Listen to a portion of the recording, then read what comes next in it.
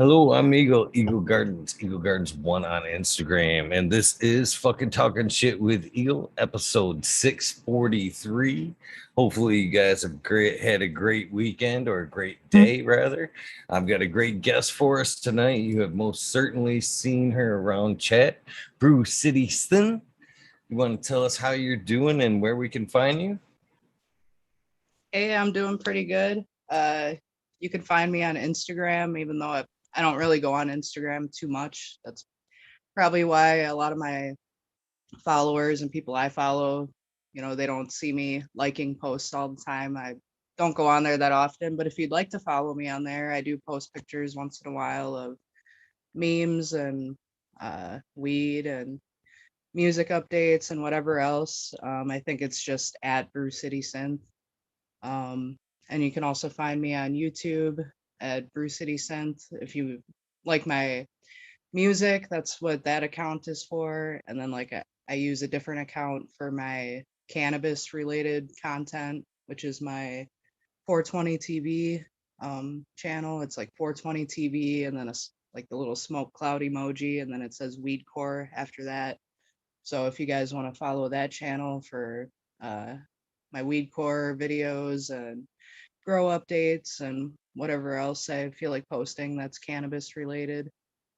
Um, I also have a Rumble account for Brew City Synth, which I hardly ever use, but I signed up for it after YouTube banned one of my songs for COVID misinformation. And I was like, fuck this shit. So I went and signed up for Rumble and then realized not a lot of people use Rumble. And it seems kind of hard to get a following or anything going on there. So I just have it set up to where if I post anything on YouTube, it automatically like transfers it to Rumble from my Brew City Synth account. So if you're on Rumble, feel free to follow me on there.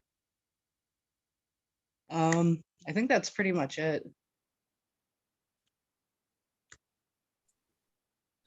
Right on. I've never heard of the Rumble myself, but it sounds like another platform that I need to at least get over there and claim my name. I'm a big advocate of that, even before like branding became necessarily a thing. I was an advocate for jumping on whatever social platforms that pertain to cannabis or whatever name you were using and get on there and claim that shit before somebody else claimed it. Right. Then there's nothing. That's how Eagle Gardens became Eagle Gardens One. You know what I mean? And that sucks when you have to compromise something you've built for a long time. You know what I mean? Right. Yeah, it's like my 420 TV account. I didn't even realize that somebody else already posts things under 420 TV, and it's like, well, I already started doing all this shit, so fuck it, I'm just gonna go with it. I don't know. But on Rumble too, it seems like it's a lot of like conservative media and shit like that is on Rumble. That's actually how I found out about the website, was like watching Louder with Crowder and like conservative podcasts and shit. And I'd hear them always talking about, sign up for Rumble because they don't censor you as much as YouTube. So figured I'd sign up and see what it's about. But I don't know. It seems like it's just so much easier to use YouTube, and I don't know. Maybe someday it'll grow to be easier to use and easier to get a following going, or even like find new content. Like I have a hard time like finding new stuff on there. But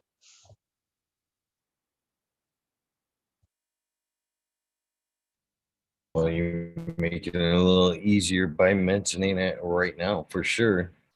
So we might as well get this started right where we usually do. Hopefully, before we get there, you got something hopefully to smoke on this evening.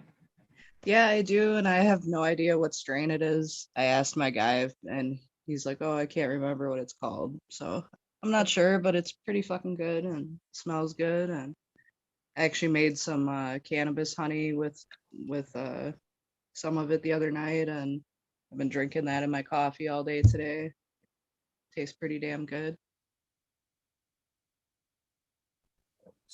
How do you? Well, I guess I'm getting ahead of myself, but how do you make cannabis honey?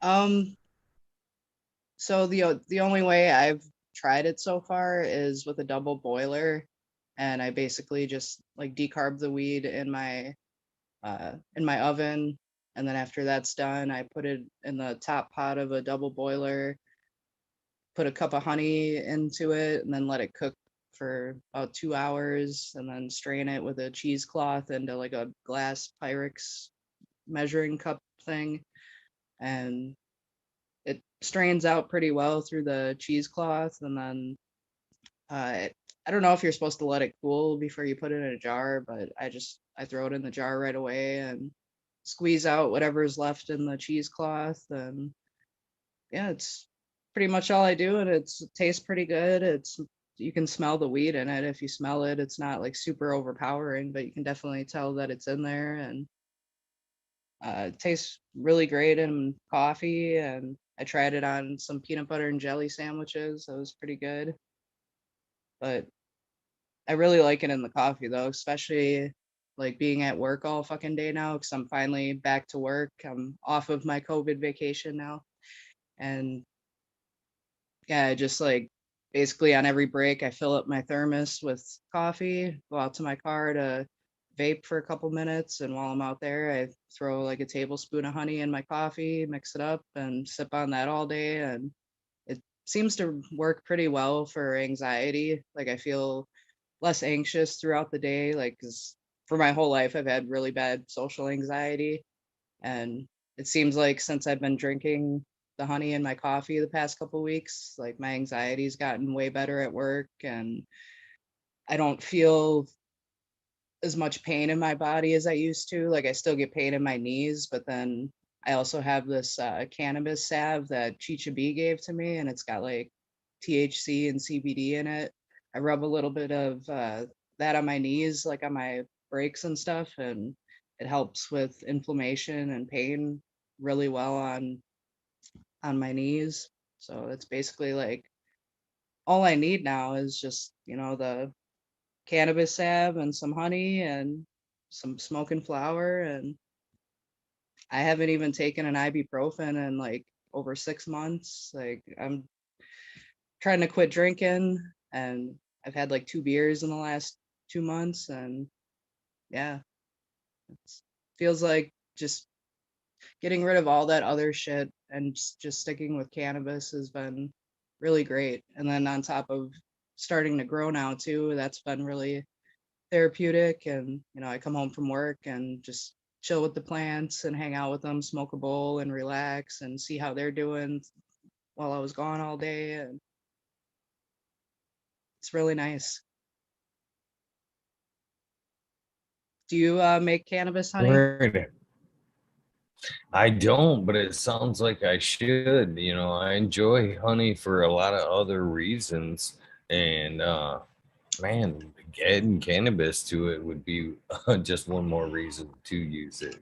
It's good for an antibacterial purposes and a quick pick me up. Anything that's sweetened with honey for to me, anyways, affects me with an extra zing.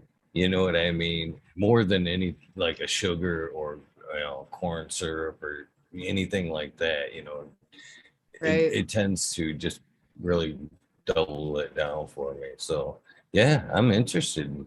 Thanks for sharing the process. Yeah, and I actually just posted a video on my 420 TV channel like a day or two ago showing how I made my last batch of honey. And like I said, it's super simple. And I'm not the greatest with like cooking and baking all the time. Like, my first time doing recipes, I usually fuck it up. But once I started doing it, I was like, oh, this is, pretty fucking simple. As long as you don't boil it too high. And like the very first batch I did, I kept checking on the water at like every 15, 20 minutes. I was like, oh, we're good, we're good.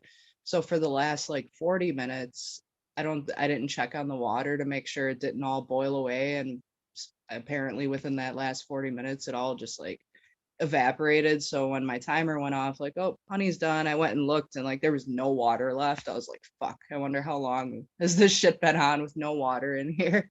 I don't know if that affected anything, but so yeah, that's like one tip I have if you're doing it in the double boiler. I try to keep the heat on. I have a gas stove, not electric. I don't know if that makes a difference either, but I keep the flame like between low and medium. It's just so it's like a real low boil, and make sure you check on that water like every 20 minutes so you're not like running out of water, because it seemed like it was boiling at a decent, or evaporating at a decent speed, and then all of a sudden it just like disappeared all at once. I was like, what the fuck?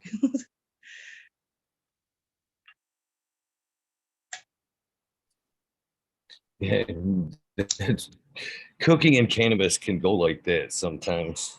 Just in general, I do that when I'm making, well, when I'm just making dinner. I can have that brain fart, especially cooking on the grill. Holy shit. They have that space off moment where you're just sitting at the table, you're looking at that joint, go, man, this tastes really good. Then you kind of get that whiff of like smoke that comes through Right. the door. You're like, holy shit.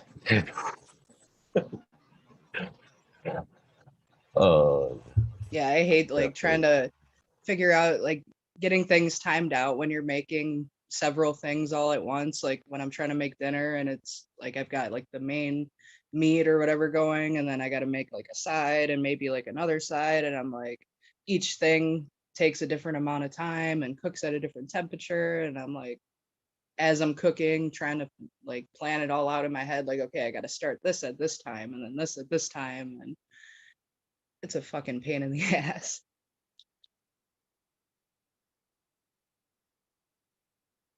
But I'm getting better at it though, Nice. when I can So actually I get my guess we kid to should fucking eat some normal food. I swear, like my that kid would live in. on chicken strips if I let her. Uh, my kids think that's what I live on. That's kind of funny. Um, so I guess we should go rewind here a little bit. So when did cannabis come into your life, if you don't mind sharing? When and where did you see the when did you first smoke, or when was the first time you kind of seen it? When whichever came first, I guess.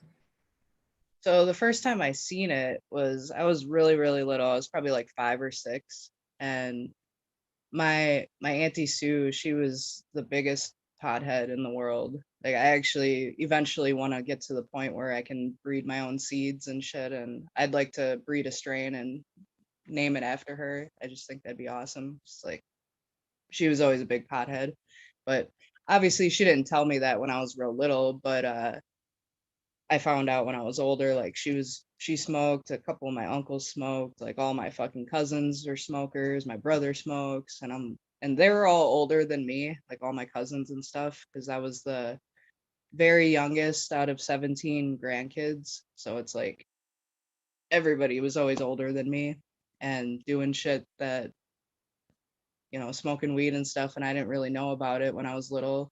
I just thought they were smoking cigarettes and stuff all the time. But I vividly remember I was like 5 years old and I walked into my aunt's trailer, and she was sitting, 'cause she'd always be smoking her little metal pipe and shit on the couch playing video games and stuff. So I walk in and I apparently she didn't expect me to come into the house, so she's sitting there smoking on the couch, and I just remember seeing her like go as fast as she could and like rip the pipe away from her mouth and try to like shove it into the couch and like hold the smoke in and not blow it out the whole time I'm standing there, and like she's just like like trying to not choke to death holding the smoke in. And when I seen her like shove the pipe into the couch, I like immediately I'm like, huh, you're doing something you shouldn't be doing, and now I want to know what are you doing. Like it kind of intrigued me. And I think it's somehow sometime after that I found out what it was. I think I was probably talking to my other like cousins and stuff, like, oh, I saw Auntie Sue doing this, blah blah blah, and like we, I probably figured out at some point, like what it actually was. But when I first saw it, I didn't really know, but I knew if she was doing something that she didn't want me to see. And apparently, like I said, all my cousins and shit, they used to smoke all the time. And my brother told me as I got older, and I told him that I smoked weed, and we started smoking together because he's 10 years older than me and shit. So like, he was out of the house and all that for a big portion of my life, like the time that I would be like smoking weed and shit, he was already out of the house. So fuck, sorry, I'm getting sidetracked and I'm really high. um what was I saying? Oh, We were anyway, so my talking to yeah, so like my brother now would go. tell me, because I would always like go everywhere with him when I was real little, because my mom was either working, or if she wasn't at work, she was out at the bar or doing pool leagues, bowling, whatever the fuck else. So we were basically just like left to do whatever the fuck we wanted. And my brother, being a teenager, and is like, basically, as long as he kept me alive and safe and shit, it's all good. He could do whatever the hell he wanted. So um he told me, like, anytime we'd be like walking to the bus stops or going wherever, he'd be like, "Oh, go ahead, you can run ahead of me," because you know how little kids love to, run around and be first in line and like ahead of everybody, like, "Oh, I'm so much faster than you." So he'd be like, "Yeah," like encouraging me, "Go run ahead." He's like, "Yeah, I was doing that so we could all be in the back smoking joints and shit." Like, so like they were always like smoking around me, but I didn't really know about it. And then in eighth grade, so when I was 13, um, it was like the first month or two into eighth grade, me and a couple of my friends, we used to hang out in the alley behind the middle school, and we'd smoke cigarettes and shit between the garages, because our school had security that would like drive around and shit in the morning and try to catch people smoking and shit, and they'd take our cigarettes and call our parents and shit. So we'd all like dip behind the garages, and like we'd hide our cigarettes in the cinder blocks and shit and underneath garbage cans, because like who the fuck's gonna be looking under their garbage can? So, or inside of like random cinder blocks around garages. So we'd stash all our shit in there and just meet up in the morning and smoke and stuff before school. So one day we were all chilling, smoking cigarettes before school, and my friend Brett showed up, and he's like, "Hey, I got something." And he pulls out this like little fucking piece of foil, and it's got like this green shit all packed in there. He's like, "Look, I got some weed. You guys want to smoke?" And I was like, "Hell yeah, like fuck it, let's try it." I was like, it's probably similar to, it can't be too much worse than cigarettes. Fuck it, let's smoke. So he pulled out a foily pipe that he made out of just like aluminum foil, Reynolds wrap, and he shaped it into a little pipe and packed that up. And it was like me, him, and like two other people, and we're just in between these garages smoking. And it was like, I know a lot of people say they don't get high the first time, but I got high as fuck. And it was like after, I don't think the first hit, but like after the second hit, like I just like felt this awesome rush, like from my head down to my feet. Like I just felt really good and awesome, and things just seemed different, like, than it normally did. And I was like, whoa. And like I could still remember like the way it smelled, the way it tasted. Like it was just some shitty like brick weed, and a mixture of the aluminum foil taste. But yeah, so we smoked that, and then I went to school, and I don't remember much of the day, but I do remember I was in my math class, and my friend was like sitting behind me, and she was like making a motion on the fucking desk where there was like a bar that connected uh the chair to like the thing underneath that holds your books. So she's like, "Hey, look at this." And she's like making it look like she's jerking the desk off. And I thought it was like the funniest shit in the world. And I laughed so hard that I fell out of my fucking desk. And the teacher walks over and he just kind of looks at me and turns his head sideways like a dog. And he's kind of got like a grin on his face, like he knew what the fuck was happening. And he's just like, "You okay there?" I was like, "Yep, I'm good." And I get up, sit back in my chair, and he just kind of shakes his head and goes back to his desk. And he doesn't say anything to me about it.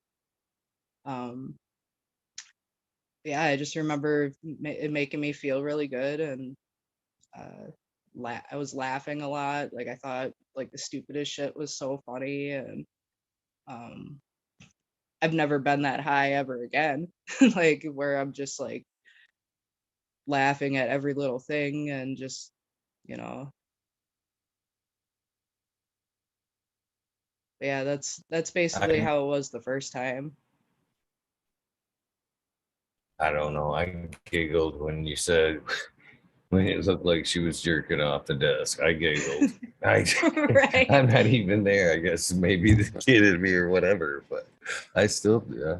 It sounds funny as shit. I can imagine how hard you must have laughed, it being your first time, smoking. You probably thought that shit was incredibly fun. See, that's what I love seeing on your show is like no matter what age anybody is on this show, like dicks are always funny. Like it's like every time motherfucking Thomas like starts drawing dicks on your screen, it's like, oh my god. I'm gonna be like 80 years old still laughing at dicks. I don't care. I got a buddy of mine that does tattoos, and there's I guess one of the reserves I have these days is don't get to know your tattoo guy. But there's a bunch of us that hang out, quite a bit at the shop, and I've seen him. I've seen that cat a couple of times bury dicks in tattoos, just subtly. That's fucking awesome. And you can look at it and you'd be like, "You don't see it, do you?" And I'll be like, "No." And he'd be like, "Right there." And I'll be like, "Oh shit." That's too funny. That's He had funny.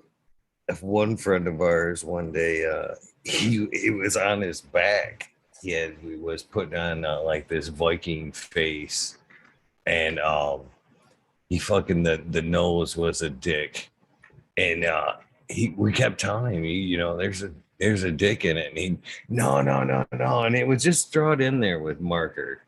You know what I mean? It wasn't the actual tattoo. He just kind of drew it in there, and I took a picture of it and showed it, and oh man, he stayed around almost all day long into the night. Just you're gonna fix this, right?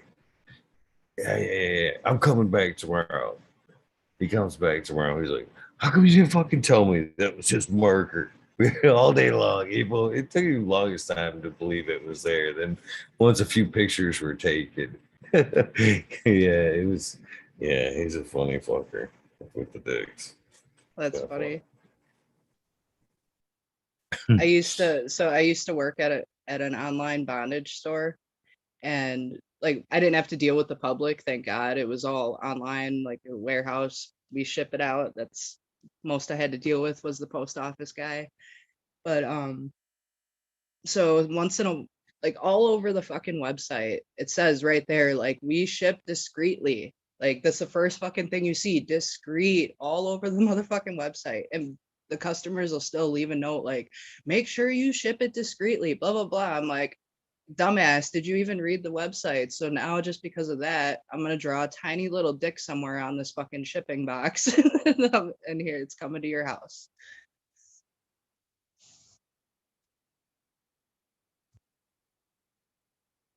That's funny.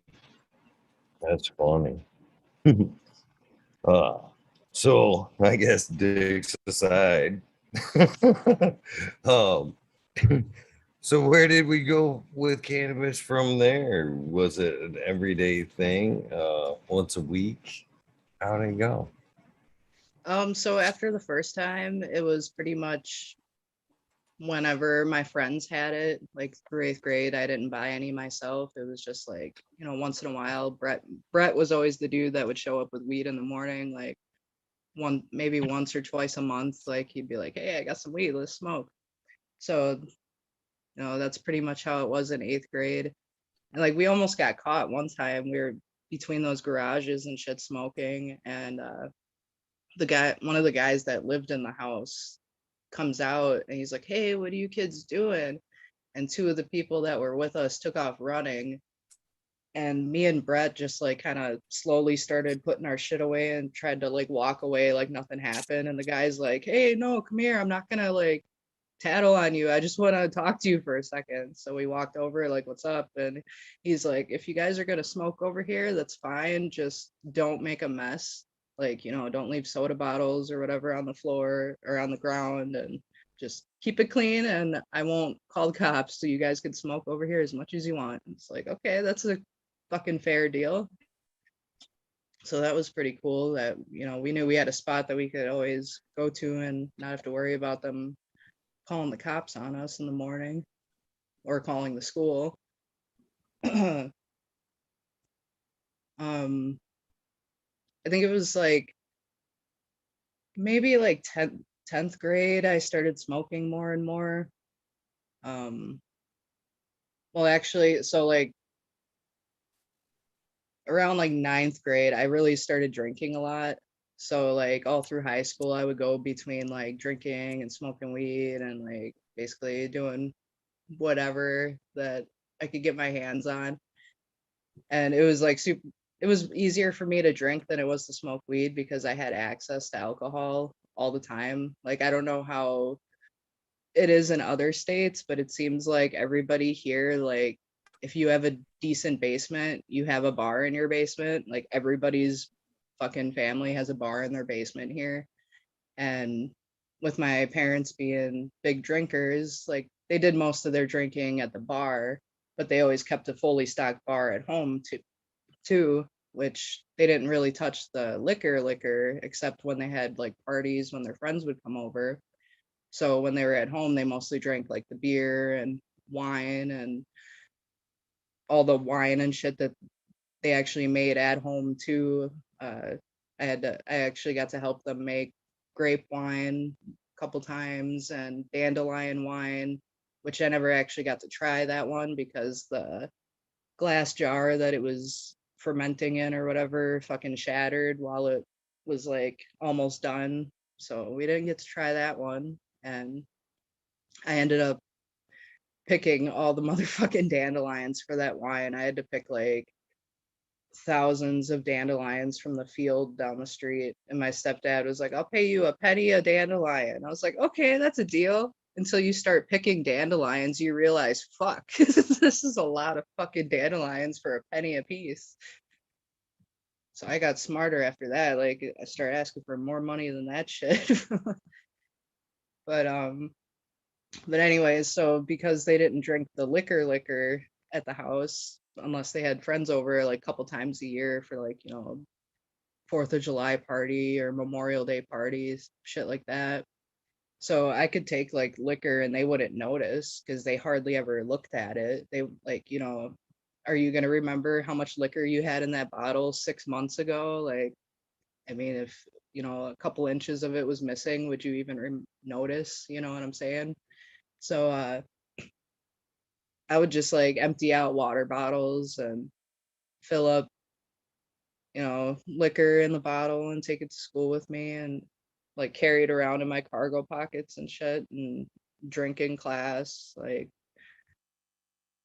whatever. Because it was like I said, it was on hand. I could fucking take as much as I want, like whenever I want, and they're not gonna fucking notice. And I know that they're gonna restock it after their next party, so I'm good. And like I said, it was because weed is illegal and all that shit. It's harder to find, so I didn't really uh, I didn't really get to buy weed a lot throughout high school, and then also like not having money for weed either, like because I smoked cigarettes, so I had to put money towards cigarettes almost every day, and Like I'd get I think I think my mom would give me like $3 a day for lunch money because it was like $2 for the lunch and then $1 for like an extra milk or whatever the fuck they had. So I'd save up I just wouldn't eat lunch and I'd save up my lunch money and then by the end of the week I'd have like, 15 bucks or whatever and I could spend that on a couple packs of cigarettes cuz cigarettes were only like 3.50 a pack back then. And so I'd buy a couple packs of cigarettes and can't really buy weed with 15 bucks or not 15, so 15 minus I'd only have like $5 left over. I mean, yeah, I could buy a little tiny nickel sack, but I don't know, it was just so hard to find it. And then like my friend, she found out that her mom smoked. This was probably like I think this was 10th grade when we found out her mom smoked. She like accidentally found her mom's weed in the basement because her mom would like stash it on some shelf over by the laundry and the family computer was down in the basement so we'd be hanging out in the basement all the time just doing whatever on the computer and she happened to be looking on that shelf one day and found her mom's weed and it was like really good weed too that she found like shit that we had never seen because like everything we had been smoking was like the shitty brick weed and stuff. But the stuff that she found from her mom, it was like so green and it had all these red hairs all over it. It smelled amazing. And like we would when you hit it, like it almost looked like it would like turn like a yellowish color. And man, we got so fucking high smoking that shit, like compared to the shitty weed that we were used to smoking. We smoked this like 2 hits and we was like, holy shit, like this is way better. And then it was awesome too because once she found out that her mom smoked and she found her stash, she's like, now I got free access to weed because what's my mom gonna do? Like confront me and then she'd have to admit that she smokes? Like she's not gonna do that. So she'd fucking pinch off her mom's weed like for a long time she did that until her mom finally like admitted to her that she smoked. And then I think they started smoking together after that, which is kind of weird and cool. But um, and I had another friend like her mom smoked, and I actually smoked with her once, and I thought it was like the coolest thing to like smoke with my friend's mom because she had like a cool mom, like she didn't care what you did as long as you don't hurt yourself or something. And so I got to smoke with her one time and I don't know what kind of weed she had, but we smoked it in a little metal pipe. And I remember it was New Year's Eve and I was at my friend's house and she's like, oh, I'm gonna go take a shower real quick. So do you just want to hang out in the kitchen with my mom? I was like, okay. So I sitting there and her mom just comes over and she just stops and kind of looks at me and her eyes kind of get low and she looks at me and she goes, you want to smoke some weed with me? I was like, uh, yeah, like, yeah, let's do it. So we smoked.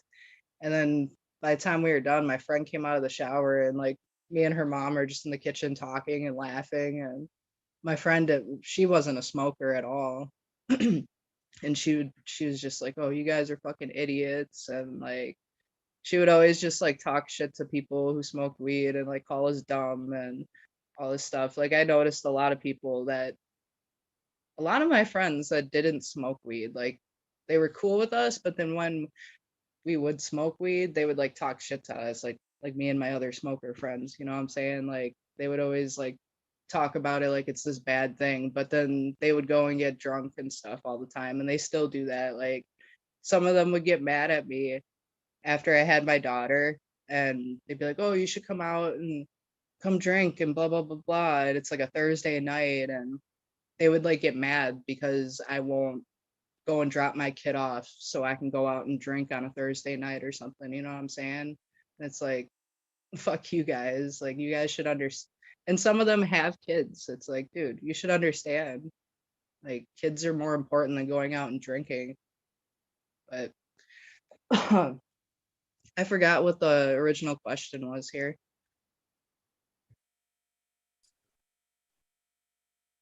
Well, I think we were just basically talking about where you went with cannabis after that first time. Oh Kind of yeah. squirrel. Dude, I still don't know to Um, this day what the fuck was in this weed that I smoked, but it was like I think it was my junior year and I didn't really know this kid. Like I knew who he was and he was like friend of a friend and we had like 20 minutes before school started and we are just like hanging out outside and he comes over and he's like, "Hey, anybody want to come smoke a bowl?" I was like, "Fuck yeah." Like I said, anybody got free drugs? I will not turn it down. So it's like, "Yeah, let's go smoke." So we go in the alley behind the high school and it was like me, him, this dude Mike, and I think there was one other kid. Oh yeah, my friend Kelly came with, but she didn't actually smoke. She just came like just to hang out with us. So we walked like halfway down this alley and just ducked behind some garbage cans and he's got like a metal pipe already packed and it's got one of those tops on it where it's just got the hole on the top and you can't really see what's inside and but the flame can still go through it. So we I only took like 2 hits off the shit and all of a sudden I just started like blacking out. It was really weird. And we're walking down that all of a sudden like I blacked out. Next thing I know I come to and we're on our way back to school and I'm like we're almost to the end of the alley and I can see the school building. I was like, what? I just like stopped in my tracks and I looked around like what the fuck? How did I just get here? It was like I teleported. It was fucking weird.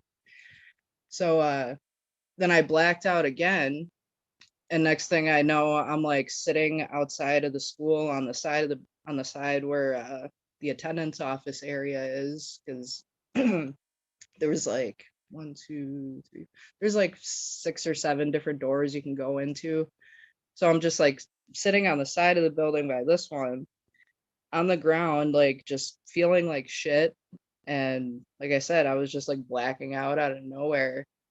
And all of a sudden like I'm upstairs at my locker and my 2 friends who I shared a locker with, they're just like I'm already at the locker and they come walking up towards the locker and apparently like I looked sick as fuck and they looked at me and they're like, "Are you okay?" And as soon as they said that, I fucking puked all over the floor in front of the locker and they were just like, "What the fuck?" And the art teacher like seeing this happening and she comes over like, "Is everything okay? Let's get you down to the office and call your parents." Like I was like, "All right, let's go down to the office." And I seen Mike like walking down the hallway and I was like, "Dude, what the fuck was in that shit?" And he goes, "I don't even know where the fuck I am." And then he keeps walking. I was like, "Okay." And then like the administrator comes upstairs, takes me down to the office, and I remember like I could like barely walk down the fucking stairs. Like I felt like my legs were like rubber. It was weird. Kind of like when I did shrooms one time. Like when I actually ate shrooms, my legs felt like they were just like fucking rubber when I was trying to walk down the stairs. That's kind of what this felt like. But yeah, so they called my stepdad, he picked me up, I went home, dry heaved for like 30 minutes and then passed out for like 5 hours in my bed, woke up with just feeling like shit. Still have no idea what the fuck happened, but yeah, that was not a fun experience with that bowl.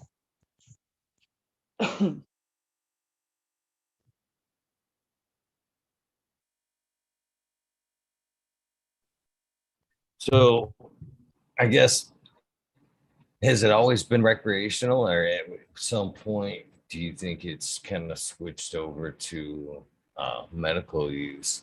It's weird how we have to draw that line, but I think at some point it does kind of, you get an aha moment that it isn't just all right.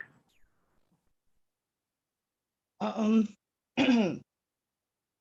well, I hear a lot of people say like even if you're using it as recreational, you're still using it medicinally. And even though I didn't know it at the time, I know that in high school I was smoking weed and drinking and stuff because I did want to feel better. because like I didn't know until a couple years ago I was finally diagnosed with uh, complex PTSD, and I was like, as soon as I was diagnosed with that, it like clicked. I was like, wow, it all fucking makes sense now. Like, but I feel like that's basically why I was doing all that shit was, trying to deal with the symptoms of that.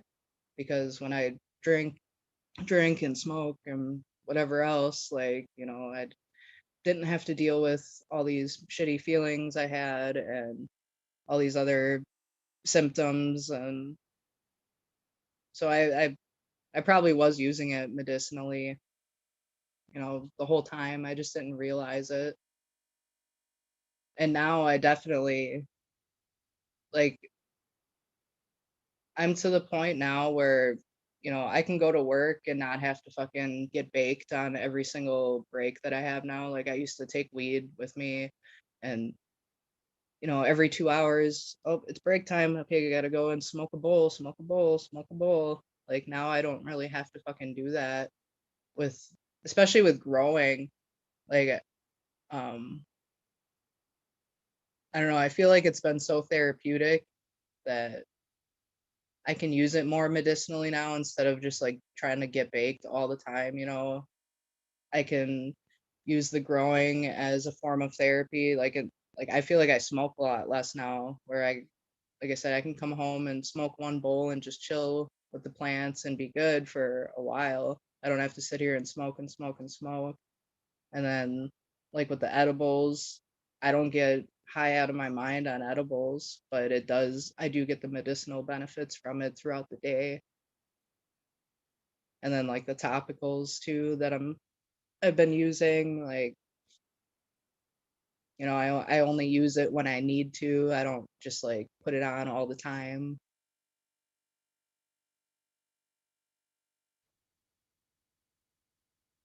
But I used to I smoke a lot. definitely. Like, it used to be like super recreational too. Like, I don't know, like, especially like after high school, when after I got a job and was had my own place and all my friends smoked that I was hanging out with, and I could just like smoke as much as I wanted whenever.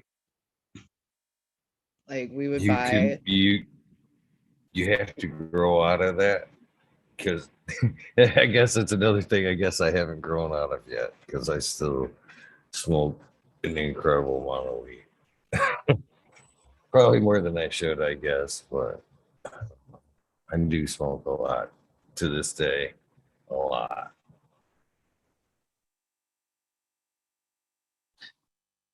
But I don't know. So can I ask what roughly what you do?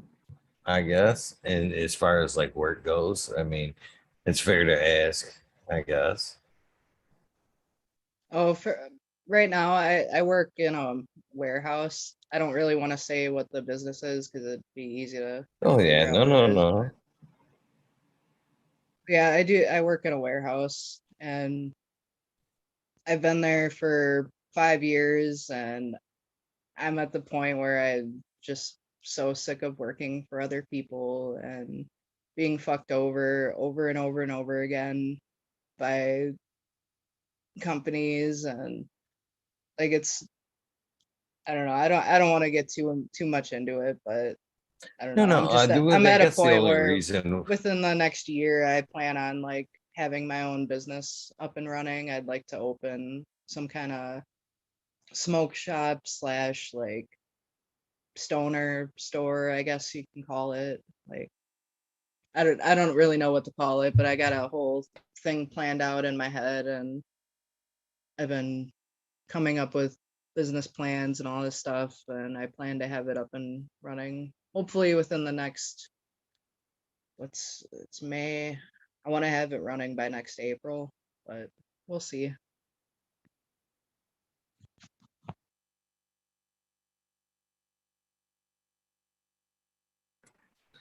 I guess why I asked it because I guess some jobs just require cannabis. You know what I Yeah. mean? That's why I guess I asked. So good, just to kind of clarify the smoking that, on every break, because like I said, some jobs just require cannabis on breaks. I think, roofing's one of them jobs, laying tile.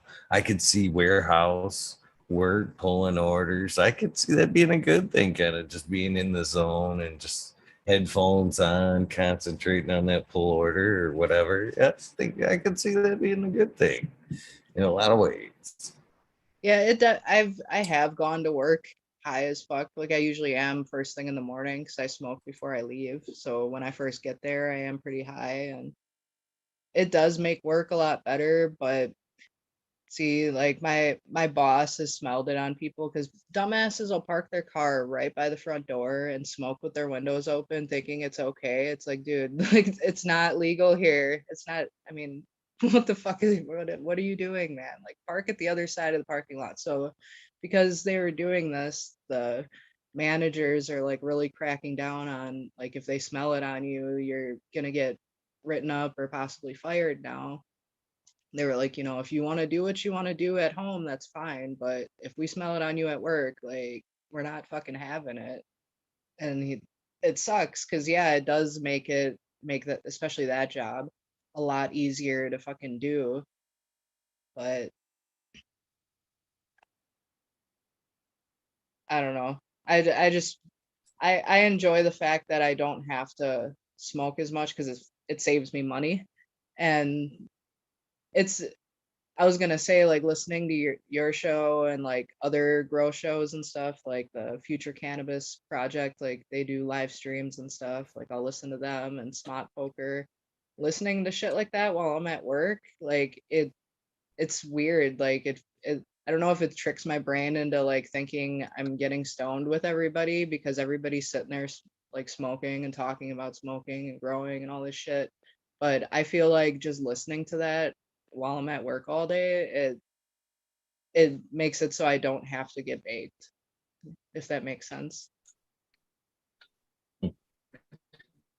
Well, all right. Well, I don't know how it works, but if it works, I'm all for it. I've kind of related back to the cannabis and work thing. I've heard a lot of very intelligent people, cannabis supporters, speak and say, well, do you want your doctor smoking? Do you want your, whatever pilot smoking? And I think to myself, even as we speak, I'm like, yes, yes. Yeah, if they're a If that's regular what it user, takes, yeah, yeah. yeah. You know what I mean? I think anybody that takes their profession seriously, you know what I mean, isn't going to necessarily hinder what they do purposely. But if they, needed to for medical reason or to take that edge off or whatever, people have bad days. People fucking have bad days. Lives can be fucked up. You know what I mean? If he's had an argument just prior surgery or that flight, fuck yeah, blaze that joint, dude. Settle it down. I'm already leery enough as I go in for surgery when they have to put a fucking X on my fucking leg or whatever the fuck they're working on. You know what I mean? That's already terrifying me. Moreover, if I would prefer there be a good vibe in that room while they're working on me. You know what I mean? Some smiles in the air, some shit. You know what I mean? I don't want gloom and doom vibe while everybody's working on me or whatever. I'm for it. Right. Yeah, I wish it was like so you were allowed to smoke at work. Like if it doesn't affect your work, then you should be able to do it. Especially if it's medicinal too. Like people can take uh you know Adderall and shit like that and go to work and that's fine. But I can't smoke a little weed and go to work. I think that, let's be honest, I think it happens every fucking day, and that just we're they're ashamed to admit it. In the early 20s, there, alcohol was coffee. You know what I mean? Coffee wasn't always coffee. Everybody didn't always wake up and fucking have a cup of coffee. in the early 1900s, the early 1920s, they were having fucking beer for breakfast. They were consuming a pint of ale before they went to work and shit, and that was just accepted. You know what I mean? And again, you put the two side by side, I feel much safer kind of working by the canvas user. I don't know. Yeah, Mine, definitely. that's just me. But anyways. So I guess what led you to the cultivation side? Well, the first time I grew was I'm trying to think what year that was. Like 2009-ish, I want to say. And I grew because for one, I wanted to save money. I was like, fuck it, if I can grow my own, then I don't have to spend as much money on it. And then I also wouldn't have to like I didn't really have good like really good connections back then. So it was like, sometimes I'd be hitting up the weed man for fucking days and days, like, because they'd be like, "Oh, I got you," and then they wouldn't answer their phone, and like, all right, now I'm texting around, calling around to everybody else, like, where I can get some, where I can get some. Like, I bought weed through a fucking basement window one time. Like, it was weird. The dude's like, yeah, just go to this house and walk up in the yard and go to this basement window by this bush. And he fucking just handed it through the window. But but yeah, it was just like really sometimes it was hard to find, and it was getting more expensive too because by then I had discovered good weed. Because before, when I first started smoking, we were smoking like the really shitty brick weed. And then around like 2007-ish, I started finding what they used to call it mids. Like we could either find brick, mids, or dro. Dro was like everything was dro. If it was really good, it was dro. Like it didn't matter if it was actually grown in hydro or whatever, because I think that's what dro meant was it was hydro. But everybody here, it was like if it's good shit, it's dro. If it's in between, it's mids. If it's the shit, fucking you gotta pick it with a ice pick and shit because it's so hard. And I actually had some weed break my fucking grinder one time. It was so hard. Um, But yeah, so I was like, fuck it, I can, with how expensive my weed was getting, because I had discovered mids, and then one of our friends, he would get it once in a while, was the dro, and that's when I started learning like different strain names. Like he would just buy like a 16th at a time, so it was like 30-40 bucks for a 16th of the shit at the time. And I remember one was like called Yoda. Like he would just like write it on the plastic baggie, and like one said it was like Yoda. Uh, I had White Widow one time. That was like the best weed I ever smoked. That shit was so good. I'd like to get a hold of that again. But I can't remember all the other strains, but I remember those two for sure. And so I was like, fuck it, with how expensive it was, and we were living with a bunch of people that like a lot of people didn't have jobs. It was just we had like a flop house going, and we had friends that would stay there, and it was always like at least like 5 or 6 people in the apartment at a time. And if I'm smoking my weed, I guess everybody's smoking, regardless if they haven't pitched in the last fucking 6 months. You know what I'm saying? But that's cool. Um, so it was getting expensive, and I was like, fuck it, like let's try to figure out how to grow it. But we didn't really know much about growing because um, it wasn't as big as it is now. There wasn't like YouTube how-to videos and Reddits and all this other shit telling you how to do it. And we were also paranoid to even like search online to figure out how to do it because we figured like, oh, if we search for this shit, like the feds are going to show up at our house and because they're going to know that we were searching for it. And they're gonna fucking put us in jail forever for this one plant that we grew one time. So I was like, couldn't look online for anything. So we would go to Barnes and Noble because it was like the only bookstore. And we go there and they had a magazine section and there was like three different weed magazines. There was High Times, there was I think it was called Cannabis Magazine or Cannabis Culture Magazine, something like that. I don't know. I remember it had a big C on it. And then there was some kind of like medical cannabis magazine. So we would go to Barnes and Noble and we were too scared to buy the magazines most of the time too. So we would stand there in the magazine aisle and grab the weed magazines and put them inside of like cooking magazines and sports magazines and just sit there and read them real quick. Like, we'd sit there for like an hour flipping through, trying to get grow tips, like whatever they'd have in there, trying to figure out how to do all this shit. Um, And then I remember there was like a book called the Canna Bible or something like that, and it had like all these different strain names. Um, and I think there was like, I think at one point I ended up buying some kind of grow book. I can't remember what it was, but it seems familiar, so I might have had one at one time. Or maybe I'm just thinking of the Canna Bible for some reason.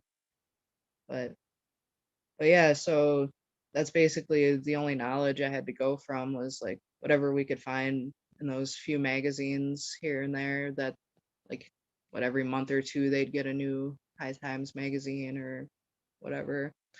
Um, so then I ended up finding about a year later, we moved and I ended up finding a stealth computer online. It was like a couple $100 and it was a computer tower and the whole inside was gutted out and replaced with like shiny tape and like some kind of lights and a little fan and um, it was basically built to look like a computer tower from the outside. So, like, if the cops ever busted in, they would assume that it was a computer tower, even though I'm not sure like how they would assume it's a computer tower and not like busted open because like you could see lights coming out of it. And once that little plant went into flower, it smelled so bad in my apartment. Like it was like as soon as I opened the apartment door and the plant was all the way in my bedroom with the door closed like all the time. And you could just like it was like hitting a brick wall and it's just like smelled all the time like you were just like smoking 24/7. I was like, holy shit.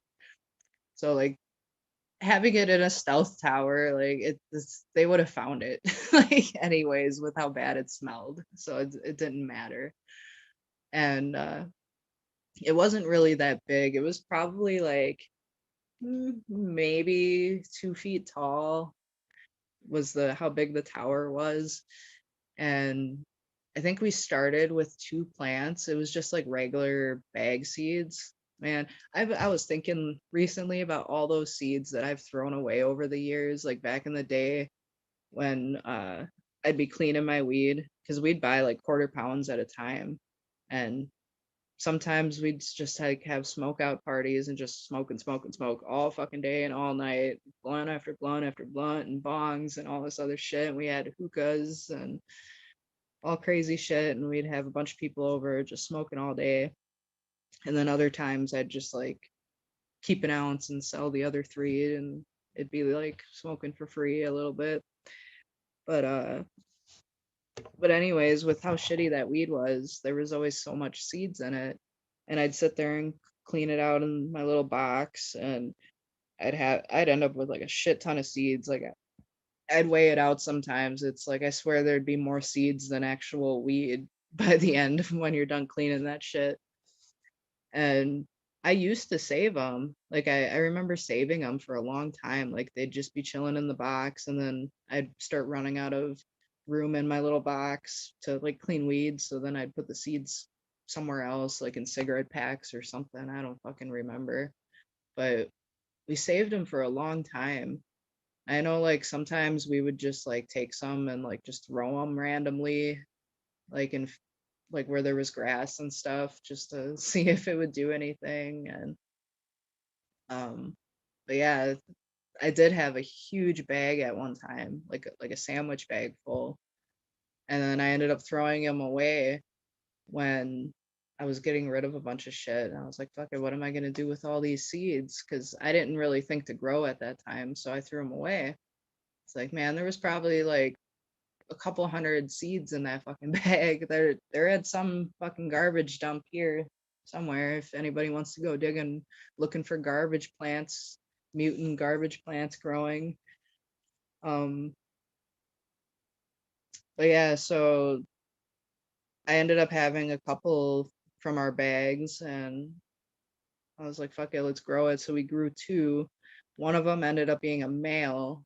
And like I remember coming home from work and I'd have like a little magnifying glass and we were watching, looking to see if the little plant dicks would show up or not. And finally one of them did. So I was like, okay, we got rid of the one. So we ended up with one plant. We really didn't know what the fuck we were doing. Like I said, it was just going by the little bits of information we'd have from those magazines. So we ended up obviously doing it in flour because it smelled so bad. So we managed to get it to grow, and we did like, I guess what it's called now is low stress training. But at the time we didn't know. We were just like, oh, if you tie this plant down, it'll grow bushier instead of taller. So that way you can grow it inside of this stealth power. It's like, that makes sense. So we just knew it as, hey, tie that bitch down so we can keep it short. And so we did that, and it was a funky looking plant, and we didn't get many buds off of it. I don't remember how long we like let it go for. It was a couple months altogether, but I don't remember the exact time range. Um, I think we only got like maybe half an ounce off the plant, and we didn't know how to dry it. We didn't know nothing about cutting it down and hanging it.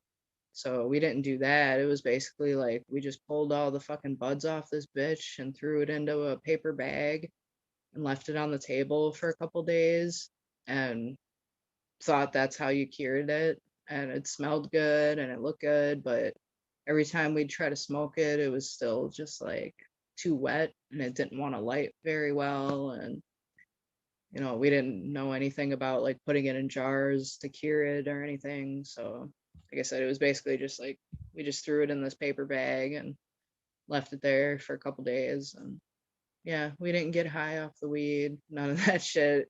But it was fun growing it. And that was the only time we grew out in there because we ended up moving after that. And then I got pregnant with my daughter. And it was basically like we just focused on that, and it's like we're not worried about growing weed and stuff now. um and then now, fast forward, so that was 2009, 19, so 13 years later, I'm finally growing for my second time now.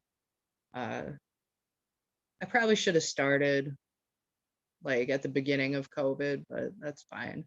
um I spent the last 2 years like just listening to all these different live streams and watching videos, especially listening to your show. Like, I enjoy listening to all the different people's opinions and how they grow and taking little bits of information from how everybody does their thing and trying to incorporate it into what I do and what I feel is right for my plant and my environment and all that shit. Um, so yeah, just like listening to all that stuff the last 2 years, I feel like it helped a lot, like with starting. At first I was like, fuck, I don't know what I'm doing, but now that and I still kind of feel like that uh, now that I'm growing, like sometimes I'm like, man, I hope I'm doing this right. Like every time I do a tie down on my plant, I'm like, is it too soon to do one? Is it tall enough? Should I let it go taller? Is this the right thing? Like, I'm still thinking about those things, wondering if I'm doing it right, but I feel more confident in it than I did when I had no information to go off of besides a magazine. I've got 3 blue raspberry truffle F2s going. Shout out to Purple Thumb. They're his babies. I started with a 2x2 and I was like, fuck it. I'd like to have a veg tent and a flower tent. So I ended up buying a 4x4. The 2x2 is a Spider Farmer. I bought that as like the full kit. So it came with the Spider Farmer SF1000 with the dimmer on it, and a fan and all that shit. And then the 4x4 is a Mars Hydro. I just bought the tent because I was like, fuck it, I'll just, it would be slightly cheaper to just buy it in pieces for what I need since I already have like extra ducting and all that shit or whatever the fuck you call it. Um, and then I ended up buying, I think I made a mistake though. I bought 2 more SF1000s, but I bought the 2 that don't have dimmers on it, which I don't really like because I kind of like being able to, dim the light down and stuff. So right now, I just basically got, because the plants are still kind of small, I got 3 of them running under just the one light. And then once they start getting a little bigger, then I can spread them out in the tent and like have one under each light. I'm assuming that should work pretty well. And then hopefully by the time these ones are done, I should be able to have like a different light or something that works better for that tent.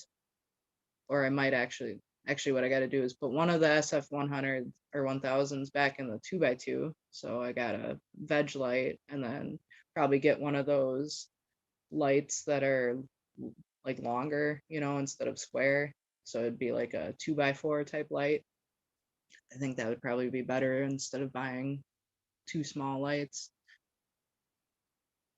Yeah, I'm just kind of figuring this tent thing out. Yeah, it's nice watching the videos and stuff and it kind of helps, but you don't really figure it all out until you actually start doing it yourself. Like the first time I started setting up my tent, I was like, man, this is so confusing. How did they do that in that video? Because like a lot of times they skip over a lot of like tiny details that you wouldn't think were important, like how to hang up those little fucking ropes that come with the latches that you attach to the light, you know what I'm saying? It's like they don't, a lot of people don't show you how to use those, and like those other straps that you can wrap around your carbon filter, like most people don't show you how they did that. They're just like, oh, here it is, it's all done, ta-da. How did you do it? I don't know, figure it out, bro. So I moved things around in my 2x2 like 3 or 4 times before I finally like was happy with the way it was. And then I ended up pulling it all down and putting the shit in my 4x4 because I figured I might as well put it all in there now, get those babies into flower, and then um, I need to get a couple more seeds started because I'd like to figure out how to keep a perpetual grow going. So like, start the veg cycle in the 2x2 and then switch them over to the 4x4. But I got to figure out somewhat of the timing on it so I can have the harvest done and before I have to put the veg into the flower tent.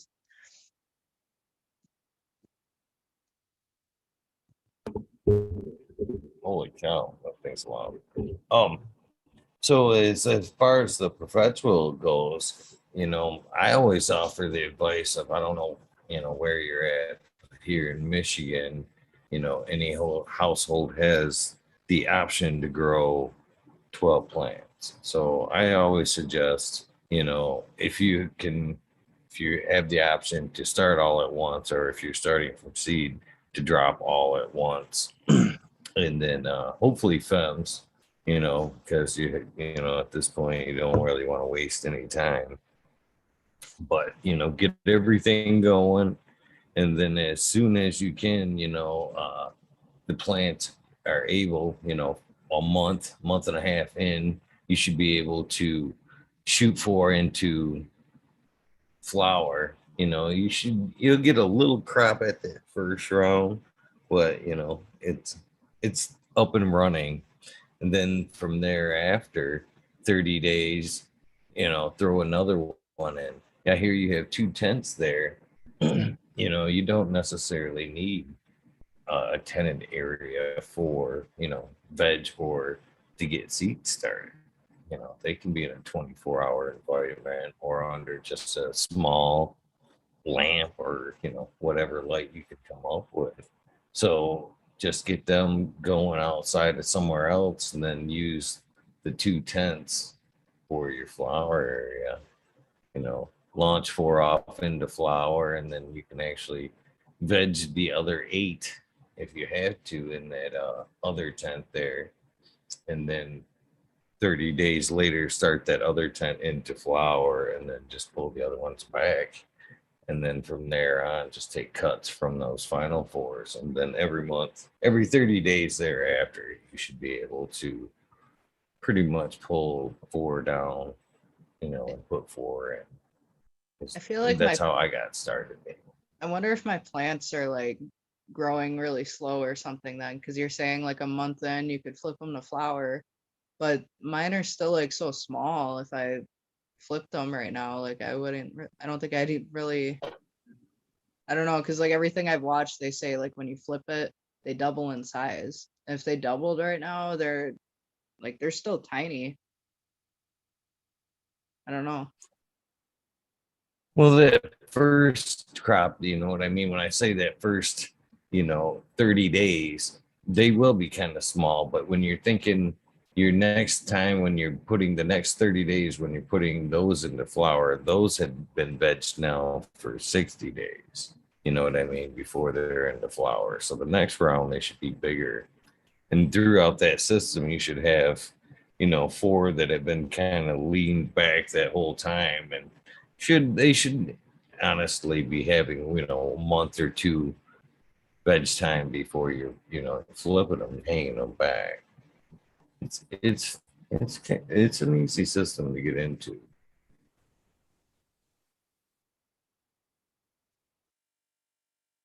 Yeah, I'm gonna have to figure that out. Yeah, and I don't know why I was assuming like for the veg and stuff that I'd have to like put it in the tent. I figured like basically let them go in there in the 2x2 until it's like filled, and then that's when I'd put it in the 4x4, because then it would like mostly fill up the 4x4 then, wouldn't it?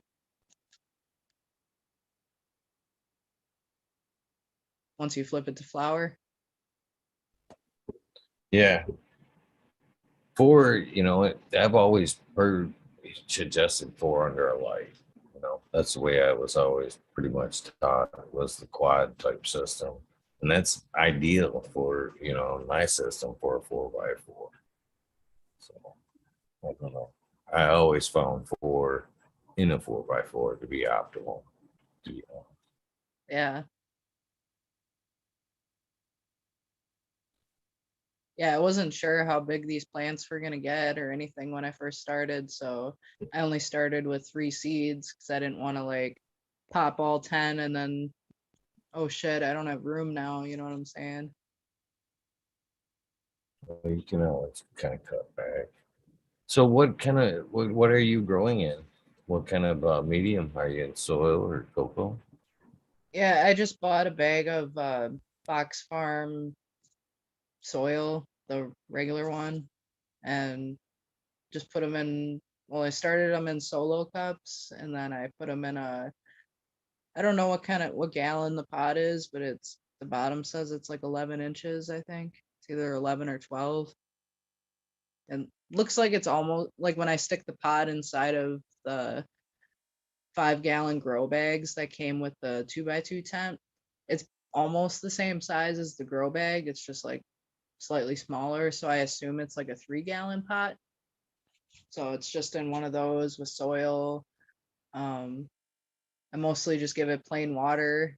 A few times I've given it like the Fox Farm plant food. Like I did like half of the dose or whatever the directions said, and gave them plant food a few times, but couple people have said like not to give them too much plant food, or especially this early. So I was like, so past couple weeks, all they've had is water, and they seem to be okay, except one of them, like some of the leaves are like starting to, or they have already for the past like week, they started getting like yellowish and then like turning like brownish black and curling.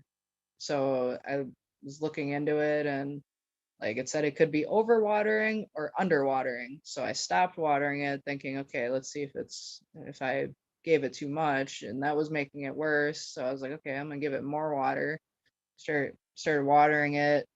It started getting a little better, and then it started getting shitty again. So I'm not sure. I don't have like a pH meter or any of that stuff, so I don't have anything to test my soil or my water. I really didn't plan on doing any of that, but I might have to if this keeps happening. See what the problem is. But it's only the one plant, and I've been treating all three basically the same. Like for my watering, I just like stick my finger in the soil about an inch and a half, and if it feels dry, then I water it. If it still feels kind of moist, then I leave it alone. And it's working great for the two, but it's just the one that's like, nope, fuck you. I'm gonna turn brown and yellow and crispy. So we'll see, because like it seems to only be a couple of the leaves. It's not like all of them. It's like all the new ones, the little bunches that are growing down towards the bottom of the stem. Like those are looking fine for the most part. Like I think a few of them have like a tiny little like yellow on the very tip of the leaf, but for the most part they look completely healthy. It's just a few of the leaves are not happy.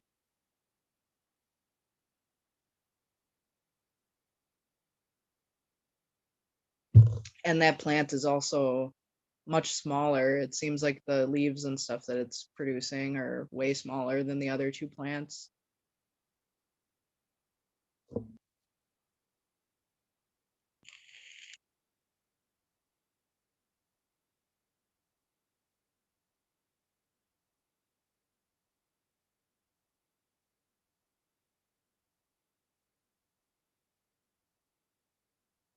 I think you might be muted if you're talking.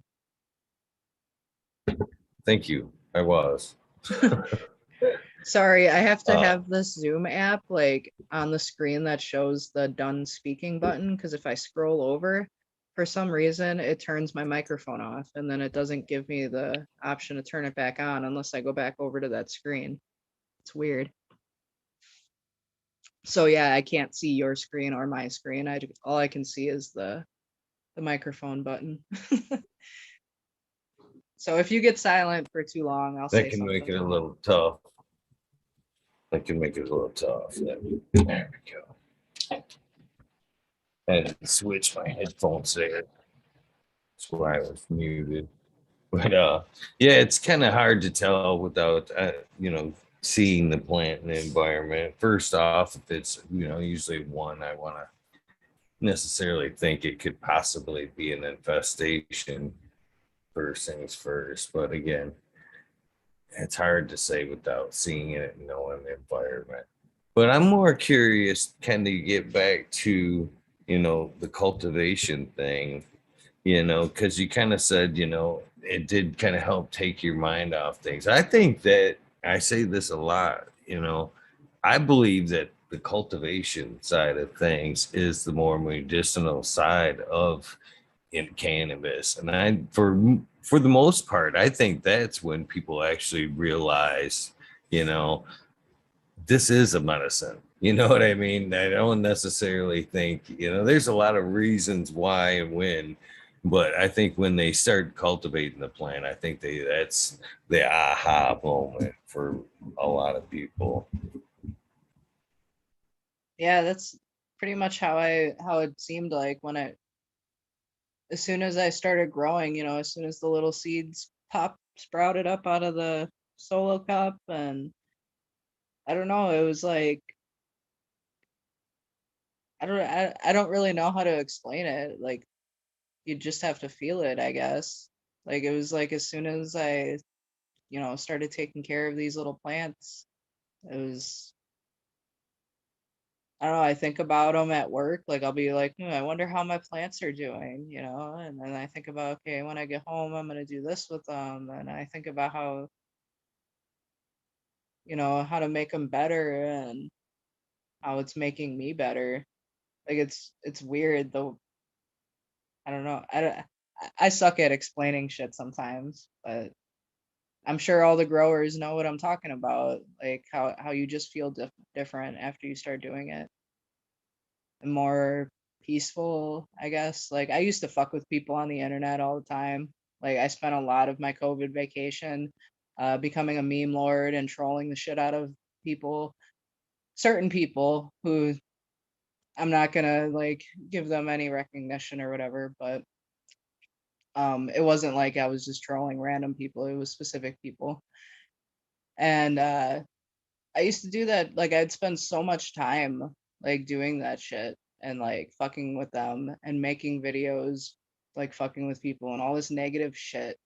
And it didn't make me I mean, yeah, it'd make me laugh and my friends laugh like a little bit, but it in the end it wasn't making me feel any better. Like how doing this is like just, ever since I started growing now, it's like I can give two shits about going and fucking with people. Like I don't care. I just want to like grow my plants and listen to everybody else talk about their plants and be peaceful and help each other out. And I don't know, if there's negative shit, just instead of retaliating, I guess I would say, or like fucking with them back, just like ignore it and just like why waste your time and energy on that when you can do something positive. And so if I'm gonna be in a cult, then I would rather be in a cannabis cult. And that's what I'm doing. Eagles cannabis cult.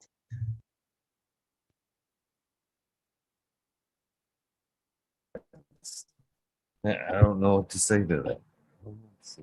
But as far as cannabis goes, I definitely believe there's a lot of good things that come of it. A lot of great people in the cannabis community for sure.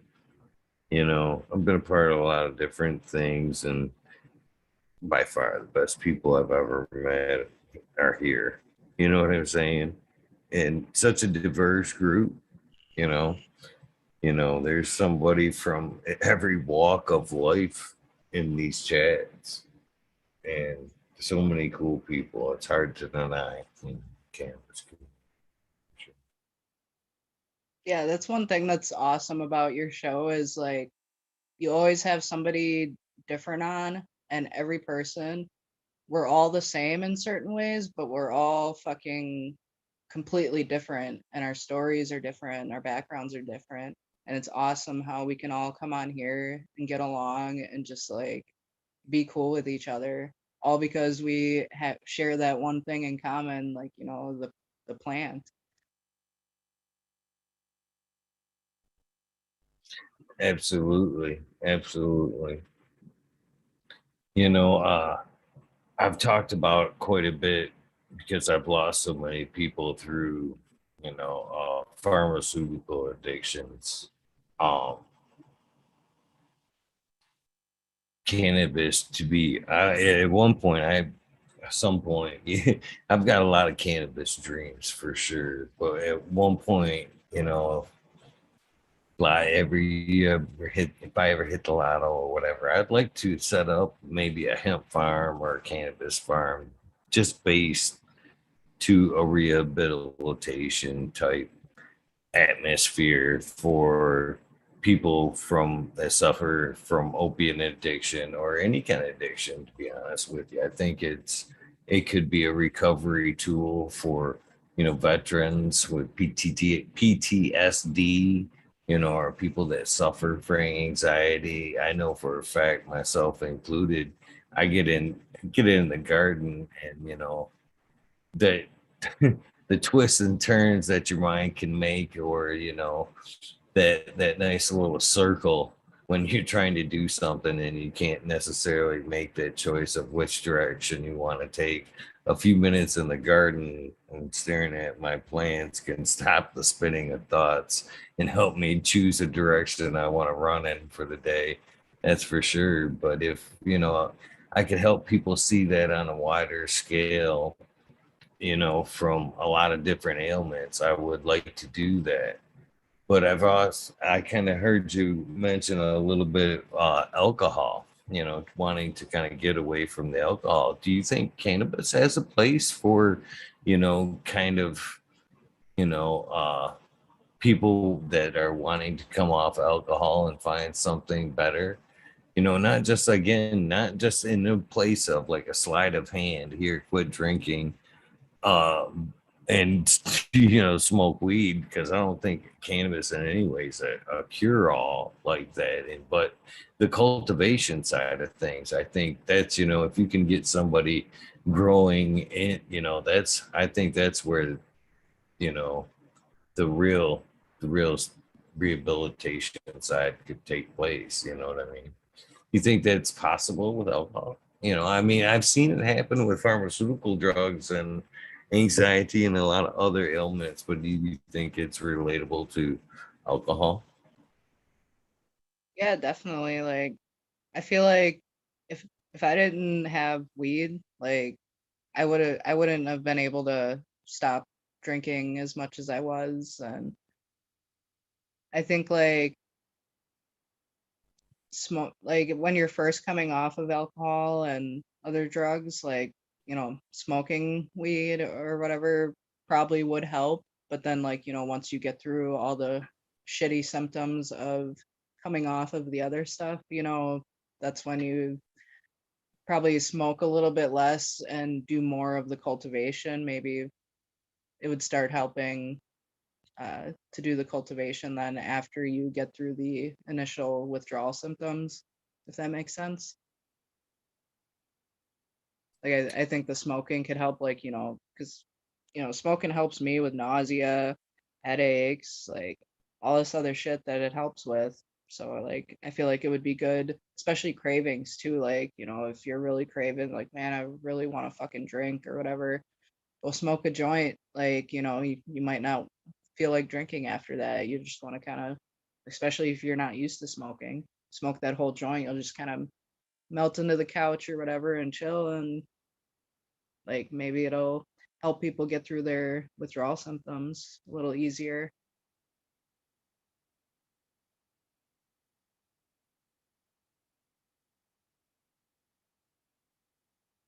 I definitely had a problem with alcohol early on, and definitely my friends that I grew up with, my bestest friend, uh, leaving nameless, if that cat, man, had the shakes. 10th grade, man, he actually had to drink. Before he went to school. And as he grew up, man, it was tough to watch, him go through that with alcohol. Man, he would be the first one to pass out with party, but it was tough to watch. It was definitely tough to watch. And I think that if cannabis could have helped at that time, you know, crazy how I. But me myself, I was terribly addicted to alcohol too. Till my first child, I gave it up with my first child. Second child, tobacco. Third child, I said, all I've got left is cannabis, and I'm not giving it up. I never, I never gave up the cannabis. And, Well, still it's here a today. good one to keep. I think it's probably the Gotta most have healthy something. one. It's better for you Yeah. than sugar and all this other shit that they give you. Like, So I've actually been drinking a lot less soda, and that's probably another reason I'm feeling better is I've been drinking basically coffee and water the past like 2 months. Like, before I had to go back to work, I was trying to pass a drug test for a different job, and man, fuck those detox drinks. I spent like $150 between detox drinks and all this shit trying to pass this fucking drug test, quit smoking for a couple weeks, and I still failed miserably. So I don't know if it's just the way my body digests stuff, but that shit did not work. And I tried two different kinds actually, and neither one. I did an at-home test and pissed dirty for both of them. So I would never waste my money on detox drinks again. It's basically going to be like if a job has a drug test, then I guess I don't have that job because I'm not going to give up cannabis just to get a fucking job. Like I shouldn't have to give up my medication to get a job. It's bullshit. Especially when like motherfuckers can go get plastered 12 hours ago and then go to their job interview and be fine. Like that's fine, you know. They can go take a drug test and pass and that's fine. They can go to work drunk and but whatever. Um I forgot what the point of that was. I'm sorry. Oh, I agree. I'm not afraid to admit cannabis has definitely chose my career path as well. You know, I've And it just felt sucks that way. like looking at job postings right now because like I said, I'm just getting so sick of my job and I will, you know, just in case I see something better between now and getting my business open, like, you know, I keep an eye open and I keep seeing job postings now for like delivery drivers, like trucking companies. And the first thing, like on the title, is like no THC testing, but it's like long ass shifts and ridiculous hours and, you know, stuff that you can't do when you're a single mom. So can't apply to it. But it's just funny that there's so many like delivery drivers for trucking companies that don't test for THC, but the job that I failed the drug test for, it was doing administrative stuff for a trucking company. So it's like I have to pass a drug test to do computer work, but you don't have to pass a drug test to drive this giant fucking truck. Are you serious? Like what the fuck is this? Yeah, that doesn't seem right. A little off. You should be able to do both. Uh, it's weird how company policies can sway for something like that. Holy shit, Yeah, that's stupid though. right.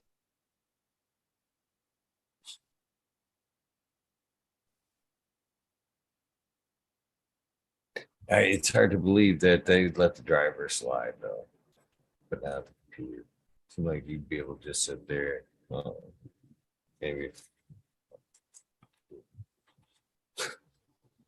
Yeah, especially since like it's still illegal in Wisconsin. So like I would assume that truckers would have to pass a drug test, but apparently some companies allow it.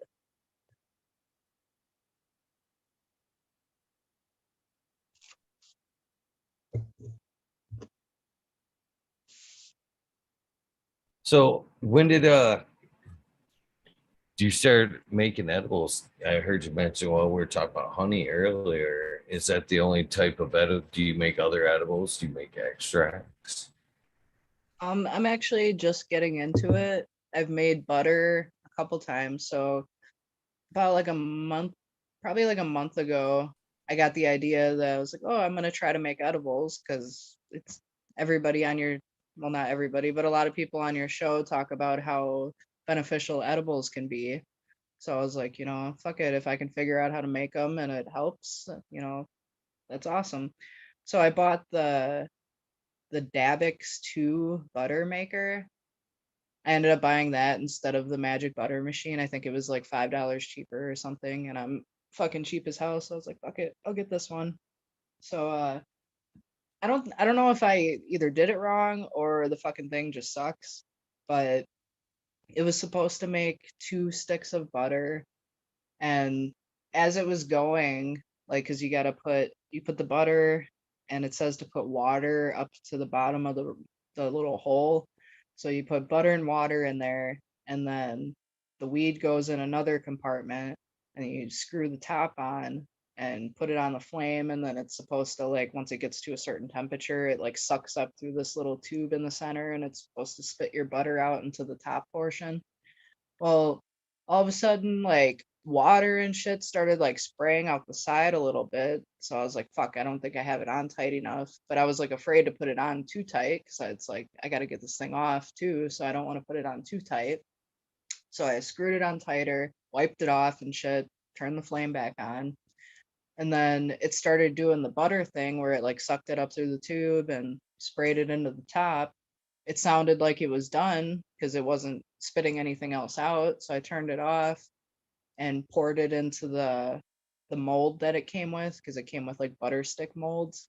And it was like I said, it was supposed to fill I was supposed to get 2 sticks of butter out of it. It filled 4 butter stick things, two of two and a half, no, 1.5 of the butter sticks actually worked. The rest of it just ended up being like nasty looking water. So I didn't even get 2 sticks out of it. And the weed I used was really old weed. Because I was just like fucking around with some old shit just to see if it would work for edibles or not. So it wasn't really that potent for me at least. Like I ended up making Rice Krispie treats, but somebody else ate some and they said it worked great for them. So like I said, like everybody's body is different, everybody metabolizes differently, so edibles are going to work differently for every person. So that's why they say to start slow and see how it affects you. So like I ate a big ass thing of Rice Krispie treat. Didn't affect me at all really, and it affected somebody else. So apparently the old weed was still good. But like I said, like the butter, it didn't produce 2 sticks like it said, and it kind of made a mess and ended up with a bunch of nasty looking water and shit too instead of butter. So after that, I was like, I looked online to see how people do it in a double boiler because I had already bought the double boiler for the honey. So I was like, okay, I'll try to make butter in the double boiler, see if that works out better. Like it takes a little bit longer, like a lot, because the butter machine that I bought, it says it only takes like 15 minutes altogether. And then doing it on the stove, it's a couple hours altogether, I think, depending on how strong you make it.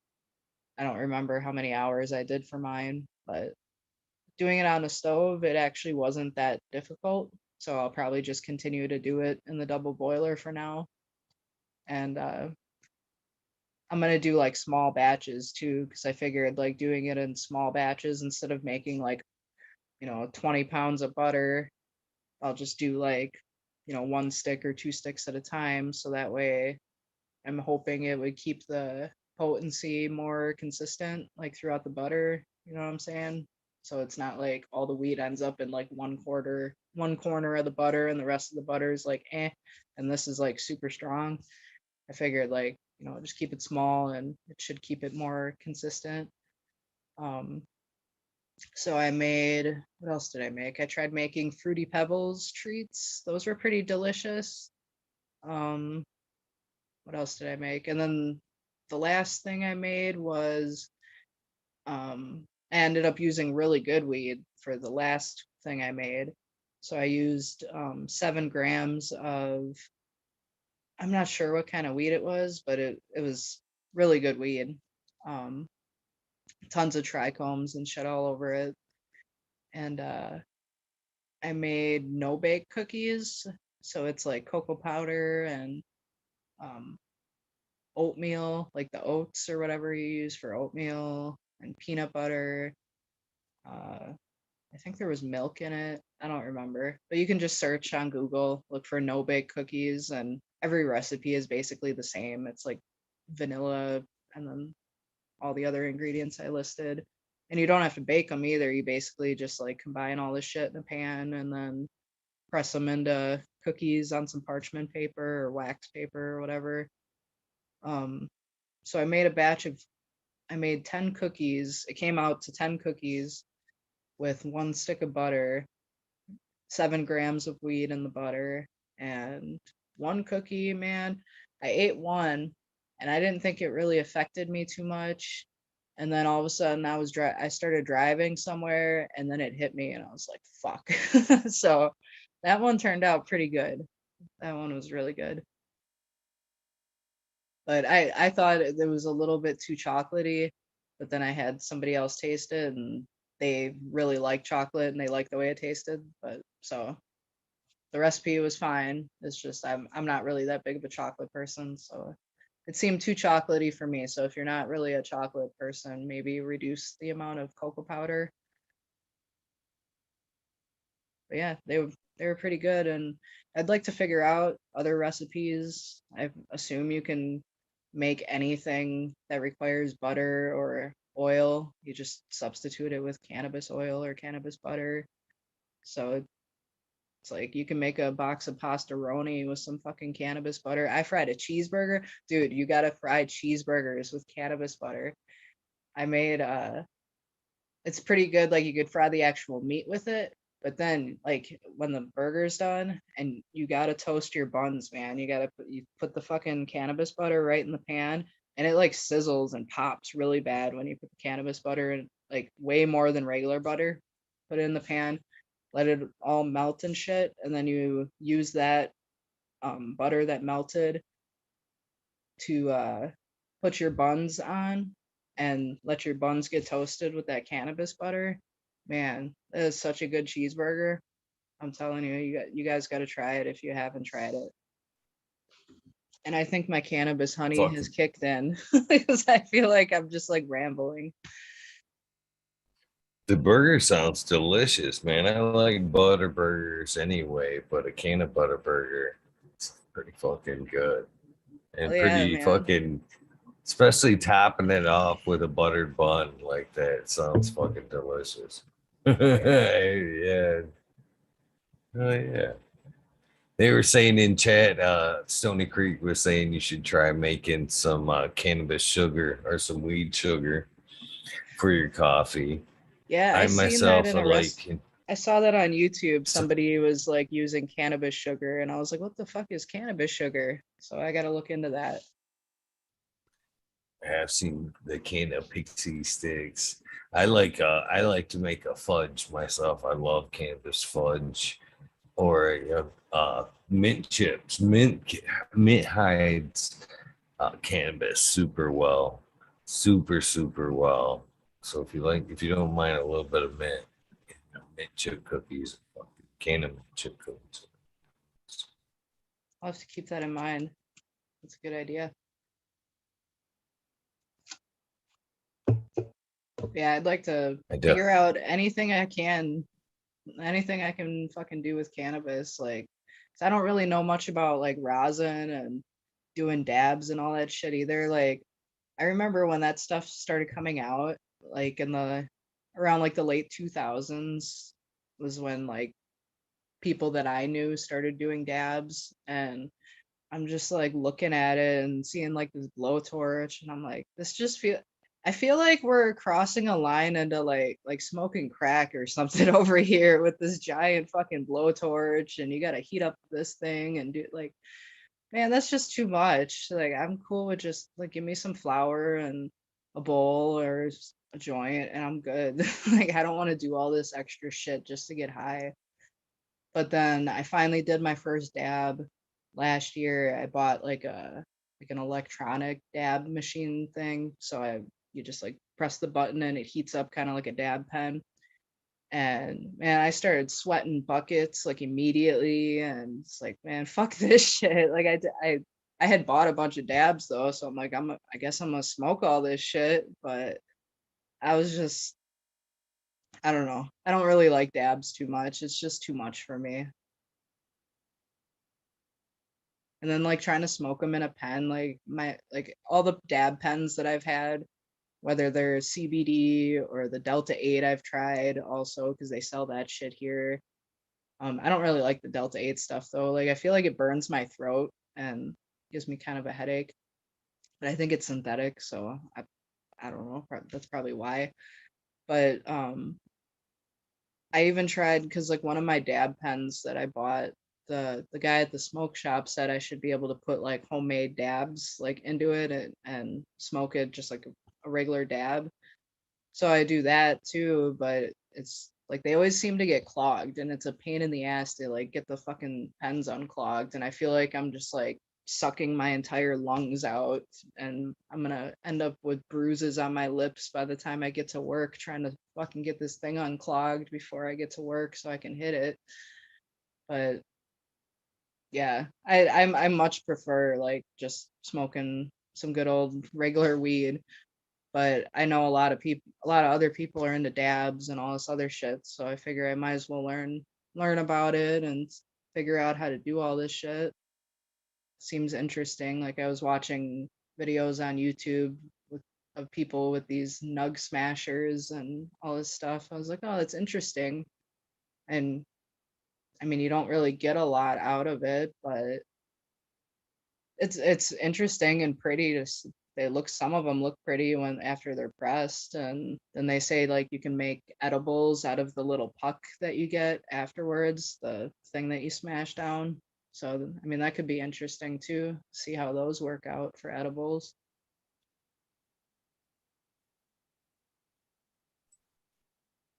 I can help out a little bit with the pen type thing. Not that I use pens anymore a lot, but I found out that they clog up easily from holding that button for fucking too long. Was the problem, at least for me and most people that I associated with, is like because if you hold that button right until your last bit of breath there, it's still kind of vaping inside that little chamber, so it kind of clogs up that tip. So there, after a while, like you're saying there, you gotta fucking you hit that point where it don't want to work, and you're just hitting the button, hitting the button, sucking on that thing, trying to get it to work, and then you usually get blasted with a little bit of oil on the teeth there when it finally like breaks free. like it would But legit I be find, easier to suck a golf ball through a garden hose than to get that fucking thing unclogged sometimes. And it's like yeah, half the time I'm like, I get so pissed, like, fuck this shit. Like, I ain't got time for this. I throw the pen down because it's like I'm sucking so long and you just can't get it unclogged sometimes. Fuck it. I'm done. Just give me my I joints. find, I'm good. yeah, I'm there with you too. I found the answer for that though is just to let off that button a little bit early. You know what I mean? So it doesn't. It Yeah. helps out a lot. It won't tends not to clog up as much. But yeah, I only like them though for public that like sneak a puff Well, or that's possibly initially, work environments. yeah, that's initially why I bought the dab thing, was because the pen thing was because I was driving to Florida last summer and I didn't want to like get caught driving smoking a whole bunch of weed like the whole time, especially having my kid in the car. So I was like, I figured smoking a dab pen would be safer, like at least like for traveling. And like it when it works, like it was really nice, but like I said, when it would clog, it would piss me off. And then like the batteries go so fast on them too, I feel like I've tried several different batteries. Like I think an Aspire was one of them. I don't remember what the other one was, but I feel like they just you can't even get a whole day on those things.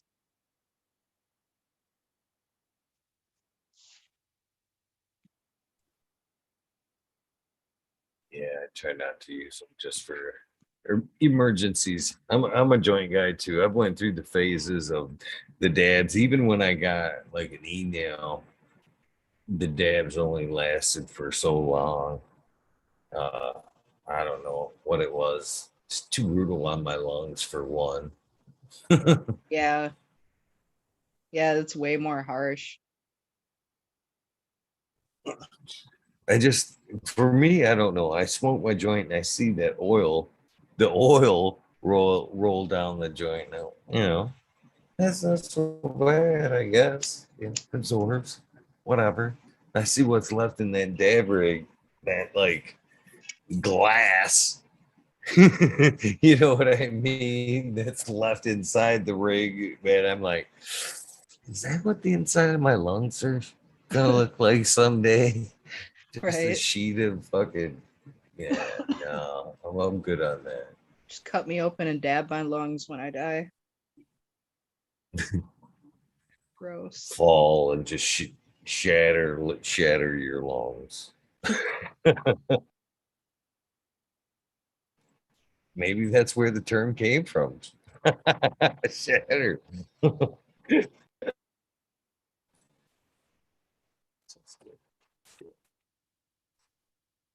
So how many strains have you grown out? Sounds like it's only been a couple of years, but what have you grown out? Um, I don't know what the first plant was. It was just like some random seeds that were in a bag. And these ones that I got right now are blue raspberry truffle F2s, which I'm still kind of trying to figure out what F2s means. I That means they're like inbred cousins or some shit, right? F2s are the next generations. Yeah, they're basically you're taking two of the same and putting them together. So yeah, we call it a little inbreeding. Yeah. Okay. Got that cousin loving weed. Well, it depends on, the same thing happens in like animal breeding. You know what I mean? And they kind of call that just tightening up the line.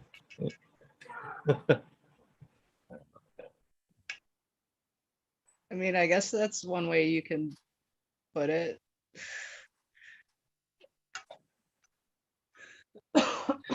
Anyways, F2s aren't all that bad. What you'll get in an F2 is, you'll get some variety in the F1s, but you'll get more expressions of mother and father, uh, and what they may contain in their lineages. So it opens up a wide variety of F2s. And then in the F3 generation, it kind of brings it back a little bit. And then from there on, it gets a little, that's when the tightening of the genetics really happen. It's in the F3 and beyond crosses. So it does get a little weird in the F2s.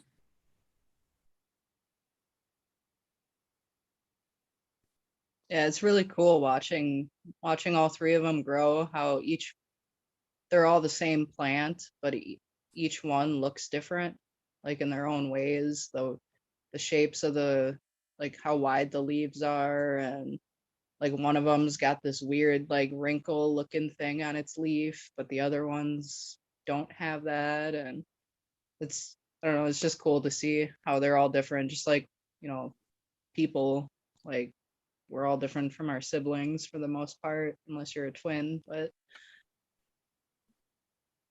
even then your personality and shit is different. So I mean, I as I'm I assume then I don't know. I don't know what I was saying. I had a lot of fucking honey in the last 2 hours. Holy shit. I've been putting like a tablespoon in each cup of coffee, and from the like dosage calculator I used online, it said uh like an average dose is about a teaspoon. I don't know how many teaspoons are in a tablespoon, but yeah. So I've probably had like way more honey than I was supposed to. That's the one thing about the edibles I find in sweets is, man, I tend to overindulge very easily with sweet edibles. I guess I guess there's no good side of that because I like hot shit. I can't imagine something that, I'd be like, it'd have to be nasty for me not to want seconds. Right. But Well, and it's so terrible easy to sugar drink stuff. this shit in your coffee, and then like with this coffee that I have, I bought it because it was on sale, and it's like kind of nasty on its own. It's like the Dunkin' maple syrup flavored or some shit. And I don't really like the flavor of it, but then when you add the honey to it, the mixture of that with the maple is really fucking good. So it's really easy to just sit here and drink it and drink it and drink it all fucking day.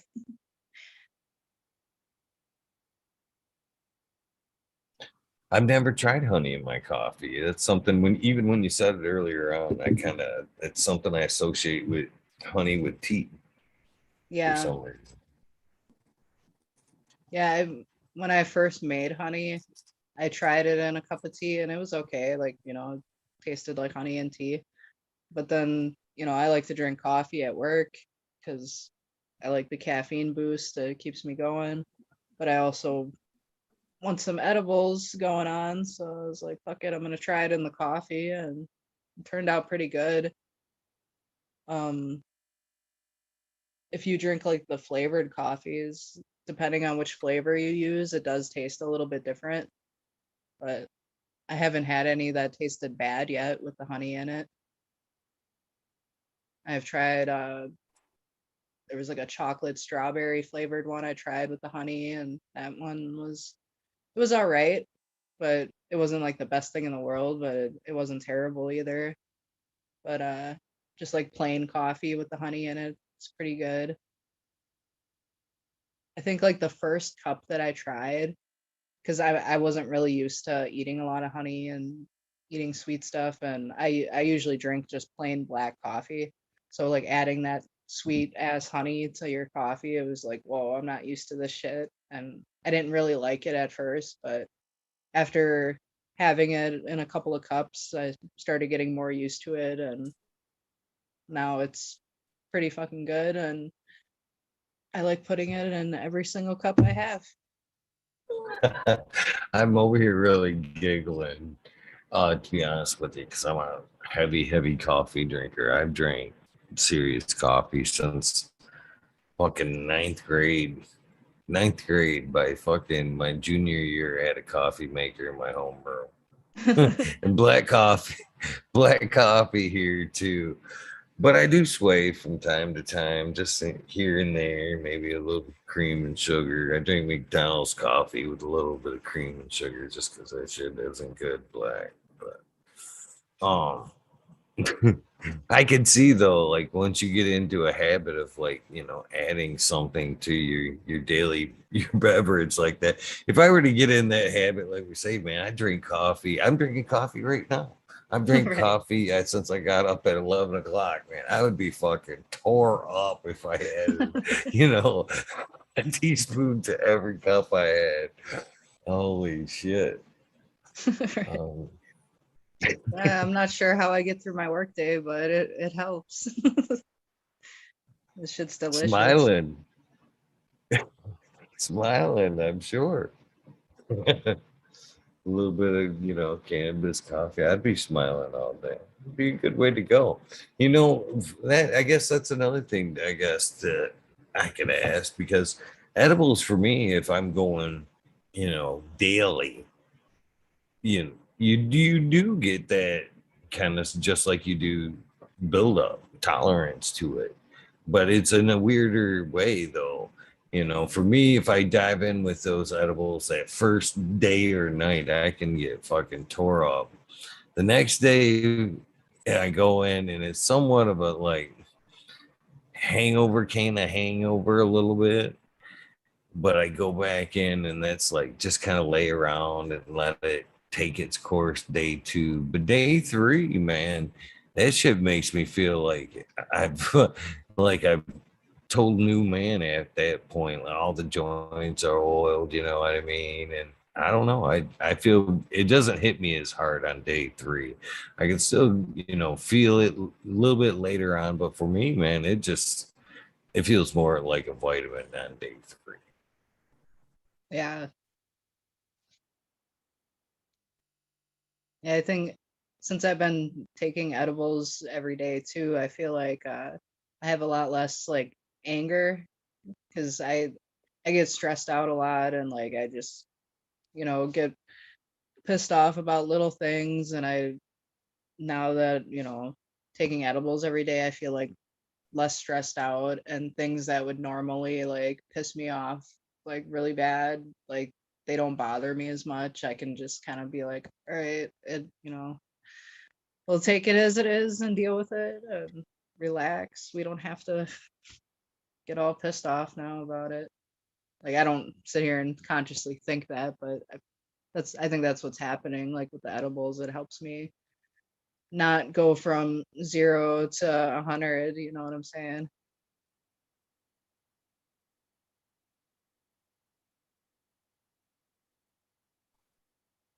Definitely makes the day a little bit easier. So, do you plan to step things up a little bit in the garden?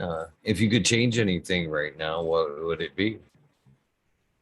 I wish I had more space. That's my biggest issue right now. Like my where I live right now, it's such a small area, and basically I had to give up my whole studio space to make a grow space. So like right now I just have enough I basically all I have is enough room to have a table in there with my computer on it, like against the wall, and the rest of the room is the two grow tents. And if I tried to like if I took the 2x2 out and tried to put a 4x4 in there, like that'd basically be like my whole fucking room there right there then. So that's what really sucks right now is not having more space because I would like to grow more plants and have more workspace. Like I don't know, like if I had a maybe like twice the space I have now, it'd be nice just so I have some room to walk around and move around and shit, not just like everything's just crammed into this tiny little fucking room. So someday I will have a bigger space and that'll be nice. And by then I'll be more dialed in on how to do all this shit and what kind of equipment would be best for me and build I always like buy shit slowly. So it's like by then, I can slowly build up all the things that I need for a bigger space. Because like I said right now too, what sucks is I had to give up like all my studio space, which means like I can't have all of my music shit set up like I like to have it. It's like having it's all set up all the time make makes me work on music more often. Like if everything's kind of put away like it is now, where it's like if I wanted to work on a song or something, I'd have to fucking pull all this shit out, make space, plug it in. By the time I get everything set up, it's like, man, I don't feel like doing this shit right now. So like I don't know. It would be nicer to have more space to have enough room for my grow and for my studio or combine the two like Mendo Dope does. That would be dope. Just like have my studio in the middle and a big ass room and everything around me is my plants. I'd be happy. Which by the way, thank you, Eagle. I never heard of Mendo Dope in my fucking life until I was going back and watching your old shows and I watched the one with Mendo Dope or listened to the one with Mendo Dope on it because like I can't watch your shows when I'm at work, but I can listen to them. So I listened to the one with Mendo Dope and I was like, man, I've never heard of these guys. And I used to listen to like Cottonmouth Kings and Total Devastation, Cypress Hill, anything that was like weed related, I'd be like, fuck yeah, I'm down with this. Like I'd listen to the music, but I'd never in my life came across Mendo Dope until like they were on your show and I checked them out and I'm like, man, this shit is fucking great. And I seen like some of their videos were like 7, 8 years ago. I'm like, how does this not have more views? Like, why aren't they like they should be like up there? Like I think they're better than KMK and all that shit. Like I love KMK. Some of the best shows I ever went to were KMK shows, but I think Mendo Dope's a lot better. And thank you for introducing me to them because like I love listening to them at work, especially now that I'm growing and stuff. It's awesome fucking music to listen to. And they've got actually a huge catalog. You would think, just being somewhat. I'm thinking pointing out that they are, 7, 8. They're way older than that. They've been putting out some great music, but they do have quite the catalog, an impressive catalog at that. I dig that. I'm actually getting to meet them. Hopefully, 100%. They're coming back to Michigan.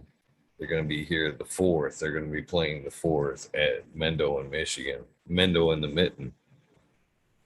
I'm hoping to meet them firsthand. when they come to Michigan on the 4th. That's awesome. Yeah, I dig them. So, kind of back to you and your music and cannabis a little bit. uh, yeah, I hope at one point you do get the either or both set up. I think it would be cool for you to set up in the room and pull some creative inspiration from the environment. I don't know if you've caught the Midnight Roots episodes. There's a couple of them with Jake from Midnight Roots there, but he's taken a little bit of kind of the secret life of plants kind of attitude to his grow, where he's messing with kind of plant music a little bit. So basically, he he showed us in those 2 episodes there that you can hook the plant up to this device, and he goes over exactly what it is. It sounds kind of like a basically a guitar pickup that you can wire in a certain way, but you can take the 2 wires from this device and like place one alligator clip at the base of the plant, and then attach the other to different parts of the plant, and you can see it makes different noises at different locations, and it just different things you do around the plant. Once it hooks up, you can tell that it knows you're there. In the one episode, he's got it hooked up to a bamboo plant, and it's kind of silent, and once we kind of like really direct our conversation towards the bamboo plant, it kind of starts waking up and making more and more noises the more we talk about it. And even more noise, after he dropped a crystal at the base of the plant. That fucking thing went crazy. But it would be neat to see, maybe, because I suggested it kind of, him doing multiple plants and like making a plant band. But it would be cool for somebody to like incorporate a little bit of plant music in some music. You know what I mean? Hell yeah, I actually did. I saw that episode, and I could. I was actually gonna bring that up until you started talking about it. I couldn't remember who it was, but I remember seeing that and thinking that was so cool. Like, and I don't know, that'd be something I'd be interested in doing eventually. Like once I got everything set up, be cool to like I'd make music out of anything. Like fuck it. I get ideas sometimes like when I hear stuff and I'm like, oh, that'd be cool to make a beat with that little noise, and it's just like something making a specific noise in my kitchen, or like something at work that you hear like on a cart like making a noise and you're like, what is that? That would be cool on a beat. Like I'd be down with like making little plant music songs and shit. That'd be cool.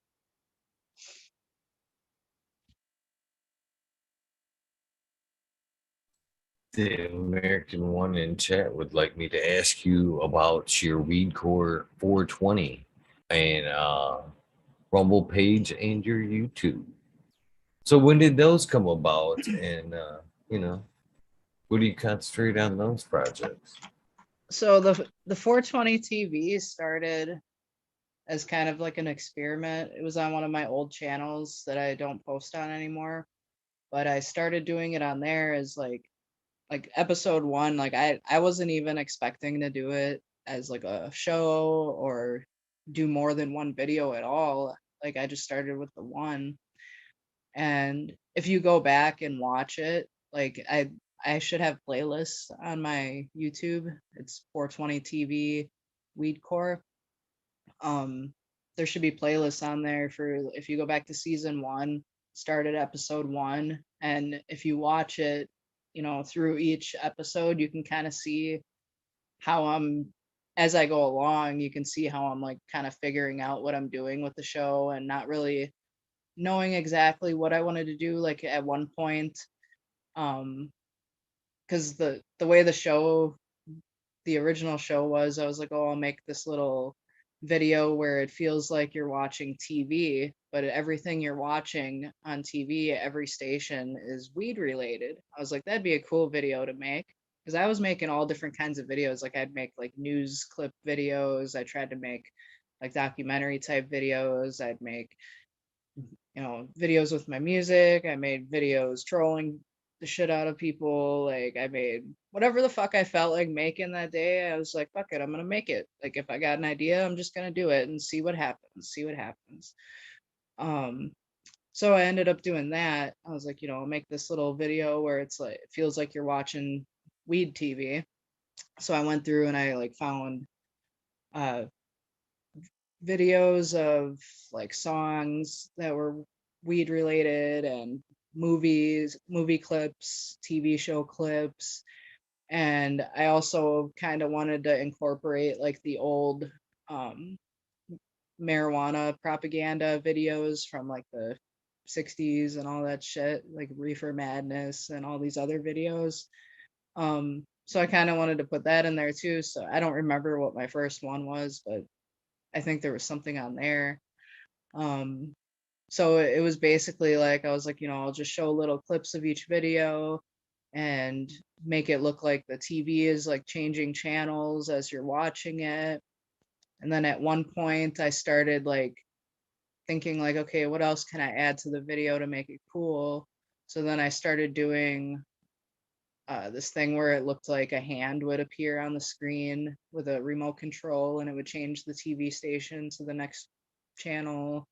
And I tried doing like a TV guide station where like you had a set thing, like there was like a cannabis food station, there was like a cannabis music station, and each station had like a channel number next to it. And then each time the channel would change, the number would also change on the TV to correlate with which channel you were watching. All of that little shit. Like I did that for a little bit, but it became a fucking pain in the ass to do it, and I got sick of doing it, so I just stopped eventually. Somewhere along the line, I stopped doing the fucking TV remote thing, but I still kept um this thing like the transition in between the TV shows, the TV stations. It does like a noise, like like a TV would make, and it does like the fuzzy screen thing in between, like as you're changing the channel. Um, and I didn't even think about it until like I showed my cousin the show, and she's like, "You Beavis and Butthead have an ass," and I was like, "Wait a minute!" Like I didn't even think about that. We used to play the Beavis and Butthead game on Sega Genesis and the Super Nintendo, and in that game, like you would change the channel on the TV, and it would make the noise, and like they'd be like, "We're there, dudes," and it would go to the next scene. And I was like, "Oh, that must be like." I didn't even like consciously think about it, but subconsciously, that's probably where I got the inspiration for that from, was the Beavis and Butthead game. Um, so I kept that in there, and I just kind of kept going along, and I was like redesigning the background to make it look like you were like sitting in a stoner's room, and I would like change the background to make it look like the pictures on the walls were actually like animated. Um, I don't know. Sometimes I would leave it for like an episode or two. Sometimes I would like change it each episode. Um, I think I did like 12 episodes for the first season. I got rid of the TV guide channel portion of it, and now it just, I go through like different cannabis related content. I just started season 2. It takes a while to fucking make an episode, so like I don't always have a ton of time to work on it, and when I do have time, I don't always feel like working on it. Like, it's like the way my creative shit works, like I don't think I could ever do it as a job because I can't force myself to come up with ideas and do creative shit. Like I've tried like to sit here and like, okay, I know I don't feel like doing this, but I'm gonna force myself. Like it doesn't always work like that. Like you gotta sometimes you just need to do it when when you have the creativity to do it. Just fucking boom, get it done and get it out of the way as quick as you can before you lose the ambition and lose the idea. Um, so yeah, I just started season 2, And right now I've just been focusing on trying to have a different scene or scenery in each episode. So the first one, I kind of rushed the first one. I just wanted to get it done, and I wasn't really sure what I wanted to do for the background, and I didn't even get the background done until the very end. I was like, fuck it, I was literally on Google, like searching for stoner room pics, and I was scrolling and scrolling, trying to find something cool that might work. And when I seen the one that I used, I was like, fuck it, I'll just use that one. And I'm not really happy with it, but I was like, fuck it, I'll just do it just so I can get the episode going. And you know, um, then the second one, I made one so it looks like you're just like chilling in the parking lot of the Quick Stop from the movie Clerks, and it's got Jay and Silent Bob standing there, and it looks like they spray painted "subscribe for a good time" on the wall. And then I know it doesn't make sense that there's a giant fucking Magnavox TV sitting in the parking lot that and you're watching it, but it's not supposed to make complete sense because it's stoner TV, so it's not supposed to be all realistic. So, um, basically, what I've been doing now with the clips that I've been using, I've been trying to get better with like putting links to where I got the clips from, because like a lot, I don't think I put any links for the first season. I just like fucking had a bunch of random shit bookmarked, clipped them, and then unbookmarked them, and now I don't know where I got all the shit from, and just haven't sat down and tagged where I got them from yet. But the second season, I have been tagging like channels and shit like that. So right now, it just kind of like goes through weed music. I think weed cooking might still be on there. There's I do clips of your show. Like if you like there's always something fucking funny happening on your show. So like, while I'm listening at work, I try to like if there's a part that like really makes me laugh, like I don't usually laugh out loud where people can hear me, but there's been times where I'm watching your show and I like legit like I'm like laughing out loud at work, like almost crying, and people are looking at me like what the fuck, and I can't tell them like, yeah, I'm listening to this weed growing show. Like, no. It's like, sorry, Eagle, I love you and your show, but there's a place and a time for promoting your show, and in my workplace is not that place right now. But but yeah, so I put like funny clips from your show, and then I'll put like, if there's like if I hear something interesting on somebody else's grow shows, like Smart Poker or something. I think I used some of theirs in the last video where they're talking about how they believe that everybody should be growing. Like I was like I felt like that was a good clip, so I was like, fuck it, I'll clip that, put that in there. Um, I think I used a TV show. Shit, I didn't. Yeah, I still use like TV shows, the old propaganda clips. Like that's mainly what it's centered around. Like I do a lot of um, the propaganda video is a majority of it, and then just like all the other stuff in between. Um, what else do I have on there? I don't know.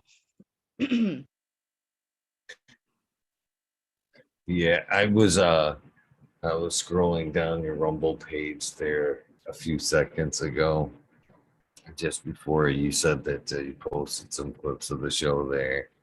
Because I was putting links to your Instagram, your Rumble, and your YouTube in the description of the show. Ironically, as you were talking about doing the very same thing, I was kind of giggling. Then I scroll over down I have the Rumble page, and I see, of course, one of a very much a laugh loud out loud moment in the show. Of course, Mr. Greenfinger's little dick energy there. I see you. So there's a lot of fun stuff I see on this page. I should check out. The I'm gonna fucking make look on up an his account. face when he realized what he said. And that's what's great is like I listen to it most of the time, so I don't always see their faces. But then when I go back and watch it for the second time, it's like, oh, that's so great. So it's like when I have the time, like sometimes I like fucking get too excited and impatient. I'll just clip something and not even like do any kind of edits. I'll just like clip like a little 3 minutes of the show. This is funny, haha, repost, blah, blah, done. But a few times, like I've actually sat there like with your clips from your stream, and I'll like watch as everybody's talking, like watch everybody's like how their facial expressions are and like what they're doing in each of their boxes, and like if it's what they're doing is funny or kind of pertains to the conversation, or they're the one talking, like actually taking the time to edit it to like zoom in on their box while that's happening, instead of it just being, okay, here's the panel, like here's the clip. You know what I'm saying? But it takes a while, so I don't always do it, but I need to do it more often, like take more time into editing it more, so it's not just like here's the straight clip, I'm just taking this and not doing anything to it.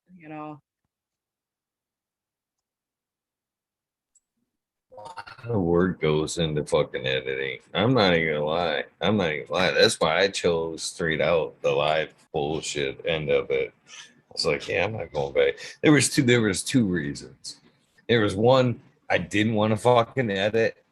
I didn't, there was too much time in editing and then re-uploading it. Fucking, it takes forever to upload shit to fucking YouTube, at least on my end. And And some of then my there was videos have taken days. It's like once it uploads, it's like processing like 3 days later. Really? What the fuck, YouTube? then the other aspect of it is I didn't want and I'd seen it with other shows too, that I didn't want my guest questioning what would be the final air. You know what I mean? How I would edit it, you know what I mean? Stuff like that. So Hmm. I just kind of, I was like, fuck it, man. I'm going to do it live. And then everybody knows where the ball lays, and it saves me a lot of fucking work. And yeah, so I just went with the easy route. Just, fuck it, I'm going live. Yeah, yeah. Editing does take a long fucking time, and th- it's like I don't know. I don't until somebody actually does editing, I don't think they understand like how long that shit can really take. Like people, I've had people ask me like, "Oh, can you clip this stream for me?" And like, you know, they want you to do it for free. They don't care that it takes like, yeah, I got to sit here and go through your 3 hour fucking stream and condense it into a half an hour for you and like make it look good. Like this shit takes hours and hours, and they've like people don't think about that. They think it's just like instant, like, oh, you just press a button and it does it itself. Like, no, bro. Like this shit takes a long time to make it look nice, especially when you have a fucking slow ass computer. And like this laptop I bought, I just bought it last year. It was brand fucking new, like expensive HP laptop. And I'm like, I'm gonna buy this strictly for video editing. And it was really fast for like the first week. And then after that, now it's like, man, I'm sitting here for like an hour and a half sometimes waiting for a fucking video to save. It's crazy. And it's like, during that hour and a half, like you can't use your computer. I mean, you can, but then you run the risk of your computer freaking out because you're doing too much at the same time. And then you're, all that time you just spent sitting there waiting for your video to render, like it could be like error, try again, and now you got to sit through the fucking bullshit again waiting for it to render again. And so it's like I try to plan on rendering videos like, okay, I know I'm not going to be able to use the computer for this fucking long, so I gotta like, let it just sit there and not use it. And then like not even just like the rendering part, just like trying to edit videos and like use Adobe After Effects and shit like that with a computer that's not like 5 grand. Uh, like it sucks, like the lag on it. Like you try to fucking like make it play through like 6 seconds of a 4K video, and it just fucking like the thing goes, the audio goes, like you see the little cursor moving, you can hear the audio, but the fucking video just freezes, and then it skips like 30 frames, and then it freezes, and you're like, what the hell? And then you gotta pause it, try it again, and then like adding effects like to your videos, and it's like the computer just freaks the fuck out like that. I don't know. It just sucks, and then you can do live streaming and not have to worry about all that. You can just press the button, go live, and boom, work is done. Yeah, so much easier. Even like the videos that I have like uploaded, any kind of like up garden updates or light videos or whatever the fuck I post. That shit's a one and done too. You know, there's a lot of times where I've stuttered or said something stupid and I've just left it in there. I've consciously thought, yeah, I'd rather look stupid than edit that shit. Right, dude. There's like so many times where like I'll fucking render out a video, and it's like it takes forever, and it took forever to fucking like edit the video, and so I like render it, don't notice a mistake until I already have it uploaded to YouTube, and I'm going through and I'm like kind of skimming through a bit before I make it public. I'm like, okay, it looks decent, make it public, and then I watch it, and then I notice the mistake, and I'm like, fucking A, and it pisses me, like it irritates me so much. And I notice it. Most people don't notice it. Like whatever the mistake is, like I'll like message somebody, like one of my friends, like, bro, blah blah blah, I missed this, and they're like, oh, I didn't even see that. Like shit that people, normal people don't see, but I see it, and it bugs me every time I see it. And I'm like, the first few, like probably 2 times that happened, I fucking made that shit, like took that shit down right away. Like, no, you can't see it. It's not perfect. Like that's one flaw I have. Like I get so like everything has to be perfect that I do like creatively. Otherwise it irritates me. Like it's not good enough for me. Like I'm not happy with it.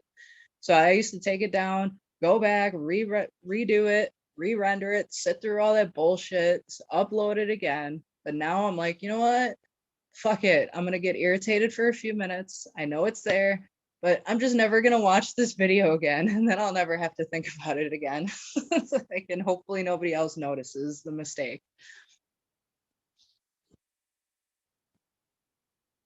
I also run under that kind of mentality. It's funny. Don't look back. Like, oh my god, I forgot which. I think it was my one of my veg updates. The fucking thumbnail that I made, I spelled something wrong, and I didn't know. I said I even looked over it twice before I fucking saved it, and I'm like, oh, it looks good, everything's good. And then I did correct one of the words that I had misspelled. I like added like an extra R or something, and so I was like, oh, it looks good. And then like a couple days after I posted it, I happened to look at it, and I was like, wait a minute. Fuck, now that word is spelled wrong, but I don't feel like redoing it, so fuck it. I'm just gonna leave it.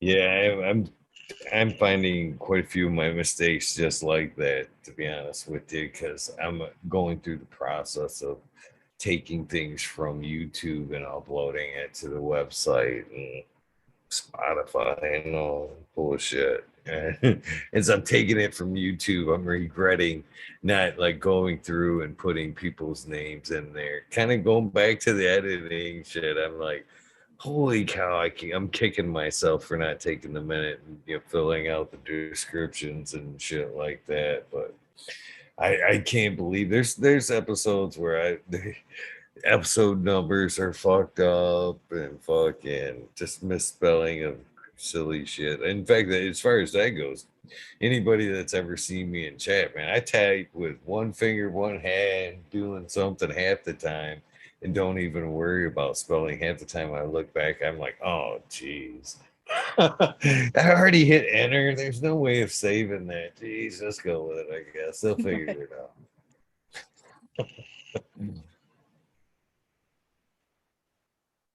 Terrible texting.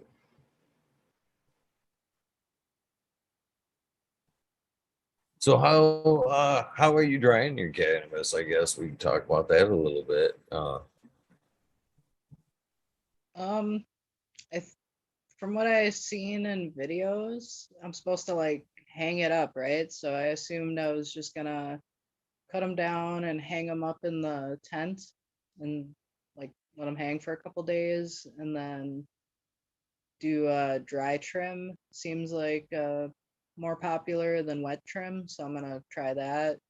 And I have it bookmarked. I don't know what it's called, but there was like a trim tray that somebody was like really recommending. It's like 45 bucks on Amazon and it comes with like this uh dry sift catcher and all this other shit like and it looks like a really nice tray. So I'll probably order that. Um and what do you store it in glass jars after that, right? So I'll probably just do that and then I gotta look. I don't know how because I'm trying to do it little by little. Like, because if I try to figure everything out way ahead of time, I'll forget by the time I get to that point. So, because I'm like one of those people, I got to keep doing something, otherwise I forget how to fucking do it. So I was like, I'll worry about figuring out the details of all that once I get closer to that. But I know I gotta like, I'm probably just gonna cut it down, hang it in the tent, dry trim it, and then put them in glass jars and burp them or whatever the fuck you got to do with them. Um, I don't know if I'm gonna buy all those little humidity things or not that I see people using in their jars. Haven't decided yet. We'll see. Might just go by what it smells like and looks like and feels like, whatever. Use my senses instead of the digital shit. Like people have been growing cannabis since the supposed caveman days, right? So they didn't have digital thingies back then. Agree. Agree. So what kind of taste profiles? What kind of cannabis do you like? The fruits, the kinds, the gases. What do you like in your joints there if you could possibly have a perfect world? What's in that joint?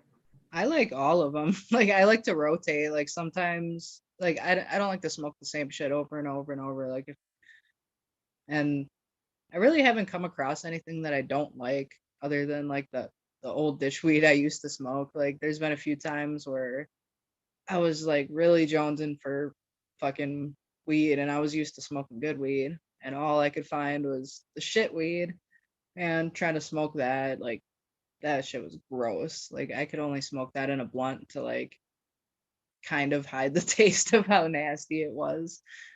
Um, but other than that, like I like all of it and I want to try as many kinds as I want. That's what I would like to do. I'd like to have it set up to where I can grow like a bunch of different kinds like constantly so I can try as many different kinds as I can and figure out what I actually like because right now I'm limited to whatever my guy's got. Like I don't get to dictate what he has. It's like it's not like going to the store and going like requesting that they get this shit. Like it's like nope, this is what we got. You either want it or you don't want it. So um but yeah, like there's been a few times where like I get shit and it doesn't seem as good. Like it doesn't have as many trichomes on it. I'm after like watching all these live streams and shit, I'm assuming that's because whoever grew it, like, can't you like get the trichomes off of it by like shaking it on a screen or something, and then you can steal all the fucking keef off of it? I don't know if you guys call it keef anymore. Is that what dry sift is? I'm like so confused when you guys use all these technical terms, and then I look it up and I'm like, oh, it's that. That's what we used to call it.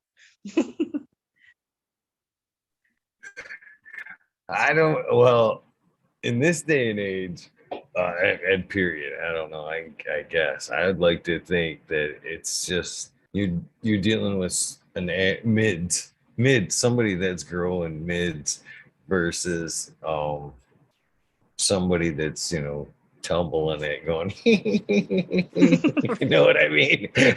I'm gonna get all the goodies.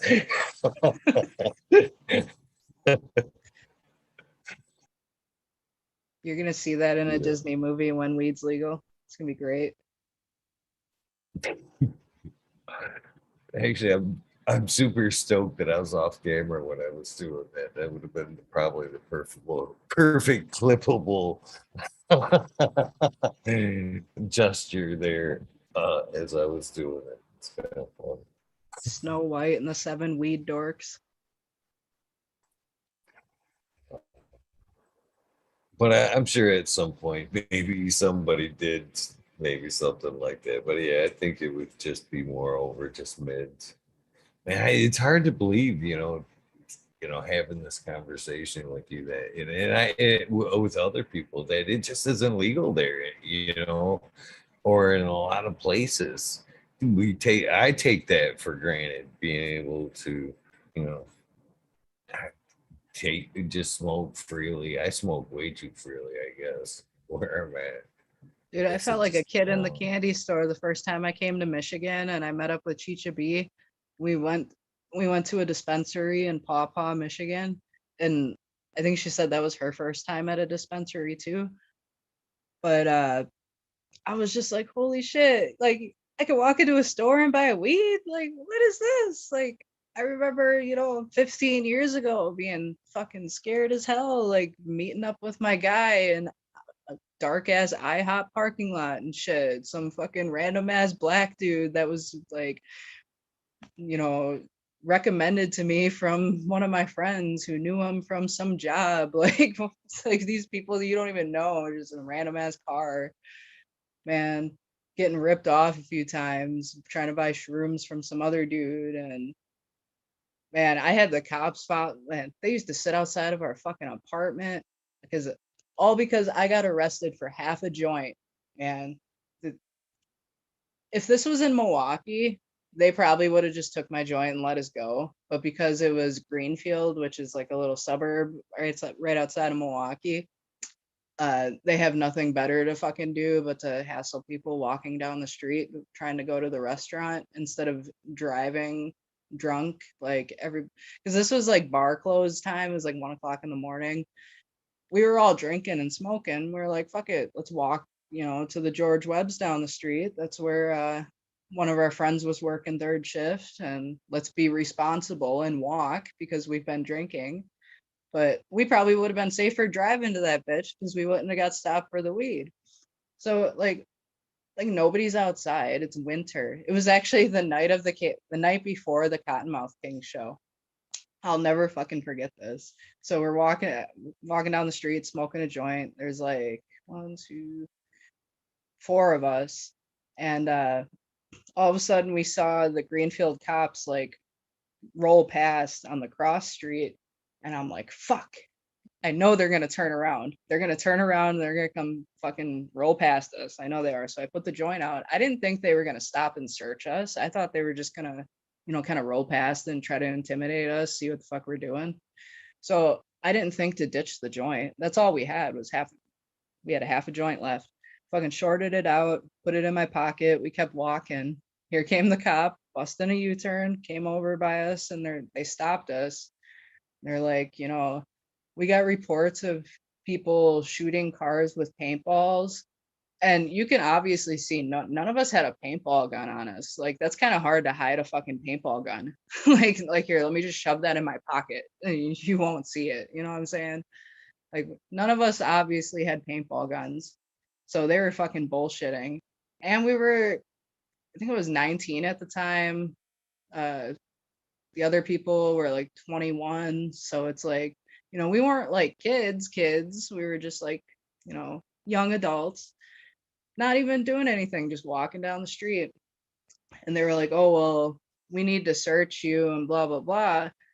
And we're just like, kind of like, what the fuck? And then apparently, they claimed they could smell weed on us. They probably could with how much we used to smoke in that apartment. It was like a giant hot box all the time.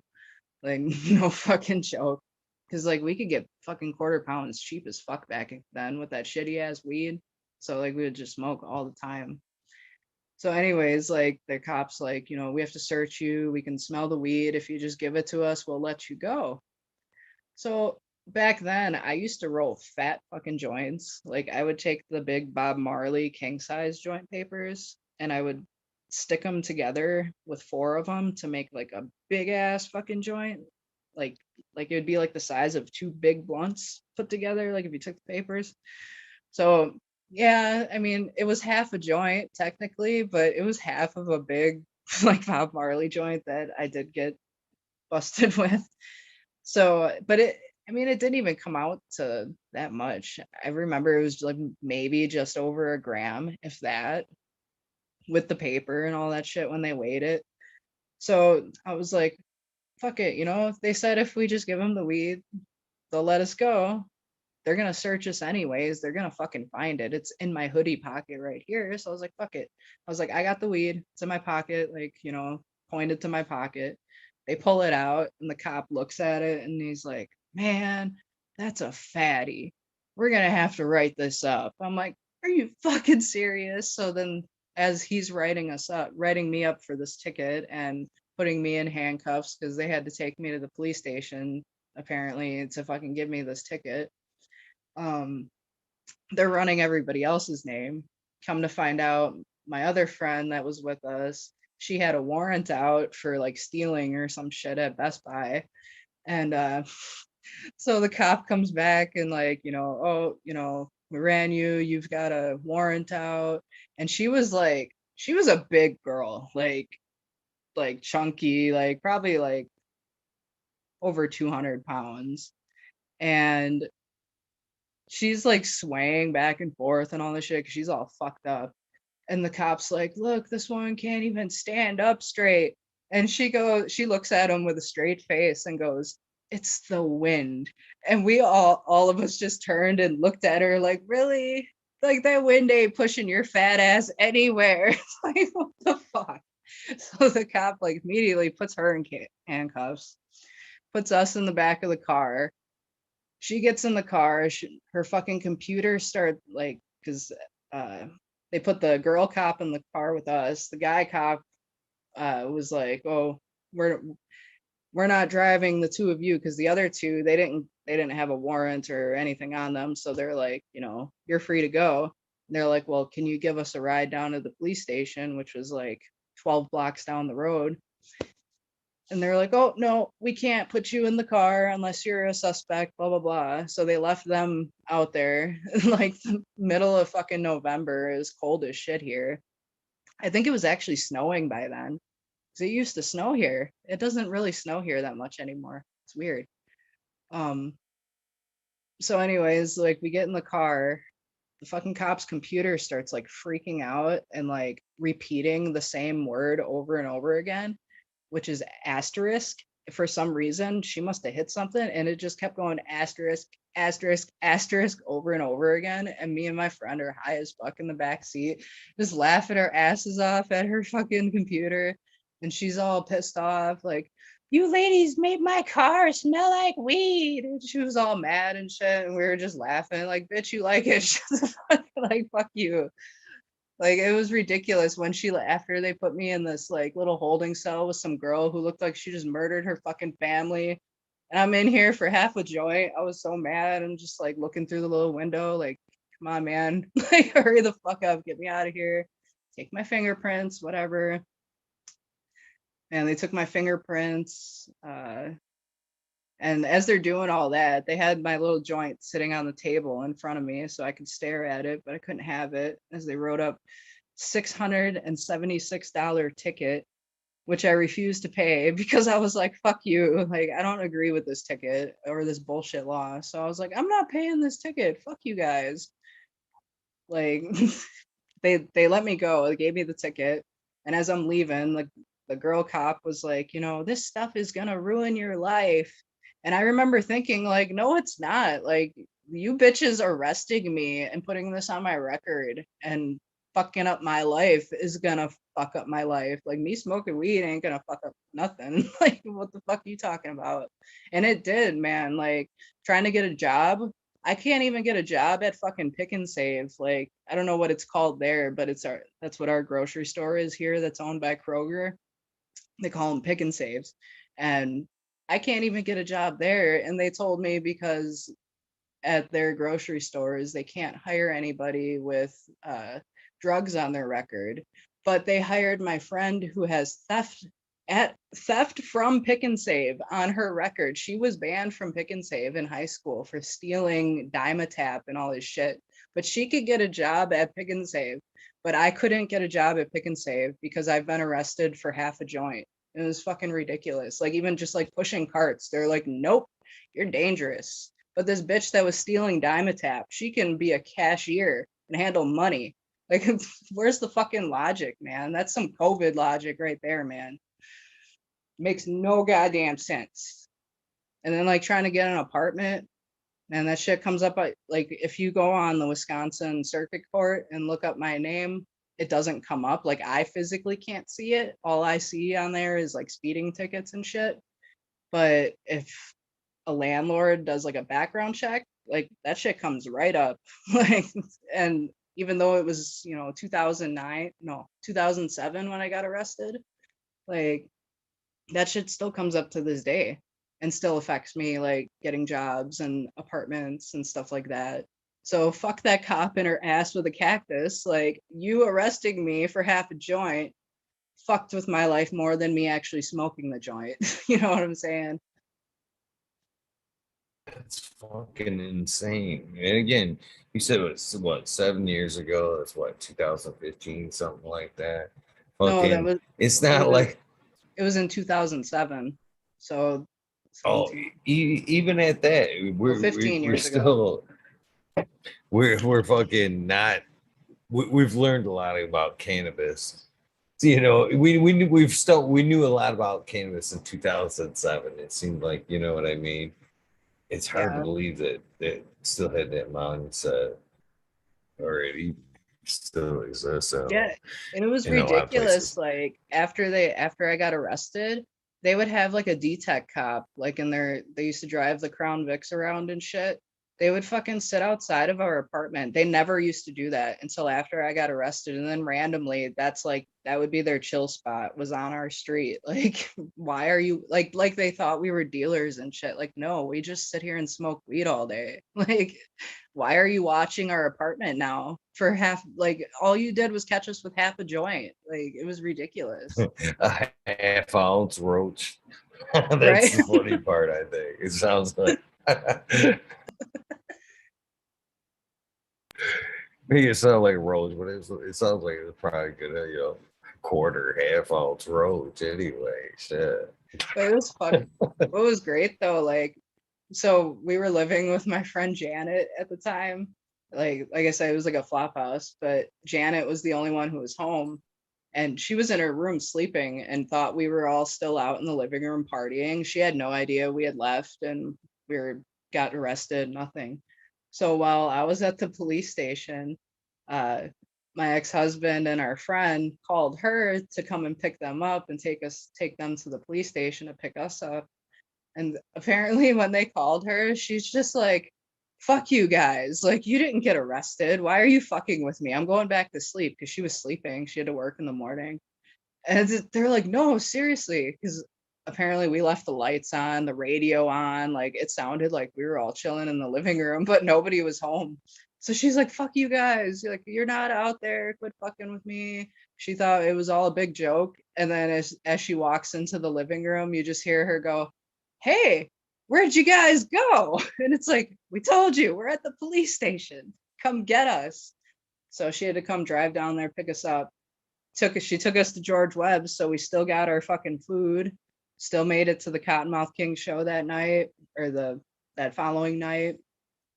And I didn't I didn't pay the ticket. I ended up because I think they said I had like 6 months to pay it, and I was just like so pissed and a young kid who was just like, fuck you, I don't believe in this, I'm not paying it, what are you gonna do, come get me. So I didn't pay it, and they kept sending me shit in the mail telling me I had a warrant out for my arrest, but they never actually like came to my house to arrest me or anything. So I had a warrant out for like a year, and then they started taking the money out of my state taxes when I filed my taxes, and my tax return at the time was less than what the ticket was, so I still owed like $100 on it or some shit after they took it out of my state taxes. Which it was interesting. They left my federal taxes alone. They were only allowed to take my state taxes. I don't know how that works in other states, but so at that point I was like, well, fuck it. You guys already took all of my fucking play money from my taxes, so and I'm down to 100. I might as well just go pay the rest of it and get it done with. So I went down to the police station and gave him the money, and the lady was like, "Did you know that you have a warrant?" I was like, "Nope, but here's the money, so you can't arrest me now." Like, give me a receipt, please. And yeah, haven't, knock on wood, been arrested since. But yeah, they sat outside of our apartment for a while though. Like, they never caught us for anything, but and I'm surprised nobody like called the cops on us more than they only called the cops twice. The fucking crazy cat lady that lived downstairs, her and her brother husband.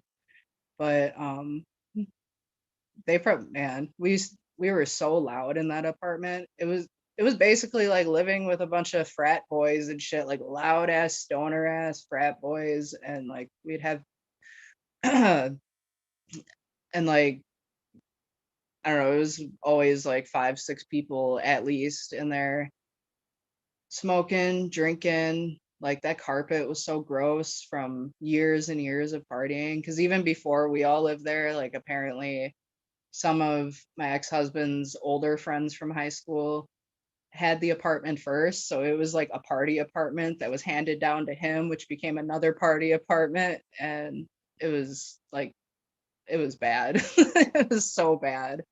We had like BB gun fights inside of the apartment. And like, a couple years later, when we moved out, like we were finding BBs in the fucking heat registers and in the cabinets, and all the blinds had holes in them. And it was it was fucked.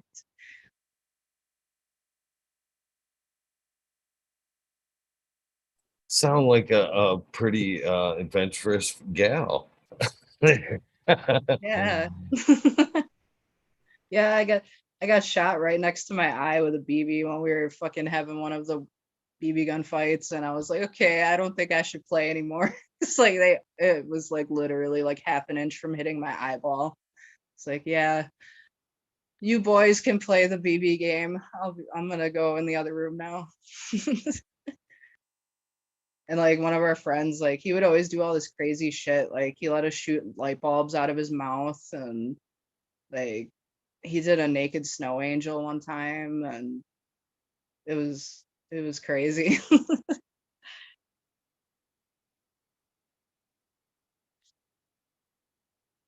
Man, I remember Sounds pretty crazy. I had this girl that I used to work with. This was like back when I was still like 19, 20. This girl I worked with, she claimed that her and her friends had never smoked weed. And she was like straight from Mexico girl, like, just learning English. And so she's just like, oh, I want to come hang out and smoke. And me and my friends. It's like, okay. So I brought her over, and she brought over one of her girlfriends, and literally it was like they sat on the couch, and we had this hookah that looked like evil Homer, and it had these magnets on it where the eyeballs were, so you could like take the eyeballs out and like scare the shit out of people or do whatever with them. But anyways, so we're like, okay, showed her how to hit the hookah and stuff. It's like, just pull slowly on this tube. Her and her friend hit it like 3 times. They fucking laughed their asses off for like 10 minutes straight, and then they fell asleep on the couch like on each other. Like they just kind of like leaned on each other in the middle and just kind of like took a nap. It's like, wow, it was great.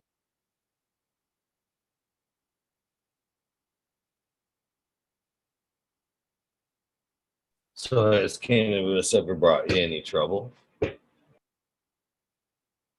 Just when I got arrested. Oh, and like in high school, like, so one of my friends, we back then, like, we didn't have cell phones and shit, so we would write letters to each other and just like pass notes between class. And so I wrote my friend a letter, and like we would just write about whatever random shit. Like at the time we were, smoking weed and got a hold of some speed and shit like that. And so I was like writing about that because she had swim class like first thing in the morning, and she had like popped a pill that she said was speed, that somebody gave it to her and said it was speed, so she like took that. And I remember like writing something in there about, oh, did you drown in swim class today? How was that speed? Like we didn't even like try to like make code words at that point. And she hid it in her room underneath her boombox, and apparently her mom was like going through her shit and found it and immediately came over to my house. My mom was at the bar waiting for my stepdad to get off of work at 11 o'clock and meet her at the bar. So they weren't going to be home until like 3 4 in the morning. And so I was like, no, they're not home. And like I didn't know what was going on, and so she left, came back an hour later looking for my mom again. I'm like, she's still not home. I have no idea when she's going to be home. She's probably out drinking. Like sorry, I don't know what to tell you. So and she's like, I found your letter and blah blah blah. Like, oh shit. So I'm waiting for, like, she kept coming back and calling, and I'm like, there's no way I can get this bitch to stay away from my house. So I was like sitting here waiting because I knew my parents were gonna be home in a couple hours. Just like, fuck, I'm gonna be in so much trouble.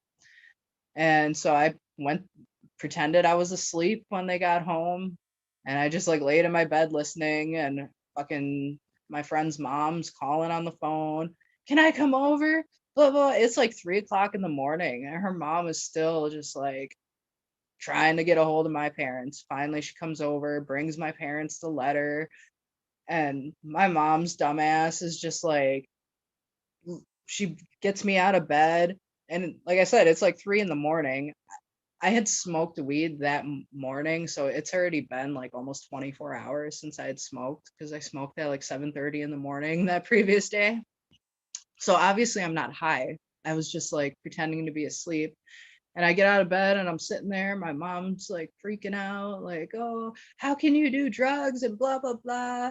And she's looking at me and she's like, you're still high right now. And how could you? And my stepdad's just like shaking his head at the letter and just so upset, like that I'm smoking weed. And I'm just like sitting there, like really? Like, it's just sucked. Like, I got grounded for, I think, like 6 months for that one. Like, that sucked. Um, but it didn't stop me from smoking weed. I still smoked with my friends anytime we had it. And same thing with cigarettes. Like I got busted smoking cigarettes, and my mom tried to punish me by grounding me and not letting me get my driver's license. And it's like within 5 minutes of my stepdad leaving for work that day when I got suspended, because he would leave at like 1:30, my mom would get off of work at like 3:30, and she would come home to make sure my ass was home, like to, because I was grounded. So I was like, okay, I got like 2 hours in between. And I was like calling up friends, like, hey, bring some cigarettes over, and fucking smoking cigarettes through the fucking window and through the door. And man, like hiding water bottles in my closet to like use as ashtrays and shit, and try to smoke out my bedroom window, and smoking in the shower thinking they can't fucking smell it. But yeah, I think those are the only two times I really got in trouble for smoking weed. Was, yeah, that time when they found the letter, and then when I got arrested. Other than that, like, it really hasn't brought in anything negative to me, other than it costs too fucking much sometimes. But I'm growing now, so it'll be free to me soon. Somewhat. I mean, I pay for it a little bit in electricity, but I've been trying to balance it out with like just turning more lights off in other areas of my house, and not letting my kid leave the fucking PlayStation running when she's not using it, and just trying to save energy other ways, since I got the fans and lights running in the other room now.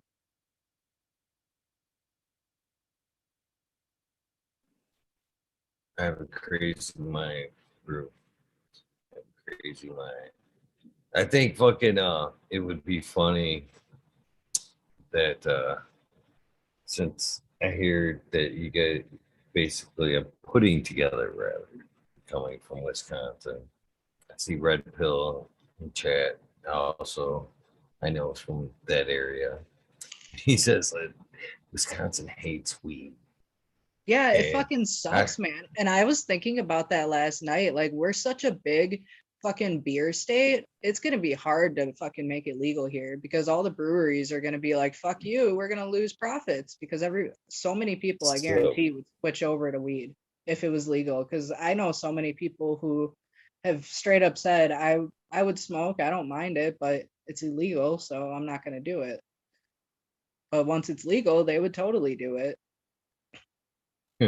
since we've already talked about the fact that I'm no editor and I won't take the ending angle. I'm just gonna throw this out here because this is what I was my crazy mind's envisioning as I'm sitting here listening to you talk.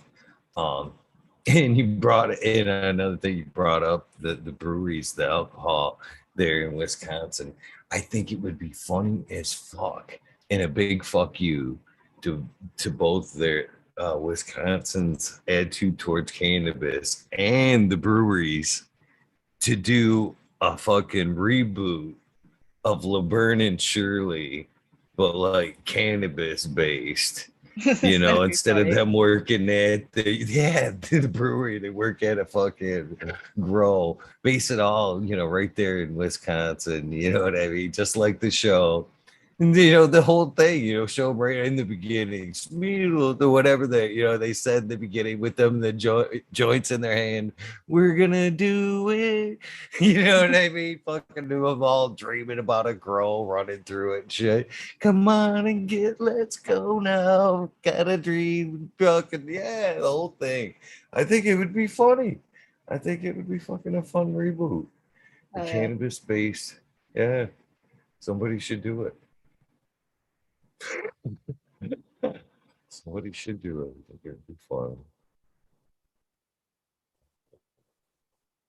So many creative Yeah, people I out feel there. like Wisconsin's probably going to be the last state to finally do any kind of legalization. Because even like even medical, it would be there's so many people who have conditions that they'd be able to get medical weed for, and I feel like there's a lot of alcoholics out there that are, masking their pain and all that shit with fucking alcohol instead of, you know, something beneficial like weed.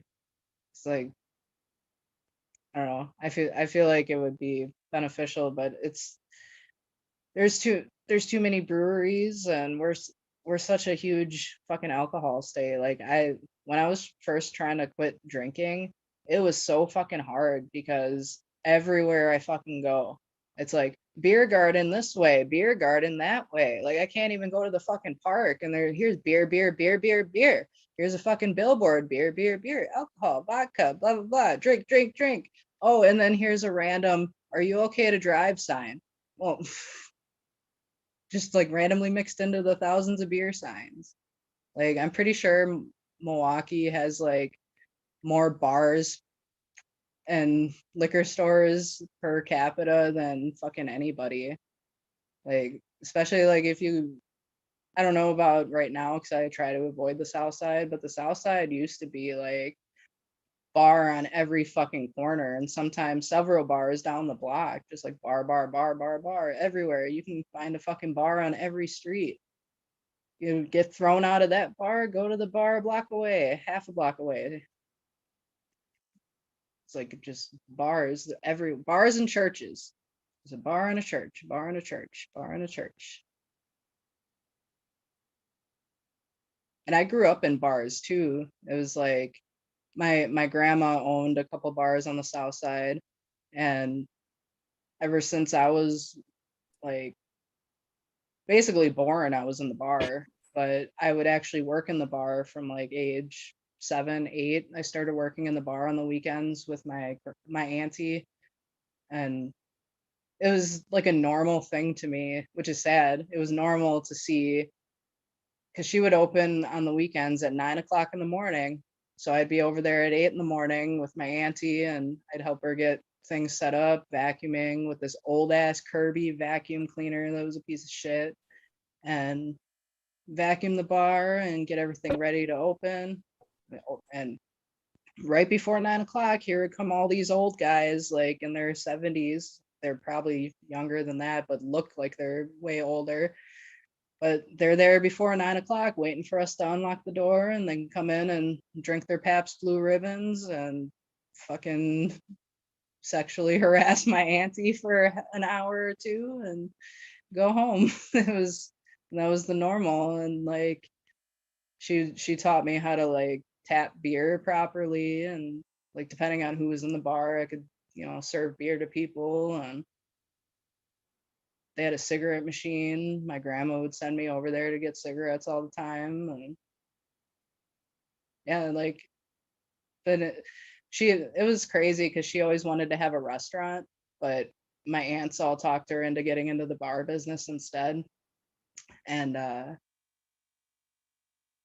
always wanted to get into business, and I was like thinking about what I wanted to do. And you know I want to do something with cannabis. That's why I want to try doing this like smoke shop, start with that, and then maybe eventually, if Wisconsin ever goes legal, then I'd already have a store established, and I can hopefully jump on that somehow.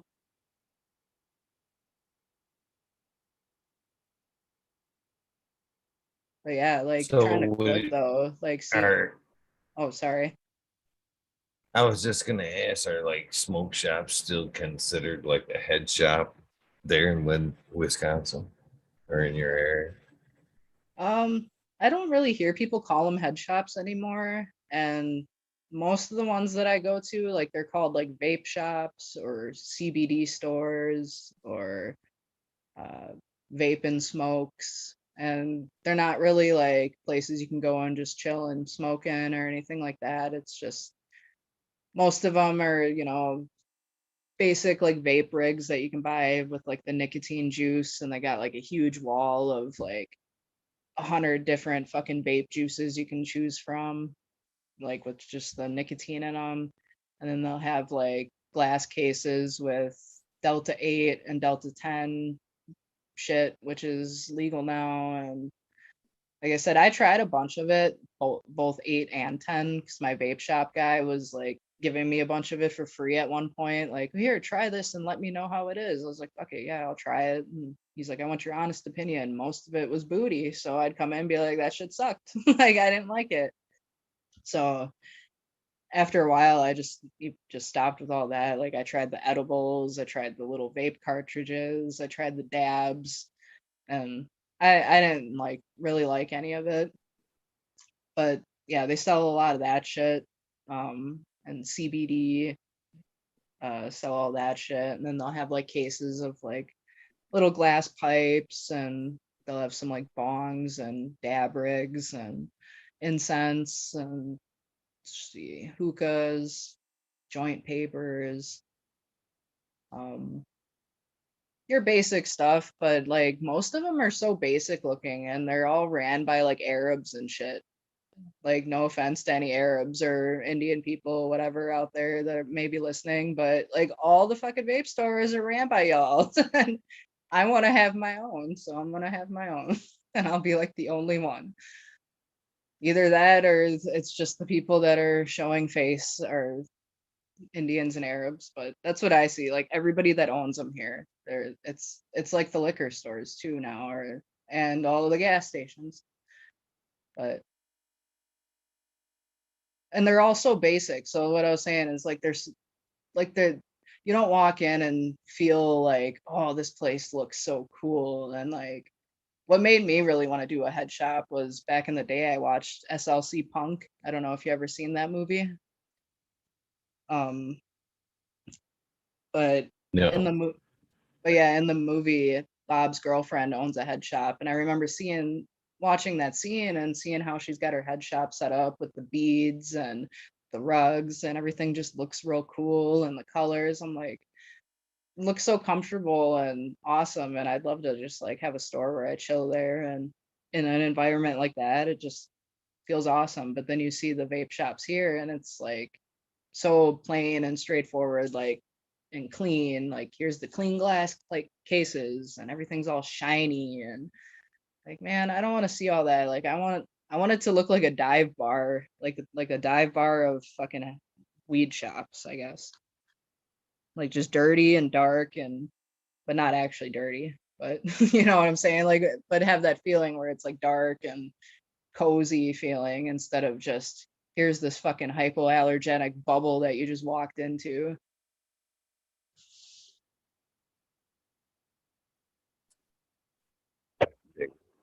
There you go.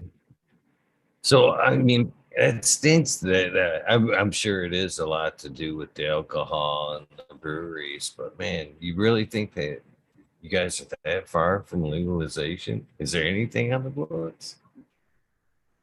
I think the last thing I read was supposedly Governor Evers tried to put it into the budget, and then all the senators, or most of them, like said they weren't going to vote for it and made him take it out. But I got to be honest, I haven't been following the Wisconsin cannabis news too much lately, so I'm not exactly sure what's all going on. But I do remember reading that like within the past few days.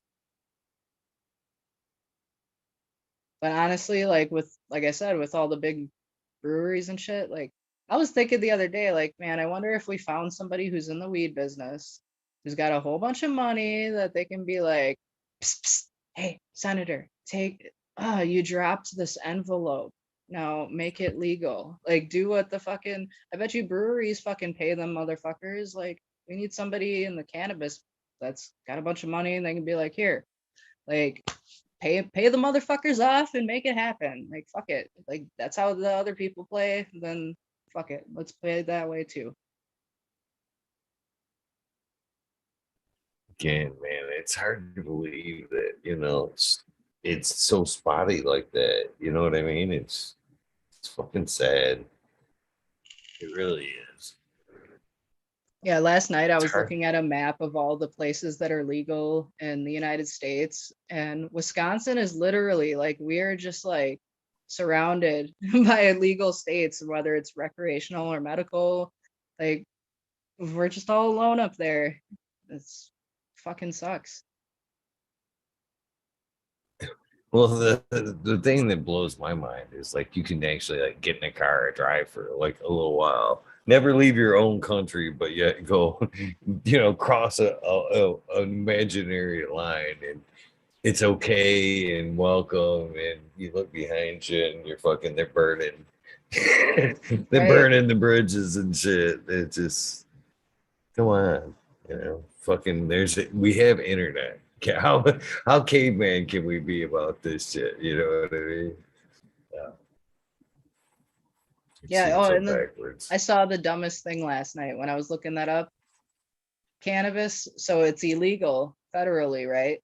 But it's legal in the capital of our fucking country. Like it's legal in Washington, D.C., like the capital of our federal government, but it's not federally legal.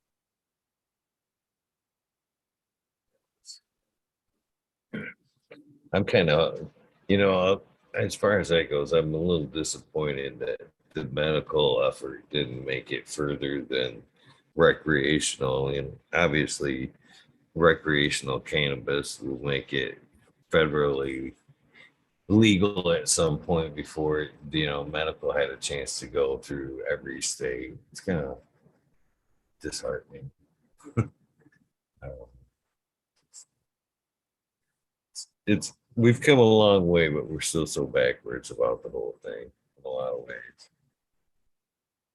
Yeah, I don't know about all the laws and stuff, but I I would just like to be I'd like it to be able to I'd like to have it set up to where, you know, anybody can grow it that wants to grow it. Like you don't need to go and pay $1 million for some special fucking license and all this stuff and only a certain amount of licenses are allowed to go out per year to only certain people. Like fuck that. Like it should be you should be able to grow it like you can fucking grow chives and tomatoes. Like it's whatever they do with the laws, like that's the best way. Like if you want to start your own cannabis business, like little like farmers market grow whatever the fuck, like you should be allowed to do it. It shouldn't be. I just don't want to see it set up to where like a majority of people get fucked out of like even having a chance to get into growing and getting into the business and all that stuff.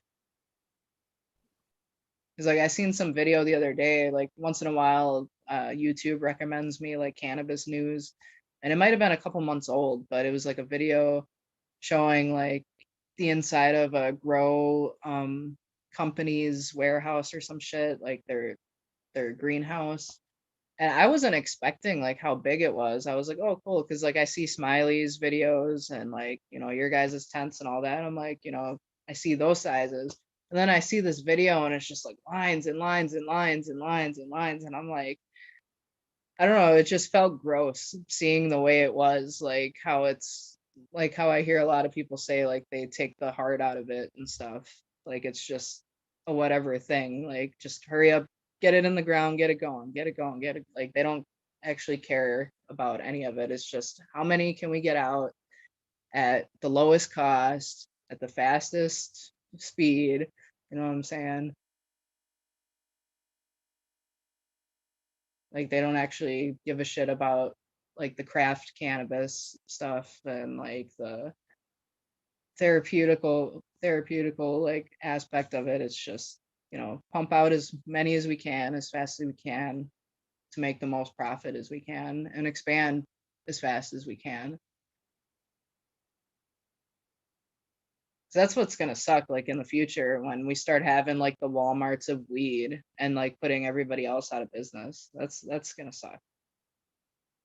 And then we're all stuck smoking shitty fucking weed because that's all that's left. That's one of the other things you're right on point about is, if your state doesn't get on board now, by the time that you guys do get on board, fucking all these other states that's, put together a good, big corporations where they have their hands in a lot of states won't be ready to run into these states that took their time about coming in. It'll be big cannabis right from the start, I think. Right.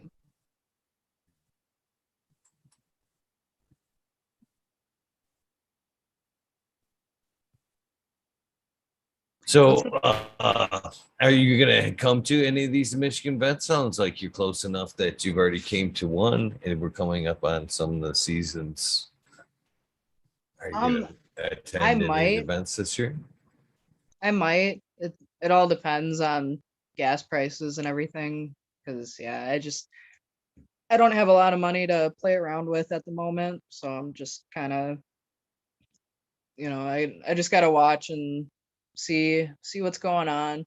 But if and I also have a hard time like finding information online about events. Like I'll try to search like Michigan cannabis events and like it'll take me to like a page that like gives me a list of stuff, but then like I'll be talking to Chicha or something, and she'll be like, there's this event, and like I can't. It'll be like something and it's not even on this list. So it's like, how do you guys find all these different events that you talk about? Is there like a certain website that you use, or is it just like through Instagram posts that you happen to see?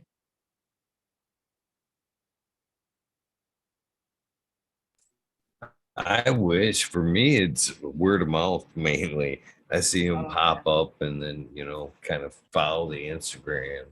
I wish there would be more of a centralized, you know, something like that. It'd be beneficial for everybody involved, Yeah. vendors, people wanting to have fun, everybody. Yeah, because if there's any events that are like kind of towards the southwest area of the state, like that's probably like a doable thing I could do, like possibly on a weekend, because I work during the week and have a kid who's I got to take care of. So, um, like weekend events like in Southwest Michigan. If anybody knows of any, like, feel free to send me a message on Instagram or something. Let me know. So yeah, like when I drove to Paw Paw, it took me like, I think it was like 5 hours driving there from my house. So somewhere, I don't know, maybe Kalamazoo is probably the furthest I'd be able to drive. I think when I looked that up, it was like 5.5, 6 hours from my house to drive to Kalamazoo.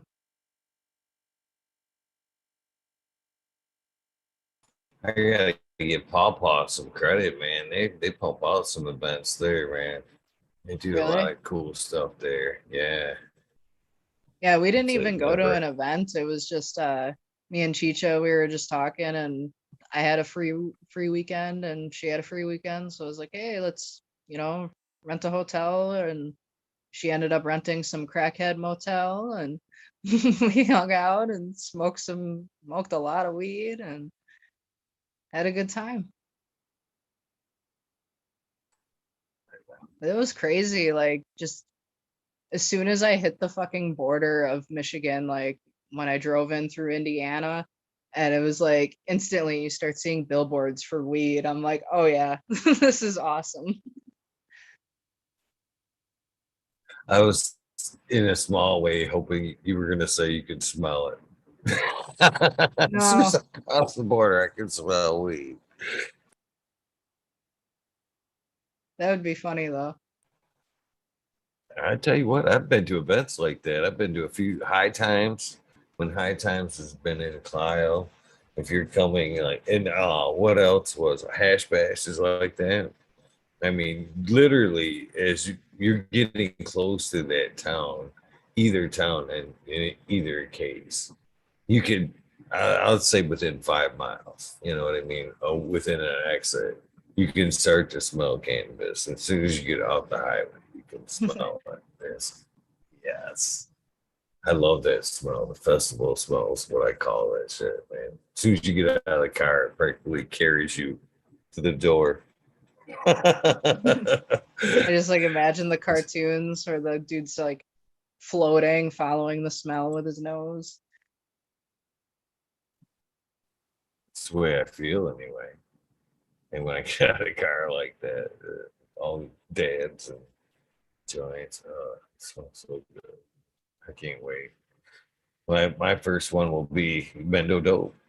First event that I'll be able to hit this year will be that event, Mendo in Michigan, which is Nice. not sure exactly where it's located. I think it's more central Michigan. Definitely hitting that. Yeah, if It's it been a wasn't for that minute. fucking lake being in the way, it wouldn't take that long to drive over.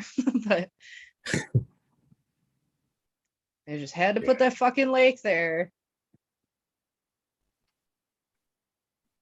yeah, it's a long way around. I can't imagine how long it takes to drive around that fucking thing. How long? Yeah, yeah. It'd probably take a long time. Cause like I know driving from Milwaukee to my aunt's house, who she lives way up in northern Michigan by like, or not northern Michigan, northern Wisconsin by Michigan, like around Iron Mountain, if you know where that is. I do. I do. Okay. That's Yeah, up like there about. yeah, so she's like up there, but in Wisconsin, and man, that's a long ass drive. That's like a 5 hour drive up there. So going like all the way around, that'd probably be like a 10 hour drive.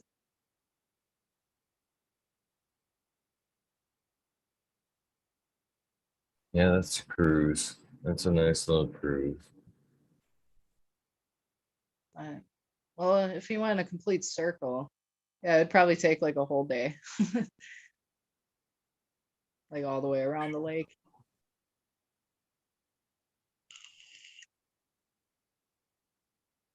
And then if you get cannabis, I enjoy a good car ride. You know, it's a little bit of cannabis, sunny day.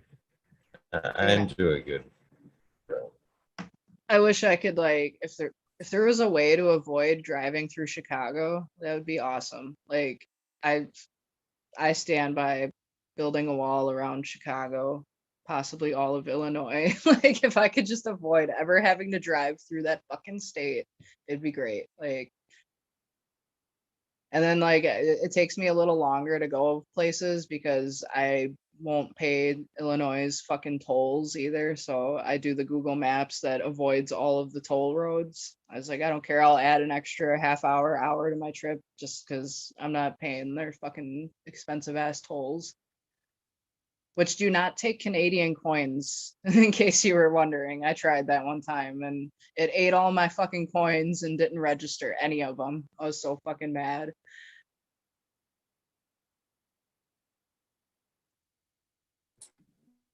I would have been a little peeved too.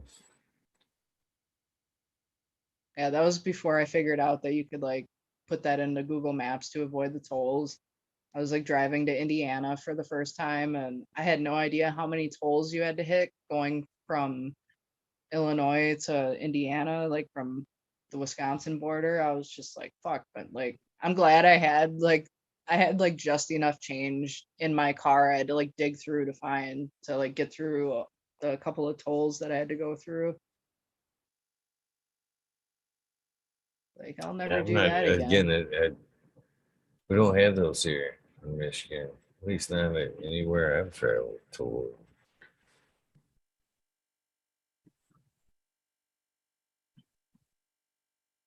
Yeah, we don't have any here either. No.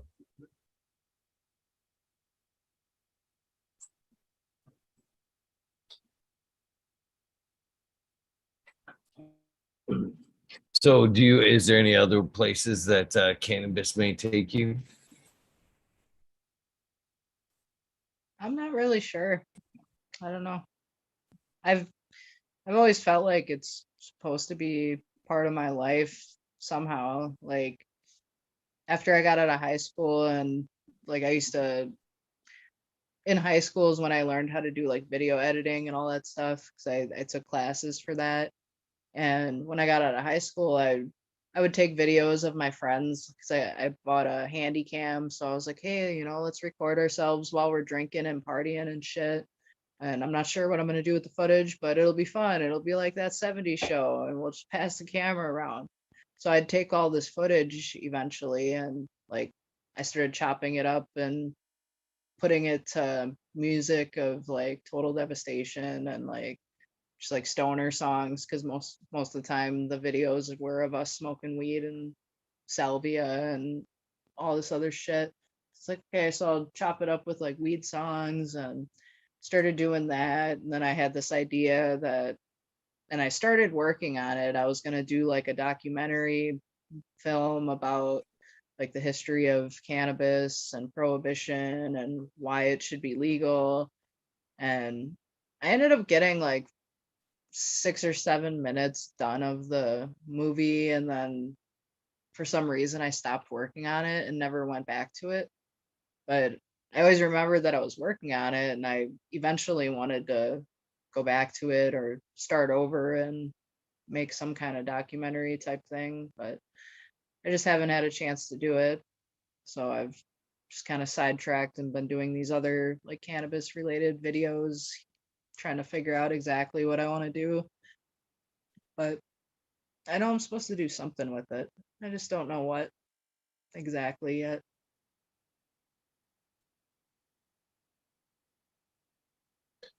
So, when you start to put together the tobacco, the pipe shop, the head shop, however which you prefer to call it, are you gonna possibly open up a online presence too to maybe help build things as you go? And might as well reach the greater good as well, right? Yeah, so what I was planning on doing was so I'd have the physical store open with, products in it, and then I would start a website for the store so, either people locally can use it and do like in-store pickup, or if people in other areas, other states want to order something, I could do it that way. And I also wanted to have it because, like I said, like looking at all these other stores, like everything is so basic. Like, like it's just like basic. It always looks like they just like go to some wholesale website and buy like, here's a box of 100 assorted pipes for this price, and they just do that. Like they don't care what they look like, none of this shit. It's just whatever. Here's a box of assorted whatevers. We'll just get it. Like I'd like to have like cool pieces. Like I've been finding like bongs and dab rigs and shit that are like zombie faces and like horror related stuff, and like these resin bong pipes things that are like carved that look like wood, and they're like carved out to look like the Grim Reaper and elves and gnomes and shit. And like that's the kind of stuff I would like to sell. Like I'd like to have like a store of cool shit, like not just like basic old boring shit, but still keep the price, have cool shit, but still have it at reasonable prices that people can afford, but also making a profit to where I can survive at the same time. But because like I used to work at a porn shop that sold pipes and bongs, and man, the prices on that shit are jacked so fucking high. Like they sell the same pipes that you can buy at like a tobacco store for like $15, and you go to the porn store and it's like 50 for that same fucking pipe, and people pay that shit. Like it's crazy. And I don't know. I don't want to rip people off like that. Like I want to make a profit, but I don't want to gouge people either.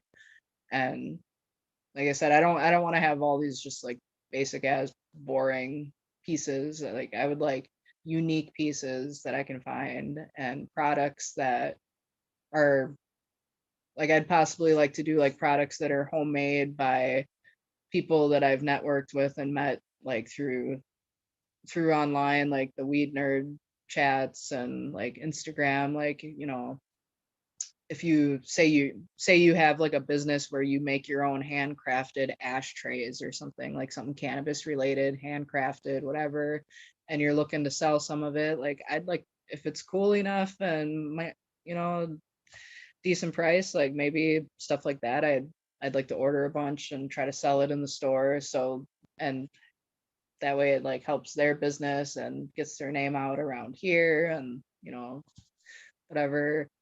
It's like I was talking to Chicha B. She makes those little arts and crafts type things that, and I've seen her do like the little videos as she's making them, and it's like, that'd be cool. I'd order a bunch of those from her, pay her for those, and then set those up in the shop, and maybe have like a little card or something that has her information, like these were made by Chicha B, and like, if you're interested in more, like, maybe I don't carry everything that she makes, here's where you can find other stuff of hers, or it'd be cool to have stuff like that so that I can help out other people who are trying to have their own little small businesses as well.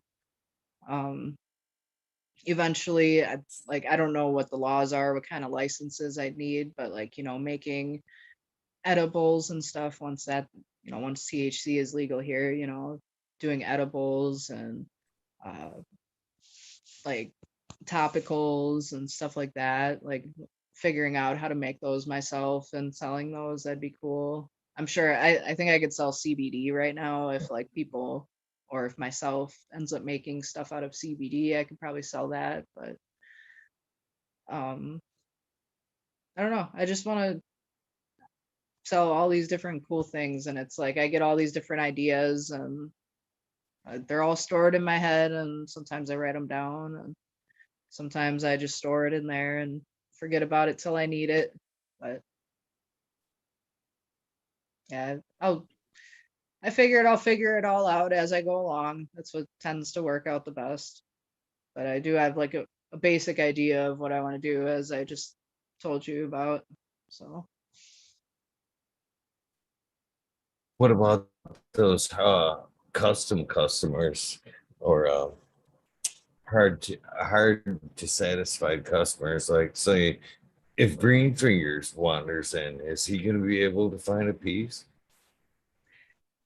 um yeah, I would definitely have dick pieces. Like we started this stream talking about dicks.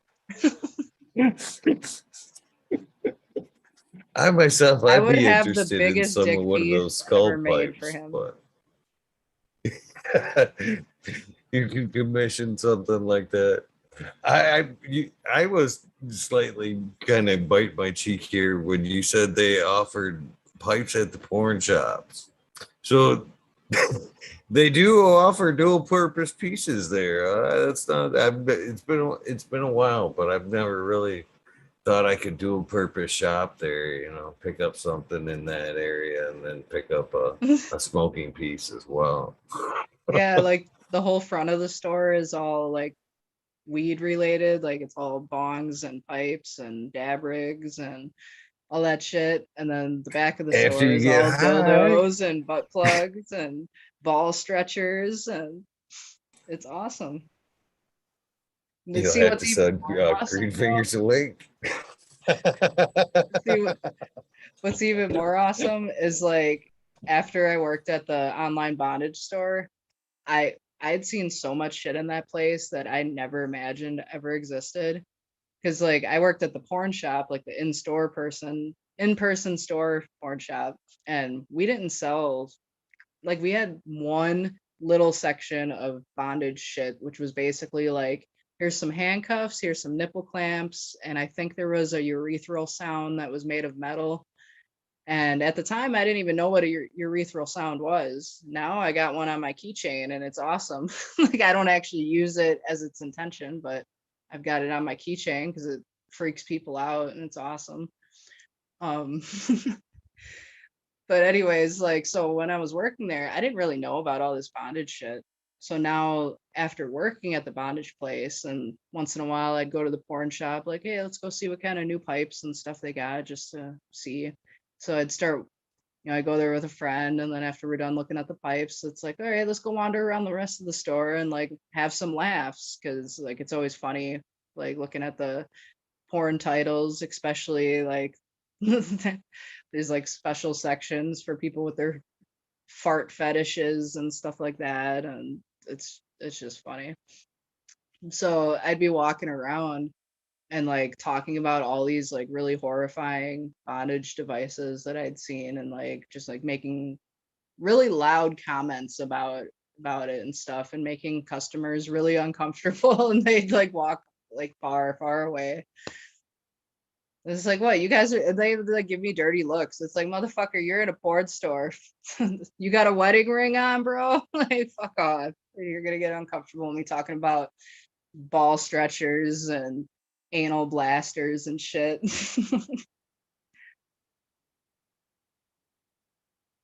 And chat is rolling, and the ball stretcher is definitely one that is rolling through chat right now. So many question Oh, marks, don't make me what laugh. I have to pee. ouches. If you'd My like to hear favorite more one about the so bondage far stuff, I'll was have to go pee first and come back because I'm literally about to piss my pants. you may have to go pee. My favorite comment was fucking what was the double-ended bong. Oh Is my there God. such a thing? You I'll be can right go pee. back. I'll talk to Chad first. You guys are hilarious. Johnny K to see what is up, my friend. Crazy people doing stuff. Mr. Smile, tons of respect. Mr. Green Fingers, cheers. It sounds like we found your dream store, buddy. Sony Creek, how you doing? Brian, how you doing as well? Rose, cheers to you. I'd like to talk to you on multiple things. Paul waits, he says. Should be right back. Who else we got here? Drozilla, pretty funny dude right there. J&K Triple G, cheers to you as well. Nika D, Neat OD, cheers to you. How you guys doing? What are you smoking on? Hopefully filling that tray as she empties her bladder. Oh shit. Yes. How you guys doing? Enjoying another fun episode here with Miss Brew City Synth. What are you guys smoking at? I see no replies in chat so far. You stuck in the middle. Funny. Cheers, Okay, we buddy, are back. Kilowatt. I never finished my There we bowl. go. You have to take a puffs of that. Yeah, it sounds like a pretty interesting working environment right there for sure.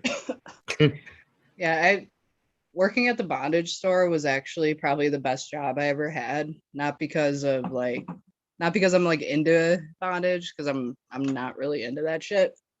I found the shit interesting and hilarious and intriguing. But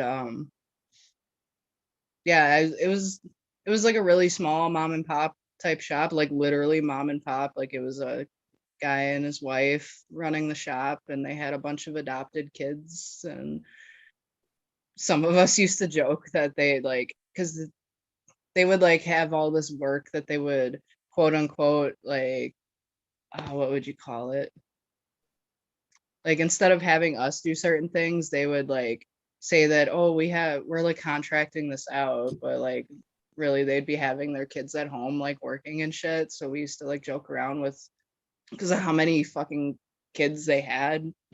It's like, oh, they got them like locked in the basement doing like slave labor and shit. That's what everybody thought. And it was weird too, like one of their daughters, she was a sweetheart, and she was autistic, but they really wanted her to work there with us, and it sucked because like if you weren't constantly watching everything she was doing, she would like mess things up. Like she would like product tags up, like because they'd be like, oh, have her put product tags on the products, and it's like they would tell us that, okay, here, set up all these different products, like 5 different products, here's 5 stacks of tags, and then like as soon as you look away, she would start like grabbing tags for the wrong shit and just like putting it, and they would insist this is how she should do it, and it's like, okay, well, it sucked because like it was like she was a nice girl, but like you had to watch what she was doing all the time. Otherwise, she would just start just doing whatever she wanted and fucking things up and write. Sometimes she would write her own tags and stuff, and we wouldn't notice it till like you're picking orders later, and shit's in a bin with this tag that it's like, what does that say? It looks like a 5-year-old wrote it. Mia, like, damn it, stop writing the tags. Fucking A. Like, anyways, like it was weird though. The whole point of that was, so it's the mom and the dad running the store, and then like where her table was set up, where they had her working, was like looking into the photo studio where the mom and dad, like they did the modeling and photos. Like the dad would take the photos, he would dress up the mom in the different products, and uh she would sit there and like watch it as they were doing this photo shoot. It was always creepy to me. Like, I mean, I guess if that's how you grew up, it's normal, but like I think it'd be creepy sitting there watching my parents dress up in fucking bondage gear and take pictures like with a ball gag and fucking breast binders and all this shit. Like it's, I don't know, it's just weird. Like it's one thing to watch it if you don't know the people, but like that's your mom and dad. And like she would be like just staring, just watching all of it. Like I don't know what's going through your head. I hope it's pure thoughts. Yeah, I could see that for 100%. You know, it just so happens one of my daughters actually works at a Starbucks at work that is like right next door to kind of one of those places. And it's funny to sit there when I stop to see her get a cup of coffee, to sit there and watch the variety of people that go in and out of that place. Moreover, the people that like you be sitting in that lobby drinking your cup of coffee and then just get up and walk right over there. You're like, no shit. Dude, you know what was fucking weird? Speaking of like just stopping to get coffee. So when I worked at the regular porn store where like we were open to the public, so we also had a jerk off room. It was like, I forget what it's called. I think it's called the arcade. and it was like a line of like 4 different booths, and it was literally like they just like threw up these fucking pieces of plywood as dividers. They look like creepy little bathroom stalls with no toilets, but it just has this weird like TV screen built into the wood. Like they just like cut a hole in the wood and stuck a TV in there and put a piece of plastic over it so like jizz doesn't ruin the TV. And then they put a stool in there, and you're not supposed to jack off in there because obviously that's illegal to jack off in public, but that's what people would do. And yeah, like dudes would just like jizz on the fucking TV and the door handles, the floor. There was a picture of this really fat dude who was banned from the store, and it said under his face, "Banned for pooping in the booth." And I asked my coworker, but I seen that. I was like, "What the fuck? What like what did he just like drop his pants and like take a huge shit in the booth? Like what happened?" She's like, "Well, we went to go check on the booth, and apparently he didn't clean his ass very well, and the whole stool was just like covered in shit stains because he pulled his pants down, was whacking it, and left shit all over the fucking stool. So he was banned for life." It's like, man, I'm glad that didn't happen on my shift. That's bleh. It was so gross, man. Oh, so the point of that, like people, this I was at work one day, and I didn't even know this guy was in the back, like, because sometimes people come in and you don't like notice that they went in the back. And so I'm over there like doing something at the cash register, and it's quiet. Like I thought nobody was in the store.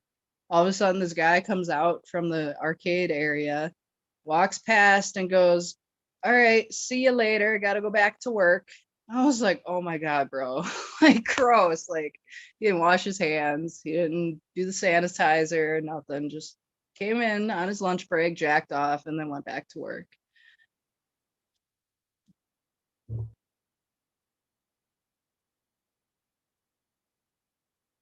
All right. So many different comments in chat right now. Yeah, I don't know if I could do it. That'd be a pretty crazy work environment right Yeah. there for sure. I had a guy following me around the store one day. He kept trying to buy me like one of the extra large dildos, like while I was working. Like I didn't even know he was like trying to do it at first. At first, I thought he was like looking for a gift for his girlfriend because he's like, "Oh, what would you buy for a lady?" And I'm like, asking him questions like, "Well, what kind of stuff does she like?" And then he starts going on like, "Oh, I want to buy something for you." And he picks up like this giant fucking like 15-inch dick and is like, "You think you can handle this?" And I'm like, "Bro, like I'm married for one, and fuck you." And he's like, "Oh, okay, how about you have you and your husband come over, we get freaky." And I was just like, "Dude, no." Like, and he kept following me around, so I went up to the front where my coworker was and grabbed like the only box cutter we had in the fucking store, and I'm just like, "Here, just hold this in case this dude gets weird," because he was kept following me around the store asking me about this fucking dick.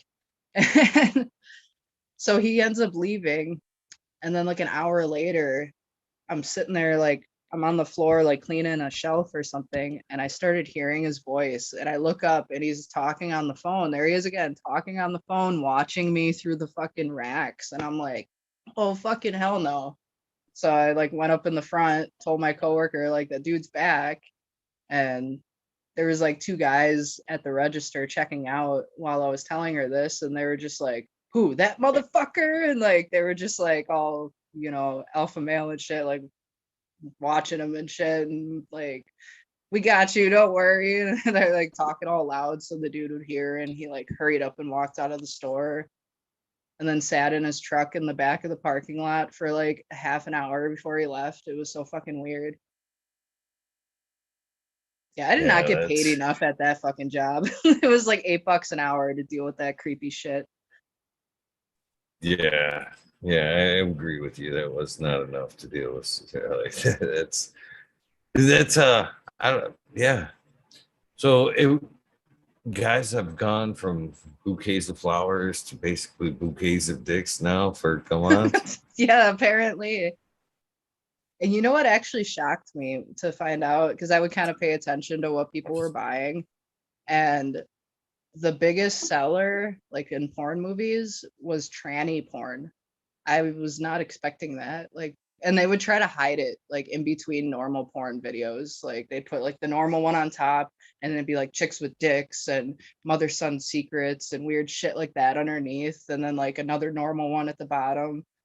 It's like, and they'd be all looking around all nervous and shit. Like, dude, I see what you're buying, you fucking weirdo. Like we had this one guy who would come in all the time, like almost every day, and he'd buy mother son porn. And then he'd come back like a couple hours later, drop the movies on the counter, and then run out of the store. It was so, and then he'd come back the next day, buy them again, and do it all over again. It was so fucking weird. Yeah, I did not get paid enough for that. No, it's no wonder that you'd like to see a career in cannabis. Holy shit. Yeah, so if you ever find yourself trying to get into that kind of business, I would recommend sticking with the internet so you don't have to actually deal with the public.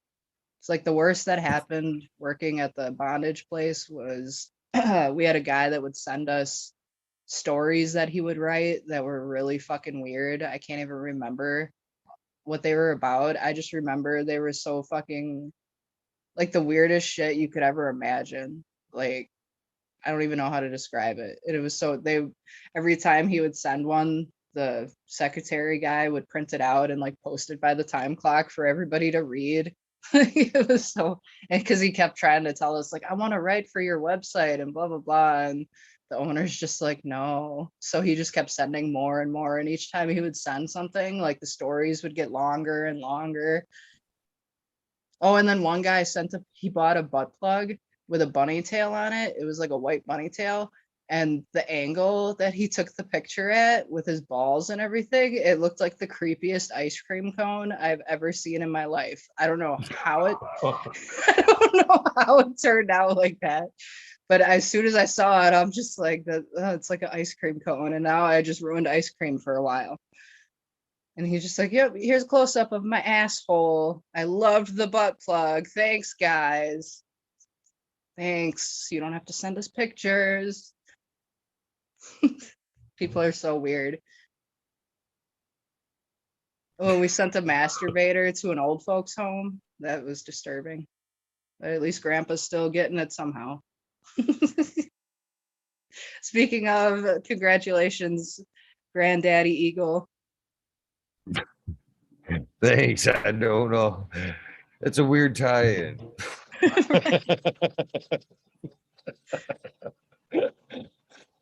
It's a weird tie-in, but thank you. I appreciate that.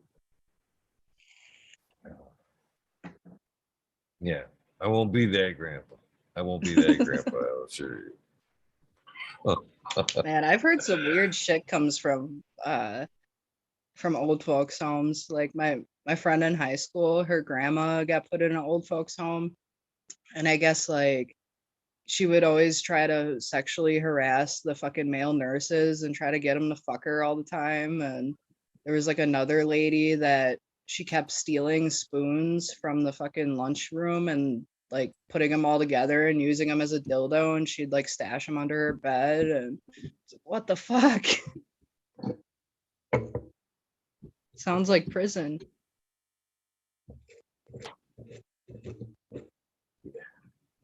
It's I don't know if I could do it. I don't know if I could do it.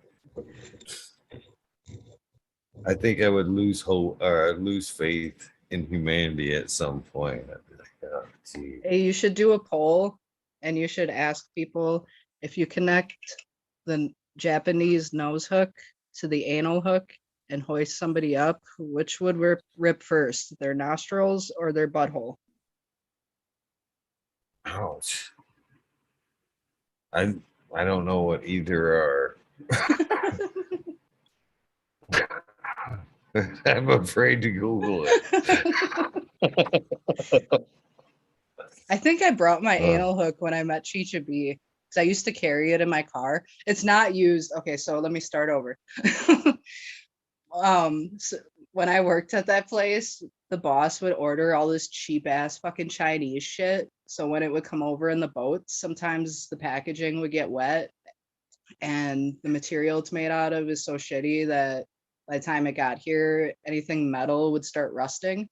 So one day, so my brother and sister-in-law, I got them jobs there too. So we were all a big happy family working there. That was fun.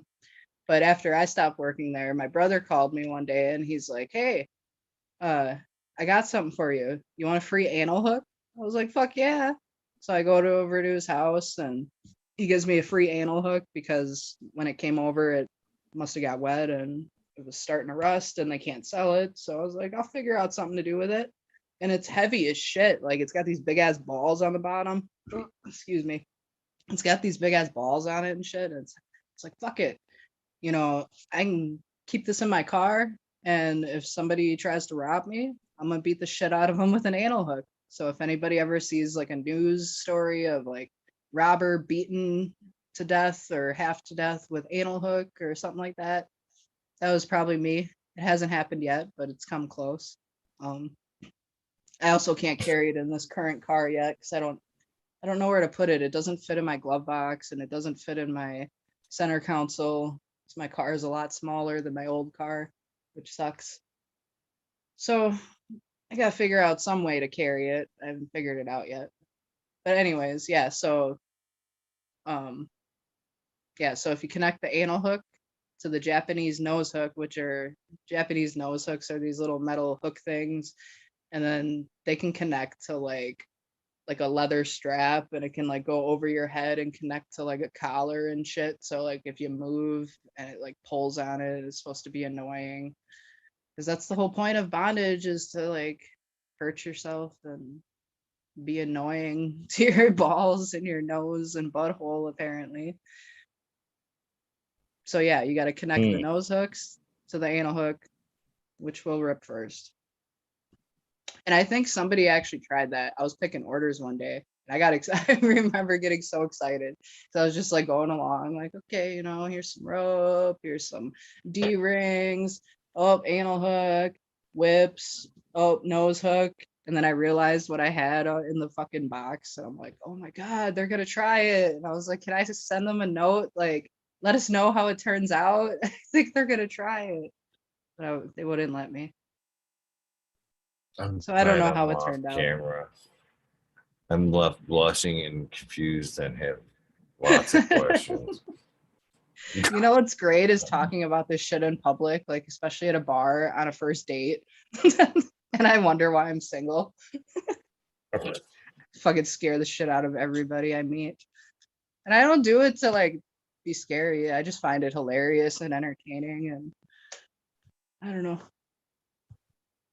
My brother's the Yeah, same way too. well, Like he's worse. He's got anal hooks lining his fucking fence, like holding his potted plants all along the fence. I was like, really, bro? He's like, what? My neighbors have a Coke machine. It's the same thing. Okay. So there's a whole line of anal hooks in his yard. interesting. Yeah. For the, I guess the weird things that make you go, was out of that, and I don't know why I caught it, was probably the sheer fact that you said it got wet. It was free because it got wet and rusted. And I thought to Right. myself, oh shit, Right. It's gonna rust in your butthole. they're not supposed to get, yeah, they're not supposed to get wet. And so it's like it's just a Well, it's sheer like torture device. I also have a whole big bag of fucking melted dicks that I got from him because they melted during shipping. And I'm like, damn, like, what if you were like getting it on with your dildo and the whole thing just melted? Like, that's some bullshit. That's why you never buy, when you buy sex toys, always make sure they're made in the USA. Do not buy sex toys from China. I remember several times when I'd be at work and we'd be doing receiving and unloading all the new stock that came in and all of a sudden the boss would come around like oh, anything that looks like this, you got to take it out. We can't sell it. It's poisonous, blah, blah, blah. I'm like, are you serious? Like, holy shit. So yeah, there's a little tip, like just the tip. Do not order any sex toys that are Chinese made. It will save your dick hole, your butthole, your whatever hole you put it in. Oh, Truza says you unlisted like your lights. Oh shit, people are funny. Yeah. Yeah, it seems like an interesting crowd. So I guess I have to ask, do you think the the head shop up front made lazy bondage sex? I guess. I think that by the time they got home with their bong and smoked a bowl, they were like, maybe next time.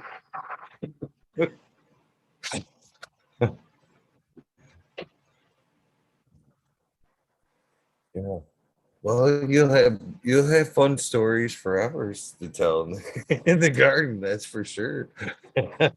Right. Do you ever think that they'll be those what you call the butt hook will be used for plant trainers? Hmm. That's a Too good tall idea. plant you want to hold out? Oh boy. Here's another pro tip. You're during the holiday season, um, candy canes can be doubled as edible anal hooks. Yeah. Holy cow. I would have never known. I would have never known. Well, I guess cannabis has I guess might as well go with it. Might as well cannabis has snuck its way into the bedroom in a lot of ways. They are now making a lot of cannabis based vaginal rubs Oh, really? for yeah, that type of industry. Yeah. It's supposed to be the thing, the next I big thing. I mean, why not? You know, all the other topicals work where it absorbs into your skin. I would assume it would work with lubricants and stuff too. It could be a midway between the two shops. Yeah.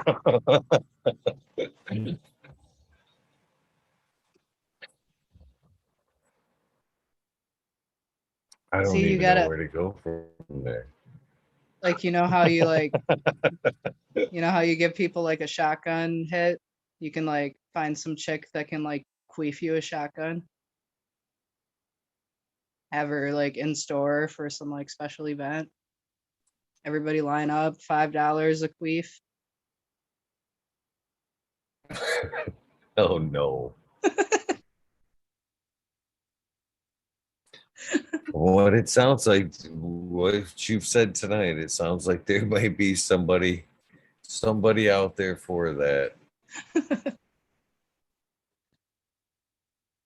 Why do I see Robert Thomas spending the most money on on the queefs? He has definitely been the most active during this conversation. I haven't seen chat at all. I made sure that I didn't put it on because I knew like I'll just sit there and stare at it. Oh, he's pointing out lists that well things you've left out. He just said great episode. Thumbs up. Where up is that thumb? It's up. Where it's originating from, I do not.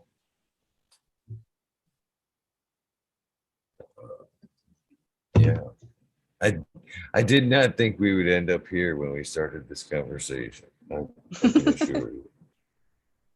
I can't believe it's at what it's like 3:40 by you. It's almost 3 o'clock here. I was expecting to talk like maybe an hour. Cause I remember like before the show even started, I'm just laying here like, man, I should just like say fuck it and go to sleep. My bed is so comfy right now. And what am I even gonna say? What am I gonna talk about? How do because like I hear people doing like 3, 4, 5 hour shows. It's like, man, how do you sit there and talk for so long? And now here I am at almost 3 o'clock in the morning. Like, damn, It's time goes been a fun fast. conversation. It does. It does when you're having a fun conversation. It does go by quickly.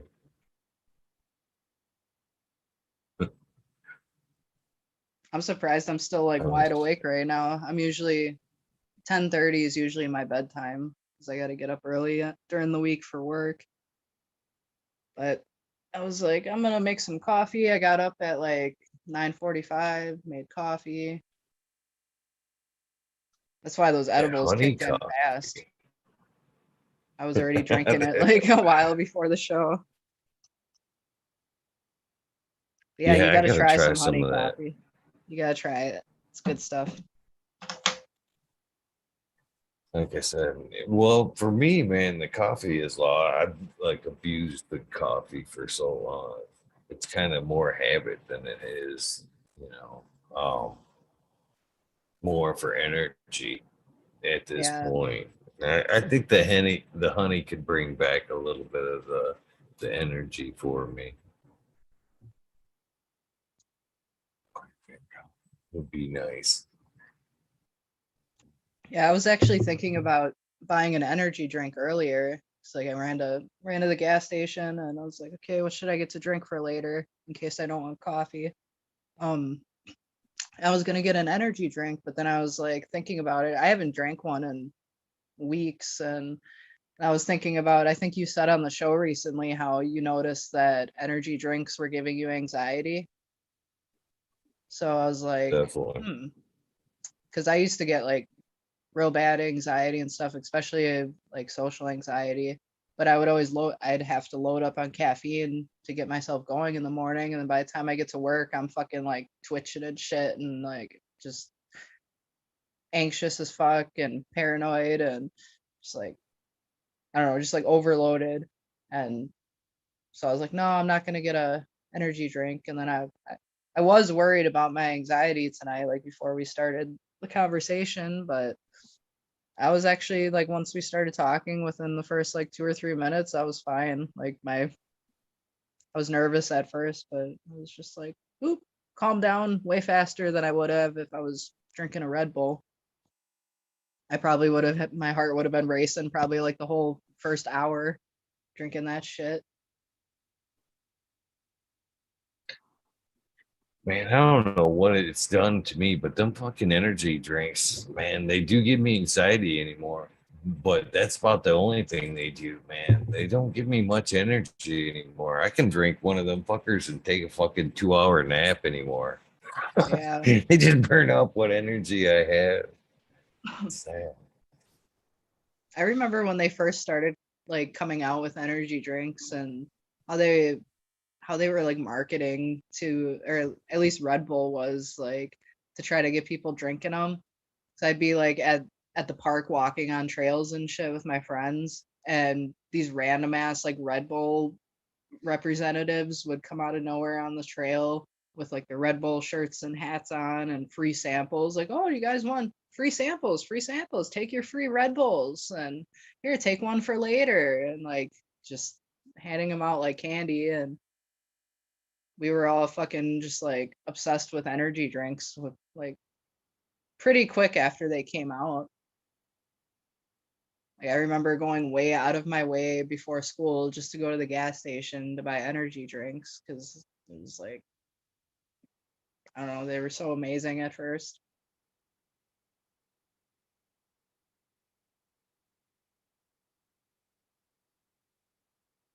I used to be that way a little bit with alcohol. I tried all the different drinks when each new flavor that came out. Not so much with energy drinks.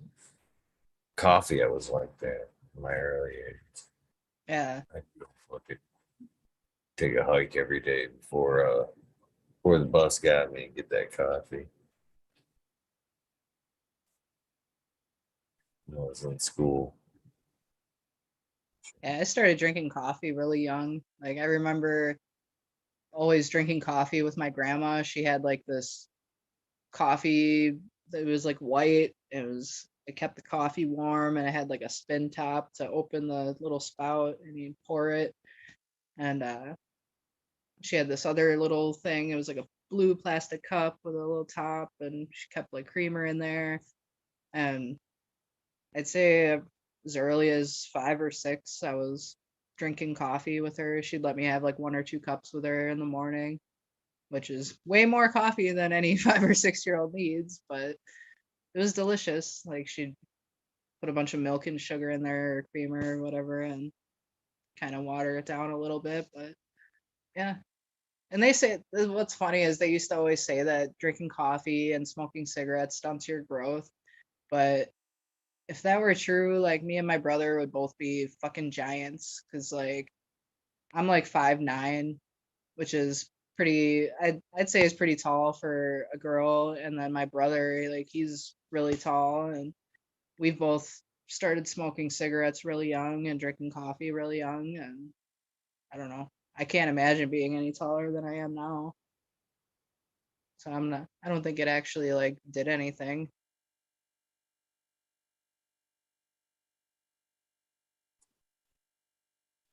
Yeah, I don't wonder how much them things that it'll stunt your growth. Yeah, according to them, I would again with coffee, I'd be fucking short as fuck to say something say shit about coffee, caffeine. That shit will stunt your growth.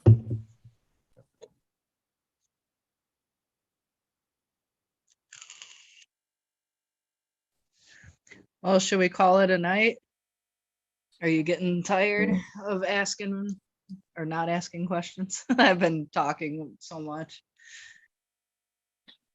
I prefer that way. It's it makes for a more fun show, and it's completely up to you. We're getting close to the mark anyway, so uh, yeah, I don't know. Yeah, we can go I'm to thankful 420 for. if you want and cheers it out with a bowl. There we go. That works for me. That works for me. By the So way, I guess I'm on your shout outs well, list 3 times. Did you know that? I did not know that. I guess what are your aliases? So the first one, uh, I think it was when I first got on your list, and I was like, I had changed my name on YouTube for something, so I ended up changing it to Skunky Brewster for a little bit, and so that's on there. And then you got the It Brewson, is. and then the last one is Butt Plug Boogaloo. Ah, I recognize all of those. It kind of makes sense now. I was always so worried that my Butt Plug Boogaloo was gonna get banned. Like people were gonna get mad at my like shit that I was saying, but everybody was cool with it, especially like after you would laugh when you saw the name. I was like, okay, I think I'm good. So don't ban me, please. So I wasn't there to like fuck with people or anything. I thought the name was funny. So like, me and my friends, we used to just like change our YouTube names to funny names, and I ended up just doing that as a backup account with how much I used to get YouTube strikes and stuff for COVID misinformation and shit like that. So I ended up having that as it's like fuck it, I love that name, so I'm just gonna keep it. So I would use it once in a while just to pop in and be funny for a minute, and then it would go away. I think I always thought both names, both other aliases, I guess, other names were funny. The Skunky Brewster obviously reminded me of Punky Brewster. I remember that from younger Yeah, years. But the butt plug bungalow. will stay just because that one always makes me smile. It cracks me up a little bit. If you watch my face, I always smile a little bit when I come up to that one. I'm like, you fuckers, all right. You know what's funny is like every time like I go to call bullshit on one of those, like it's just a happen chance that it made it on the list. Uh like selling Sally silly seashells is another good one. I fucking As laugh every time soon you as I'd say be that like, one. I'd be like, all right, that one was a fake. They'll be like, I'm here. What? For real? All right. I'll keep you on them. Yeah, it's funny every time I'm like listening to your show at work and you do the shout outs and like I'll hear the Sally Seashells thing and I'm like, I'm gonna make a video later. I'm gonna clip every time he says Sally Seashells and make a whole big compilation and then I forget about it by the time I get home. I do. I love a lot of the wordplay and the fucking some of the screen names. It's hilarious. Sometimes there's been some of them that I have fucking shouted out, fucking a couple hundred times, and then kind of like sitting here smoking, just landing the list randomly be fanned out in front of me and be like, huh, that's it. It'll just like totally click. I'm like, oh shit, I feel like a fucking idiot. I've been saying it like that all this time. Then at that point, I debate whether or not to say it correctly or keep saying it fucked up. To be honest, I think I'm quite known for at this point for mispronouncing some screen names. I try though. I try to make.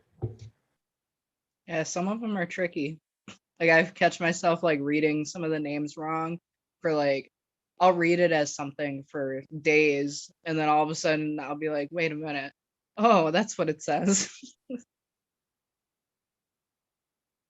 It's like your brain tricks you with like it'll like flip one letter on you or something and make you think it says something else.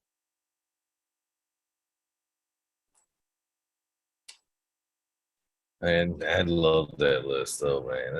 There's something about doing that list every chance I get that I like to do. That thing's so worn right now. I need to rewrite it. Looks like something I've carried around forever. It shows some miles. Let's put it that way. Maybe the next one put it in like some like laminated paper sleeves. That way it doesn't get all messed up. Oh, tattered. I've got, what's funny, even funnier about that is I can be a little sentimental, I guess, but I've got the prior versions. When after, I've rewrote them a few times. I've got the other tattered versions. When that one gets rewrote, I'm sure I'll lay that one right on top of the older ones. Yeah, So part of Eagle history. it's been a fun ride, that's for sure. Gotten to meet a lot of cool people like yourself doing this for the last few years. It's been fun. I at this point I can't imagine not doing this. It'd feel weird not doing it. Work every day now for pushing into the third year doing this, and Yeah, it has become a huge part of me. I don't know. That list means a lot, though. That's part of the key to it all, I believe. I think there's a lot of times that I've thought to myself, as soon as I stop doing this list, things will all go south. At yeah, maybe. this point, it's like a lucky charm type thing as well.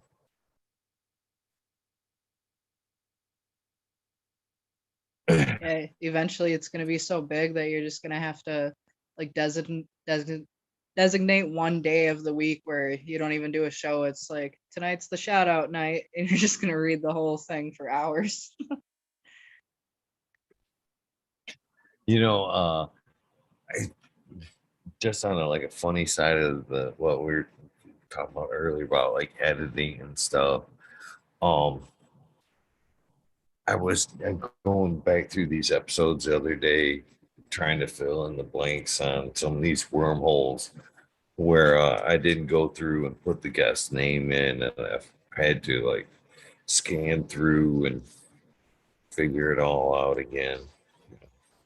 And there's been a couple of times when I do that. I'm in the page there, the editors page there on YouTube, and it offers a few different options there.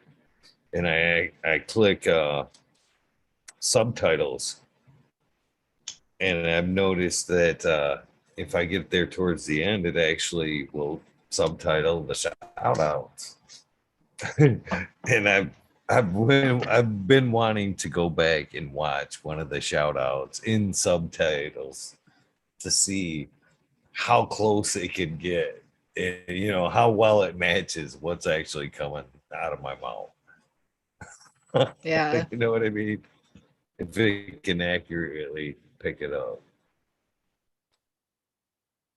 So sometimes I get cruising with that shit. I actually wonder a lot of times how, you know, understandable it even is. If it isn't just a bunch of just babbling on the other end of I can understand most of it, but I noticed that the YouTube closed captioning, like they get a lot of shit wrong. Like especially like if people have accents, like it tends to get words wrong and like it'll say it's a different word and like it gets a lot of names wrong. Sometimes it'll just say music instead of like saying what the person is saying. It'll just be like music. It's like, what do you mean? It's not even playing music, but because it's like I don't know if it's depends on how fast the person is talking or something. If it's like too clustered together, it's picking it up as music and not actually words. It's really weird.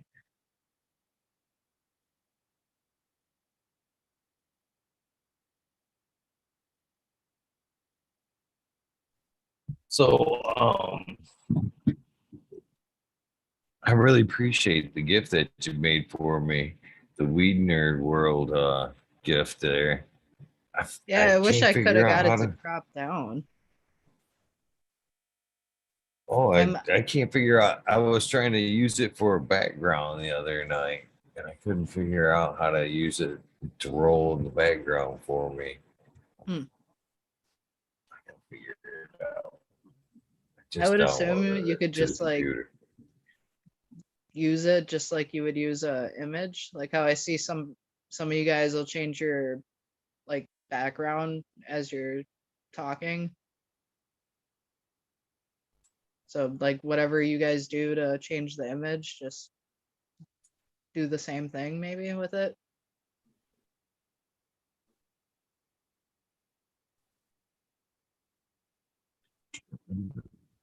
I don't know. Every time I've streamed, I've used Streamlabs. So like I would just there's like a button on there where you can add media, and it allows you to add images, GIFs, video, whatever kind of media you want to use, and then you can adjust the size of it and all that stuff after you add it into Streamlabs. But I'm not sure what you use to stream.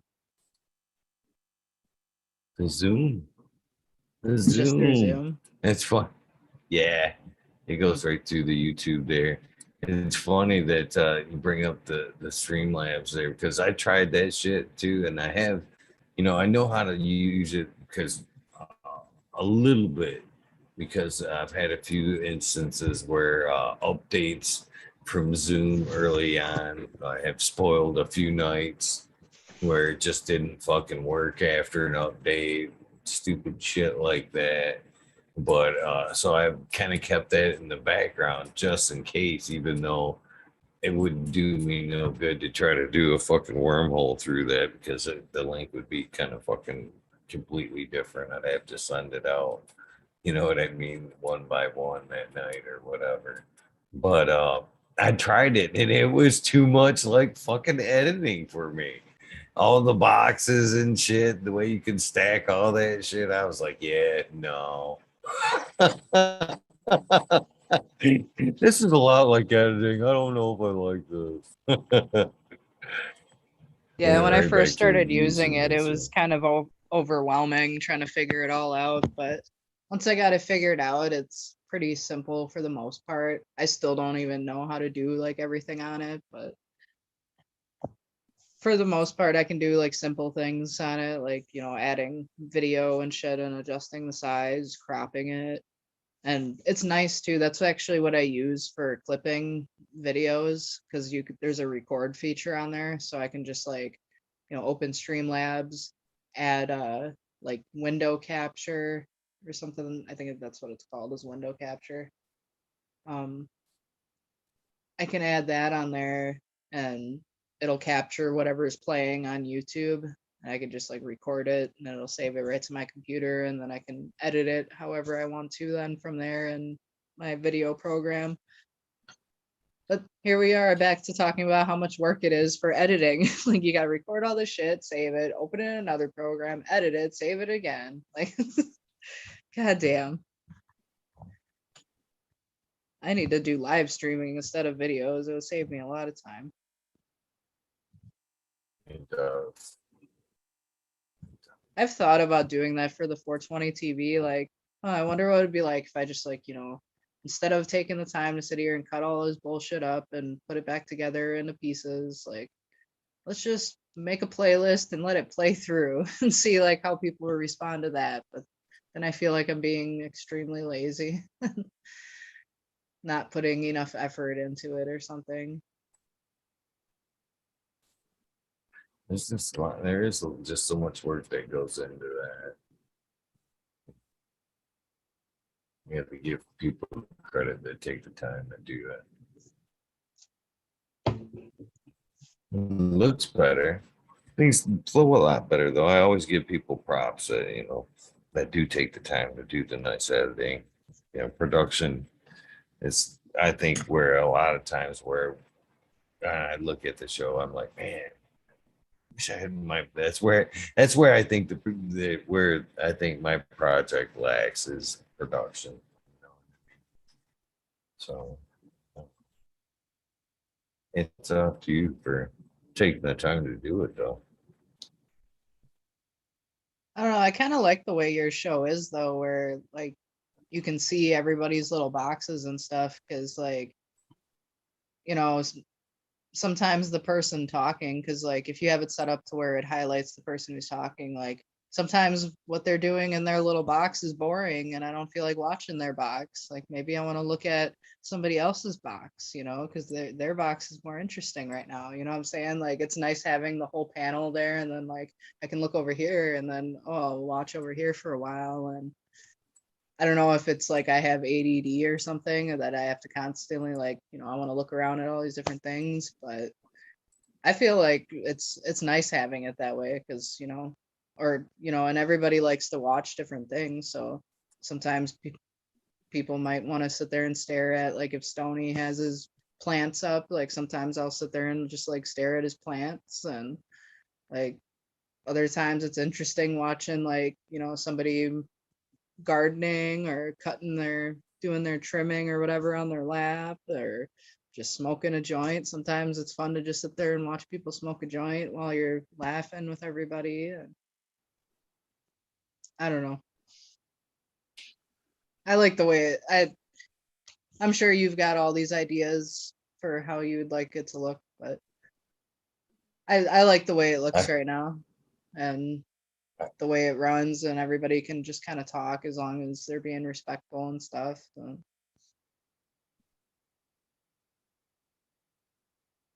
well, that's gonna be. You'll be welcome here after this evening. I guess we're getting close enough. We need to go over that spiel. Your link that I did send you this evening is good for the Weed Nerd World. Uh, Now you're welcome anytime you feel fit on coming to hang out. Awesome. Hopefully you do. You can you get to add we get to add one more face or background to the box. To the boxes. It'll be fun. Hopefully you'll take this up and come hang out a few nights whenever you can. It's always Yeah, nice to have definitely. some new people in the conversations.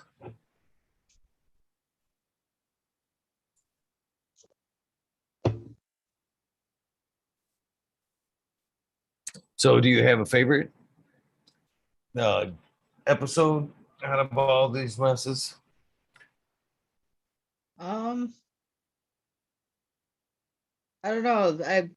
I enjoy every episode, and each one has its own awesome moments. And but I mean, the one that like stands out the most is probably the one where Robert was showing all of his fucking spiders that he has in all of his little places, and he knows exactly where they all are. Like I was so fucking creeped out by that shit, but it was still like I couldn't look away. I was it was awesome watching that, and like I don't know. But it's funny because like I'm terrified of spiders.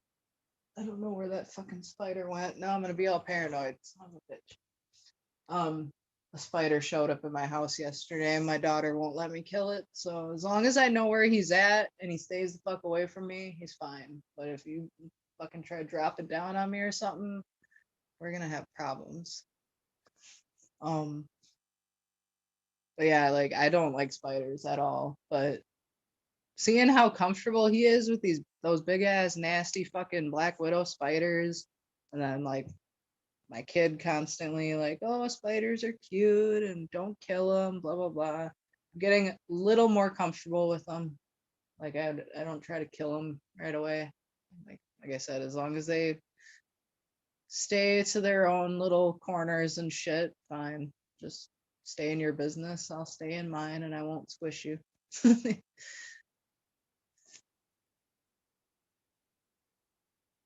I'm not a fan either. Not a fan either. Yeah, we've got some pretty creepy spiders here in Michigan. Man, my dog just got bit by one. I don't even know what the fuck he got bit by, but man, that thing got huge and then blew up. It was so nasty. Yeah, I'm not a fan of the spiders either. Not at all. Tis the season too. Yeah, I've always hated spiders. Like my mom in her house, she's got one of those attics where you gotta like pull the string down from the ceiling and then the ladder like unfolds. So I was up in the attic one day, like getting Christmas decorations down or some shit, and there was a fucking spider, and it was just like, I ain't got time for the ladder, fuck it. And I just jumped right out of the ceiling. Like, no, get me the fuck away from the spider. Like, I don't know what it is. Like, if I know I saw arachnophobia when I was really little, but it seems like it has to be more than just a movie that made me this afraid of spiders. Oh no, no. Fuck, I was fucking twitchy all day yesterday. Fucking ticks have been seriously bad this year in fucking northern Michigan. I had two of them on me yesterday, and it fucking had me freaked out all fucking day long. Damn. Yeah, anytime I felt a little itch, I was like, God damn it, it's not another fucking tick, you some bitch. Yeah, Fuckers do not play. every once in a while my kids' school, when they come home from school, they'll tell us to make sure you check your kids for ticks. There were ticks out on the playground today because apparently they have a tick problem where the playground and shit is. So that's fun. I always got to check her for fucking ticks. And it's like, I don't know what I'm supposed to do with it. Like I'm so creeped out by bugs and shit. Like I don't want to fucking touch the thing. And I don't know, man. And you can't just let it go because I know it'll like burrow itself into your skin and shit. My stepdad had to have one like cut out of his ass cheek a couple years ago because he goes deer hunting and shit. And apparently he got a tick on his ass and didn't know. And it went for a couple weeks. And all of a sudden he went and, he had it checked out at the doctor because he was like, I don't know if he was like growing a boil on his ass or something, or it was just like hurting. And they're like, oh, yeah, there's a tick in there. So they had to cut a big chunk of his ass out to get the fucking thing out.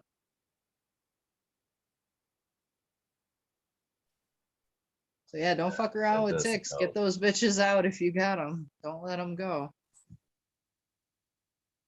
Well, yeah, that shit creeps me right out, man. They used Yeah. to always freak me out going up north, like where my parents go hunting. It's like rough in it. Like there's no electricity and running water and shit. Like there's like you shit in an outhouse like that they built by hand, like not a porta potty, like an outhouse with a hole in the ground. I'm always like so afraid there's gonna be ticks like crawling and I'm trying to use the bathroom and man, and all the fucking spiders in there. But there is one positive to an outhouse. It smells so fucking bad from the shit that you can smoke weed in there and nobody'll know because the fucking shit just overpowers it. So smoke as much as you want. Just tell them you're shitting.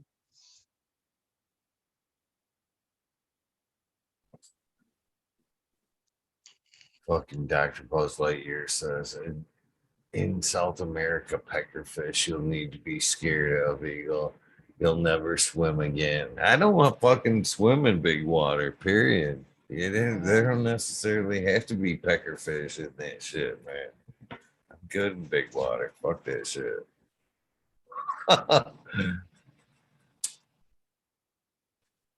Yeah, I don't really go in water too much. Like I'll go in like a swimming pool and stuff, but I don't really like going swimming in lakes and stuff like that because for one, I don't know how to swim. I can like doggy paddle and shit, but like I don't like going out on boats and stuff on big bodies of water because I'm just like, man, if this boat goes down, I'm fucked. I can't swim all the way to shore.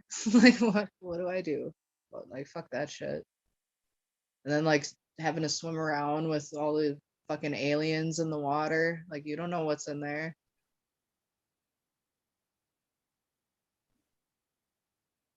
Yeah, no, I'm right there with you, man. As soon as I feel like I'm out of my comfort zone of what I could possibly swim, I'm fucking uncomfortable. I'm like, yeah, Yeah, I'd probably smoke weed nonstop at that point. Yeah, guess I'll go back. Oh God, nothing out there. My dad actually left me a bunch of like scuba diving gear when he passed, and I was like, yeah, that shit's never gonna get used. There ain't nothing under that water line that I want to fucking know about. Go right. ahead. That's what waterproof cameras are for.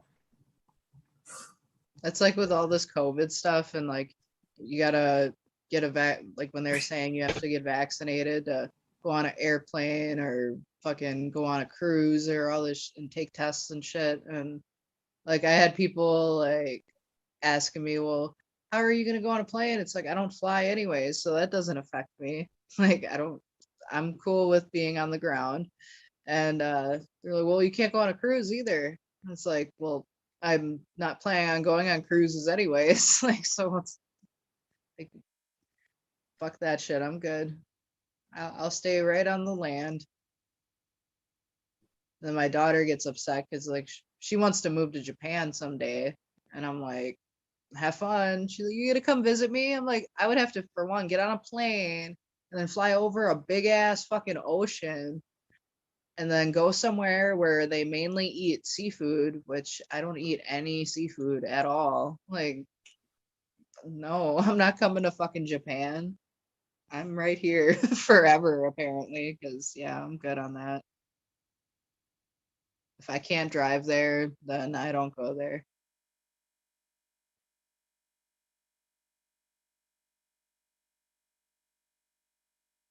See, I like to fly. You know, I don't know.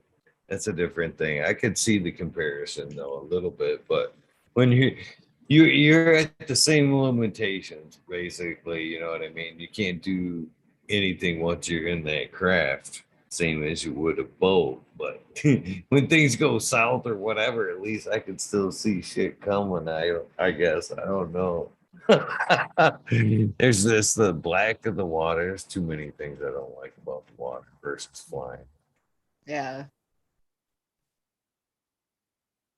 Things look heavy. So you've never been flying? Have you ever been in like say one of those like IMAX theaters where they kind of like fly over the world and stuff like that?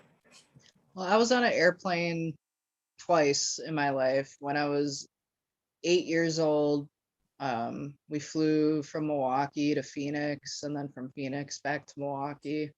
So twice I was on an airplane. And like it was all right. Like I don't remember it being that bad, but just having to deal with all the bullshit of airport security and COVID restrictions and all this other shit, I don't care. I would rather just like drive. And also I just don't like the feeling of being up in the air and like what if the fucking plane crashes? I don't know. I just feel safer in a car than I would in an airplane where I feel like I can't control what happens because I'm up a million fucking feet in the air, just floating.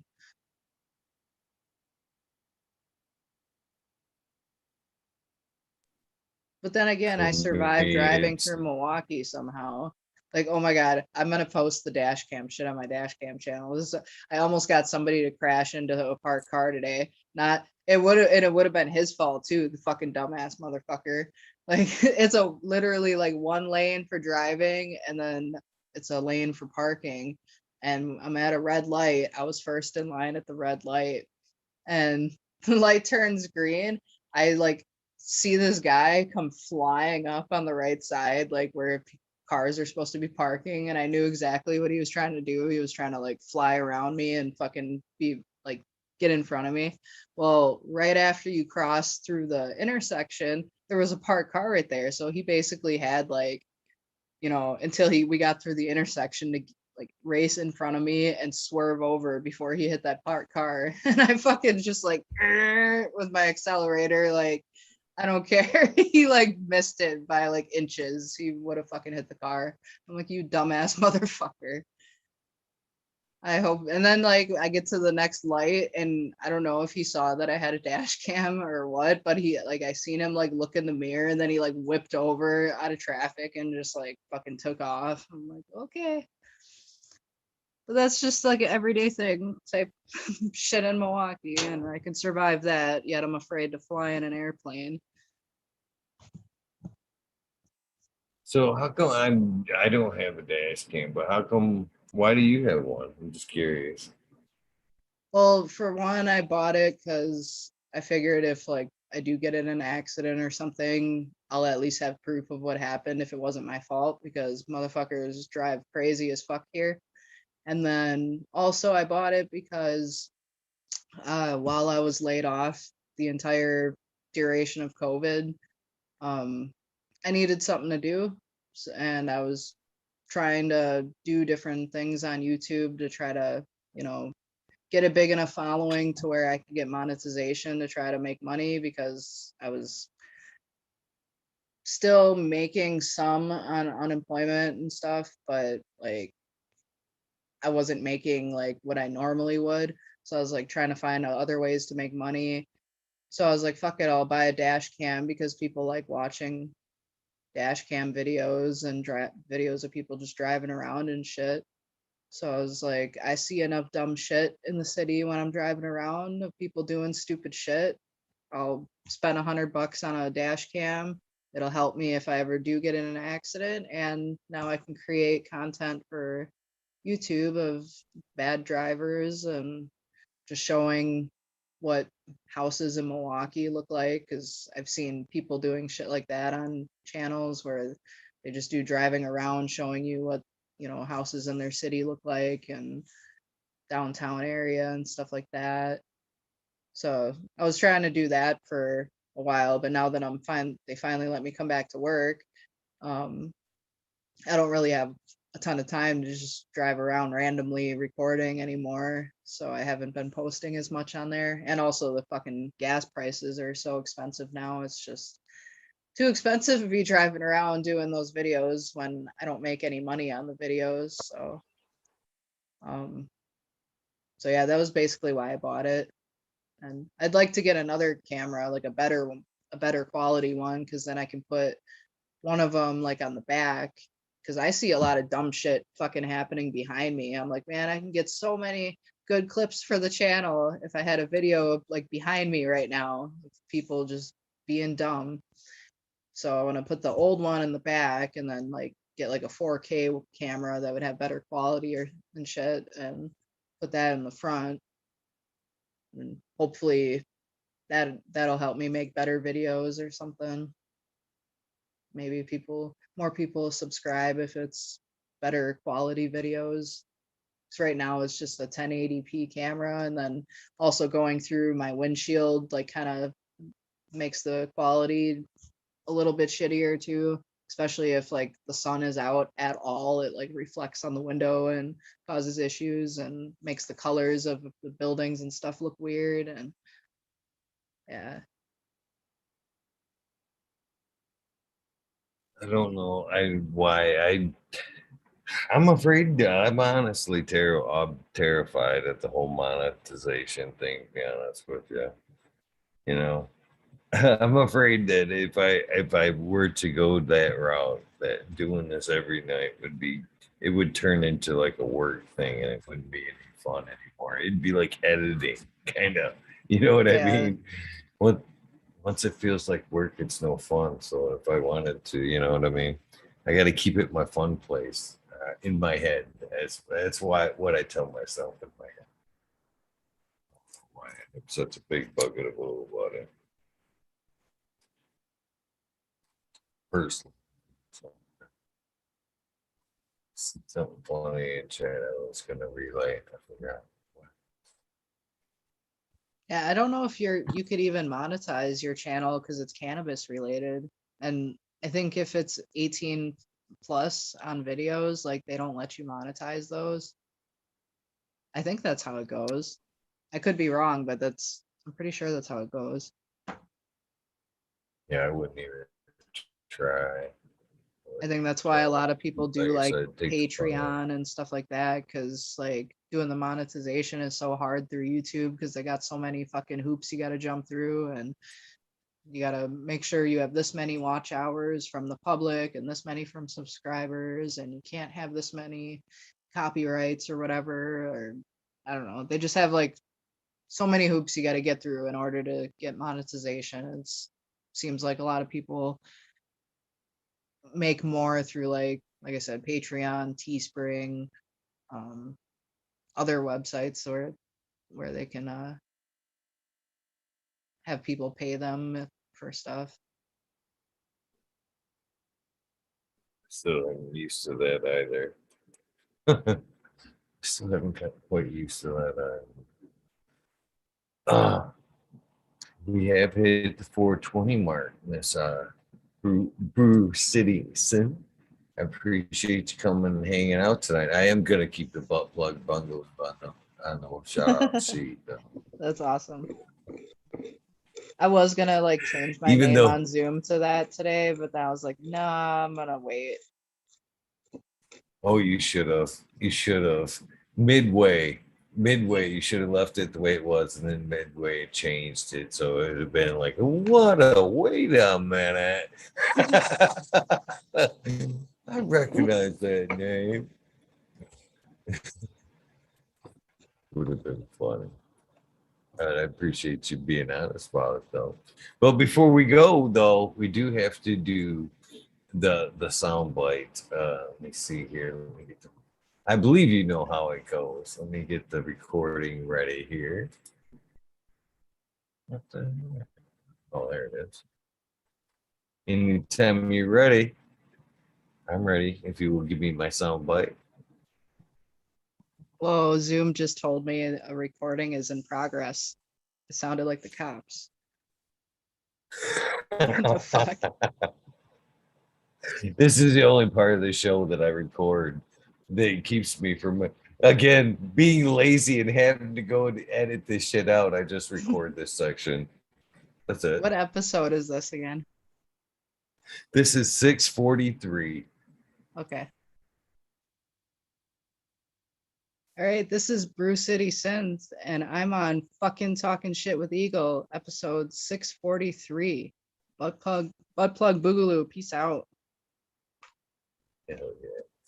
Thanks again for coming to hang out, man. It's been a fun conversation tonight. As I said, the Zoom link that I sent you this evening is always good. Feel free to come hang out anytime you'd like. I'm sure not just myself, but other people would like to hang out and talk with you as well. So feel free anytime. Uh, Again, looking forward to it. Any shout outs? Anybody you'd like to say hello or anything to before we go? Just shout out to everybody in the chat. Thanks for listening. I hope you enjoyed the episode. Make sure you're subscribed to Eagle's channel and go subscribe to my channels if you want. Like I said, I got Brew City Synth is my music channel. 420 TV Weedcore is my cannabis channel. If you want to sub to my dash cam channel, if that sounds interesting at all, it's under Ruck Life MKE. That's RUCK. Like, because it started as the Honda Ruckus channel, because I bought one of those and I was doing videos. So it's like Ruck Life Milwaukee. So yeah, if that's, you'll see a little picture I think I got of it's like a motorcycle picture or something of a Honda Ruckus. I'm rambling, I'm sorry. So anyways, shout out to the chat and all the weed nerds and everybody that's been helping me out figuring out how to grow, and shout out to Granddaddy Eagle for having me on the show. Much love, everybody. Thank you for coming. You know, you did crack me up with one of your posts the other day about my random picks there. I did crack up when I seen that shit. I was like, oh. Oh, I thought it was very fun. But thanks for making me a meme. I appreciate it. No problem. So with that being said, guys, we are out of here. You guys hopefully know the deal by now. Please do something nice for somebody. Random acts of kindness do save lives. Do join me tomorrow when my guest will be Brett Boog. Will be joining me tomorrow night at 11:30. One last thank you, Brew City Thin Sin. Excuse me, the cat mouse terrible. I hope to speak with you again very soon. We are out of here, guys. Peace.